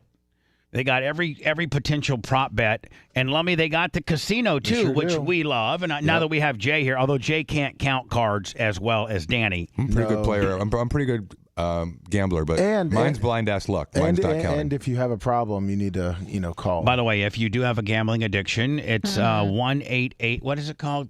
I forget the. Listen, I so much don't have a gambling addiction that I forgot the number. I mean, Anna's called before. Anna, what is it? You should know the number. 1-888. You have a problem. I don't know what it is. Let me. Can you? I'll get it. Can you? Because I know I don't have to call that. God, I hate that sound. Yeah, that's fine. Now there's 5,000 right here. Now Lummy and I love to go to the casino section, and then we like to play single deck blackjack. Now you can play slots. You can play craps. You can play baccarat. You can play anything. MyBookie.com has everything. There's nothing that you could potentially want to bet on. Prop, money line, odds, parlays, over and unders. There's nothing that you could potentially think about betting-wise that MyBookie.com, promo code Bubba, doesn't have. Lummy, you ready? Yes, let's go. Find me the 1-800-GAMBLER. That's It's not 1-800-GAMBLER. Hold on, that is the National Council on Problem Gambling. That's not the one we had. Okay, we had a different one. But that one's easy to remember. 24-hour confidential national hotline, sponsored by the government. All right, they're showing we're showing a 16. They're showing a 15. I'm standing, Lummy. Yes. They're gonna bust. Here we go. There's $5,000 on the line. Yeah, there we go. Oh, we're up now. Let me look at our total. 109,000. Yeah, hell yeah. Bet and rebet. Here we go. MyBookie.com. You got double down. Not with the 10 showing. No, not when they come out with blackjack. Yeah, I was going to double down. All right, so now let me. I'm even. Now we're either going to be down or up. Insurance, yes. No to all. You should have said yes. Now, what if I would have said what happens? How much do you get? If it saves 2-1, you get half your money back. You get half your money back. And by the way, what's that number again? Because I might need it. The one we had was 1-888 gambler. Admit it.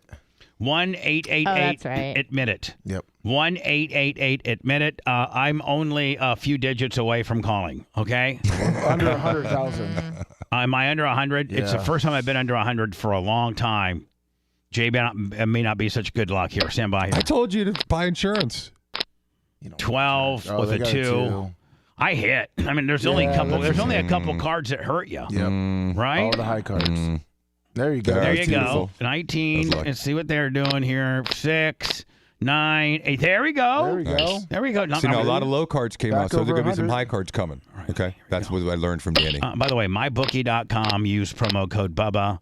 No, double that. You double down that with a 4 showing. of course. Yeah, there you go. Double down. We're playing like There you go. Oh, yeah. Look at that. Nice. There you go. Oh, my God. What's my total now? 114. Really? What? What's that number that I don't need to call? 188 admit it. If you have a gambling addiction and you need to talk to somebody, get some help. 1-888 admit it. I'm up right now. I'm up about, I don't know, 10, 12 grand. You're on a roll. What number do you call for that? Here we go. Your friend. Here we go. Hold on. Black Okay. All right, well, you got to hit. I mean, right? You got it. You got to hit because nothing's going to hurt you. 18. Oh, it's 18. Okay. That's hard. Soft 18. I did. I mean, I say sorry. Oh, then we would have 18. You would. The best you got to do is at 18. Well, this next card. Next card is going to show us what it would be, right? Yep. So we had what, 8 or 18? Yep. Oh, Bust. 19, 20, 21. It was 12, 16. I mean, you got to That get would've been that. bad. Do you split, Lummy? Not with King showing. No, not with 4s. I would just hit. No, hit. Oh, what did I? Oh, dude. I meant hit. Oh, no. Oh, next card. You'll see. You probably would have lost anyway. He had a 19. So let's see if you. No. We would have got that 9 if you would have hit. That we would have had 17. I didn't mean to hit stand. Yeah. So I'm distracted. Right. It's time for me to go home. Okay, I think I doubled down on this, but it won't let me. On 12? On a 12? There we go. 17. He's got 20. Yeah, let's say not, Jay. Jeez. Boy, I'm getting really I think one more, Bubba. Let's get back to this. This is the last one. Mybookie.com and use promo code Bubba. Here we go. This is our last one for the weekend. Ooh, 5. 5. I mean, you got to hit. You got to hit. You got to hit that thing as hard as you can. You got to hit that too. Worst either, yeah. No, you had 16. It's hard. Technically, There should be high cards coming out. I don't know. Jay's probably right on this one. 16. Stand on a 12? Yeah. Okay, I'm everyone going to. at the table will hate you, but 16. Oh, he gets a 21? I would have won. I would have won. That's the correct answer on I the would have test. won. I would have won. Jay, get your wallet out. No, right, no. I got you. No. Envelope's coming. But Lummy, I would have won. Had I hit, I would have won. You dirty son of a bitches. Not my bookie, my new partners here. I'm not even listening to you guys anymore. I'm just doing it myself. 15 with a 10 showing. You got it.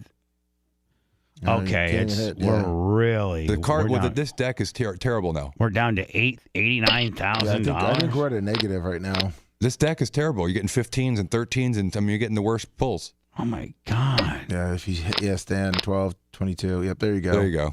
Let's just try to win a couple more back, and then we're done for the day. Okay, thanks. Look how many low cards are coming out now. 8. I mean, I hit, obviously. 18. There we go. 12, 27. 19, he wins. Yeah, this deck is horrible. Now, if you would just, can you stop and come back with a fresh deck? Yeah, you got to go in and out. There's an argument to double down on that. Yes. There but is? Yes, because you have a soft 17 if you get the 10. It's not giving me my options, though. So do I hit or stand? You have to just... You hit. You got to take the 10. No? Nah, I don't know, but I think you stand on the 17. Yeah, you stand. Stay. You stand on the 17. 21. Oh. 25. Good. Nice. There you go. And you know what? And with that, I think we'll go to words. Okay? Because Lummy, what are we at? 94. 94,000. We're down 6. It's the year you met the number when you met Dion. There you go. 94, 94. 1994. For those scoring at home, we've been heat-free for 17 minutes. I can't hear, so I don't understand this time. Bubba the Love Sponge returns after this. What Dan did? He just stopped that deck. Yeah. Can you stop and then come back in 2 minutes? That you should get out of that room and come back and start with a fresh deck.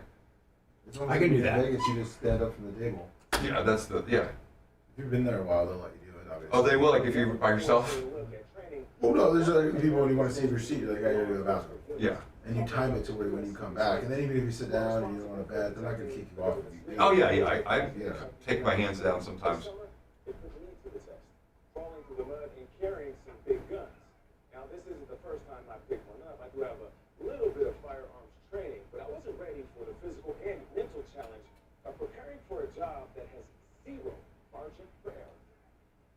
You're going to be put through some paces today to show you what an agent goes through to become part of the counterculture team. After 11 seasons in the National Football League, I thought I had a pretty good understanding of what it is to be tested. 12 pairs of 3 buildings and 134 houses. But on this morning, in Laurel Mill, really? Yeah. That's pretty interesting, Bubba. Yeah. What, Big Red? Well,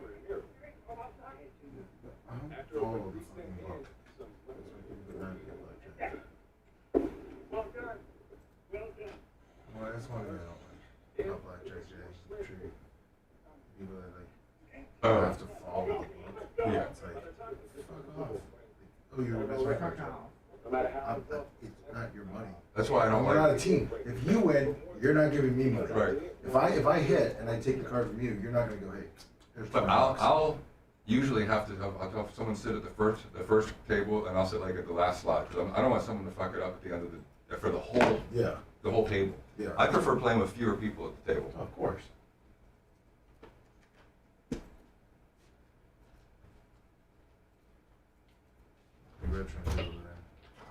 Morning, everybody.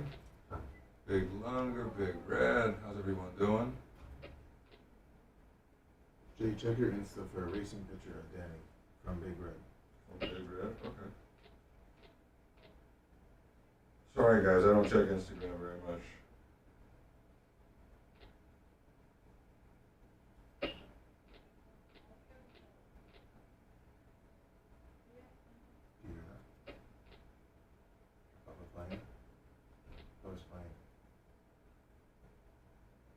Oh, let us know if we get over 100.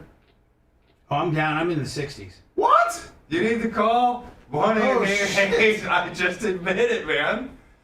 We're over here. We hear like that click. Here, I'll let you watch. This isn't on the air or nothing. Oh, don't lose it all in one hot mic. There we go. 89.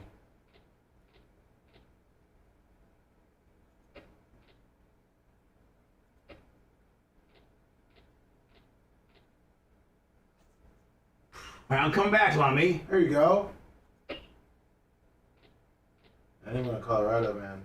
My opinion, the 23 is a low bet. I'd take the over. I'd take the 23 and a half. Uh-oh, I'm coming back, Lummy. And I'm at 100,000. I'm at 100,000 right now. Nice. Double down. There we go. Let's go. Let's go 10. Oh, 18. Terry. Got it. Look at that. Now I'm up to 109. Woo! You got a lot better deck. The deck's no doubt. So Felix That's Cat. gonna be a tough one. Felix the Cat. Maria Guatemala. Oh. I had to do it though. With an A show. Yeah.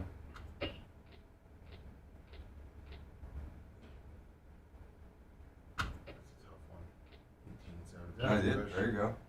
Not bad. Yeah, Biggie, what are you thinking? There you go. Up He's to better 10 when we don't. He's better on his own. 109. Oh, with a better deck too. It is a better deck. I mean, I wouldn't hit on 15. Yeah. Yeah. Boom. See, that's when the rules are working.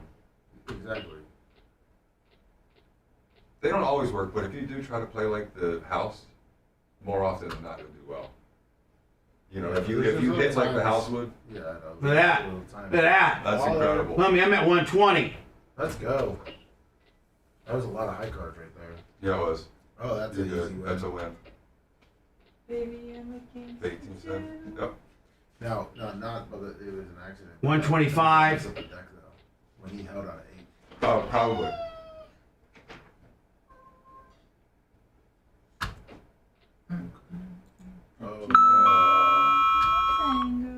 Yeah. Oh. Yeah. Ooh.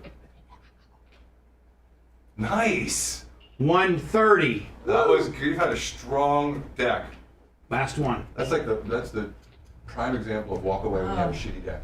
Look at the difference. Exactly. Ah, let's go. Woo! Oh, that's. Got to go again. Bell cards again, yeah. Oh. You had to do All right, it. that's good. We're at 124. We're done. You're done. You're done.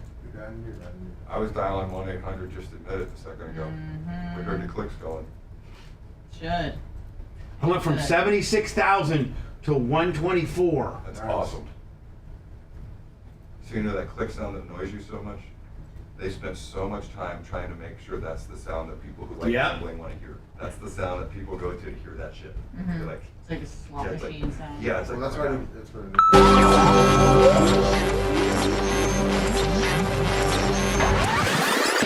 Let's bring on the pain. Let's bring on the noise. Now we turn. Aren't you happy you listened to me? You're listening to the Bubba the Love Sponge Show.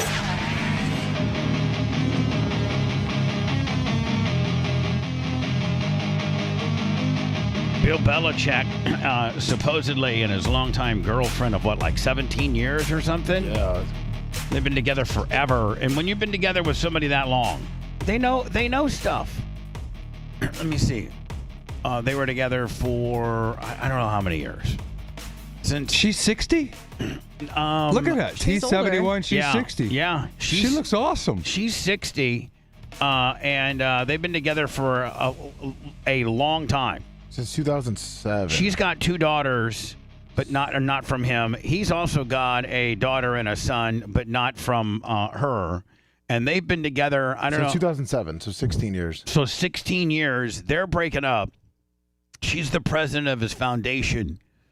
And the actual headlines read, Bill Belichick, longtime girlfriend Linda Holiday have issues to clear up after the split. Now, Jay, being a lawyer, would this be like maybe potentially an NDA situation? You know, you got a guy like Bill Belichick that's that high profile, and you know, maybe. I mean, listen, when you've been together somebody from 16 years, you know stuff. Well, you know what he likes probably sexually. You know what you just know stuff that you don't want the public to know. Well, it could be NDA stuff. It could be also financial affairs. 16 years together. Maybe they own stuff together jointly. You know, there's a lot of affairs to work out when you split up a 16-year relationship. So that could mean lawyers. A lot of things, and it is lawyers, and it's probably, you know, if he was smart, most guys and gals in their position, second, you know, relationships, you already have a family, you do that, because when you do, and if you do that correctly, you've protected yourself, because when you're intimate with someone, Bubba, like you're saying, they know everything. You know the crust of the person who you sleep with. You know everything about the person who you love. Weird. No, I've heard Chris Rock years ago describe that in order to be married, you got to love the crust of the person you're with. You know, and it's like literally like the crust of the bread that most people would throw away. You got to love every single thing about that person you're with, and you know everything about them. And so when you're with someone for 16 years, Bubba, what do they know? Everything. Yeah, they know that I like everything. They don't know everything, but they know a lot. Well, they might know that I like my testicles played with, or you know, or something like that. I know that. Just sexually, take out just everything else in your life. Just the most intimate thing you could do with someone. They know everything about you. Right. The what makes you tick, so to speak. Right. I mean, if you're with somebody for 16 years, I mean, they know every little fetish and freak and. Yep. What sets you off? What makes you happy? Where you know. Has anybody been keeping up with? And Anna, I think you did prepare me one day, but it was the day that I lost my internet. Yeah. But isn't there a big trial going on with a girl that has like 6 kids and she abused them all, and she might have been a teacher or something like that? No, it was the sex scandal story where this woman who was running for Virginia Congress, she was on ChatterBait with her husband and accepting tips from fans, and it got have sex leaked. with her husband. But how many kids do they have? I think 2. She's like a registered nurse in Virginia. But there's another story, if you can try to find it, if it's still a story. I thought there was a story where there was like this teacher or something, and she had 6 kids, and they were sexually abusing the kids or something like that. And her husband now are the trial was. I watch court TV from a like lot. ages ago when there were like 12 kids. No, they're on trial. They're on trial right now, and she now just flipped on the kids. She flipped on the kids and said one of her defenses were, Jay, she's accused of like sexually molesting the kids, and maybe he might have too. Well, she flipped. I was watching court TV yesterday. Maybe it's from an old case, but she flipped then and said that some of the older kids were molesting some of the younger kids. Oh my God. Now if that's the case, which is horrible, isn't that kind of on you as a parent? No, it's negligent of the place where it happens. I mean, you're saying it happened in the house or it happened at home? Oh, well, that's horrible. That's one of my things with my daughter is I don't let her spend the night at other people's homes that have older siblings that are boys. Right. Because I would never want that to happen, because that's how it happens. Is your kid's asleep and some 15-year-old who's not saying with my kid, but that's how it happens often, is that way. And then those parents are innocent. They don't know. No, they don't know. They don't know that little Johnny sneaked in the room and did bad things to a girl. They don't know. But I wouldn't let someone's father, or, I make sure that the mother's there, that Candle knows exactly who it is, no guns. And I mean, it's really weird, but you got to be very careful. I'm a gun advocate. I make sure there's no guns in these people's homes. Remember back in the day when our parents would just let us roam free through the neighborhood and go, I was like, Mom, what? I'm staying tonight at Larry's house. Okay. And Mom didn't have to worry about how many sisters and brothers and how many guns Mr. Plummer had, and that I wasn't going to get abducted on my way over there. And you just didn't have to worry about it. My mom pulled me out of Pitty's house at 1 a.m. for not calling her. In the middle of the night, I was spending the night there, and she literally knocked on the door, pulled me by my ear, and yanked me out of the house. Did you get your ass whipped? Oh, my God. Yes. Absolutely did. The brothers do testify that you had it the easiest on the ass whippings. Well, here's why. Because you were the baby. I watched what they did wrong, and I didn't do that. So I avoided their mistakes. Plus, she was probably a little bit tired of the ass whipping business with Steve. Like, she was like, oh, my God, how much more time? I mean, Steve got the most ass whippings by far, did he not? He did. And Danny was like a by-the-book rules guy. So he rarely got it. Steven always got it. And I saw how it went down, and I'm like, yeah, I'm going to avoid that problem. Steve always She felt bad because he always had a piss-drawn bath, Exactly. Did Krista get it too back then? Did she go over to Chris's house and whip the crap out of her too? No. I self-edit. Where did they meet? In Florida, at Florida State? She ran track. She ran track, and he had her in a humanities class, and he left a handwritten note. She would be sleepy because she was up early training, and so he wrote a handwritten note with this funny Michael Jackson lyrics on it. You knock me off of my feet now, baby. You remember that song? Yes, I do. And so she woke up, and the note was there, and I think he asked her out through that. Goofy buck teeth looking at her. Exactly. So yeah, it's how it happened, Anyway, Jay, thank you so much for coming in. Love it. Anna, I'm ending on time so that you can start. I'll probably start around 10:15 if that's okay. Yeah, hard 11:15. I got it. 11:20 out. Good luck with Dion. Thank you. I'm a little nervous. Yeah, you'll do great. He's your buddy. Deion Sanders today, live on Facebook, YouTube, Rumble, Bubba Army Radio. Tune in wherever, pretty much anywhere you get us. It'll be live, and then we'll be taping it, and we'll repurpose it as well. 11:15. I'm sorry, 1:15 Eastern Time, right here on Facebook, YouTube, Rumble. The Deion Sanders. We'll see you then.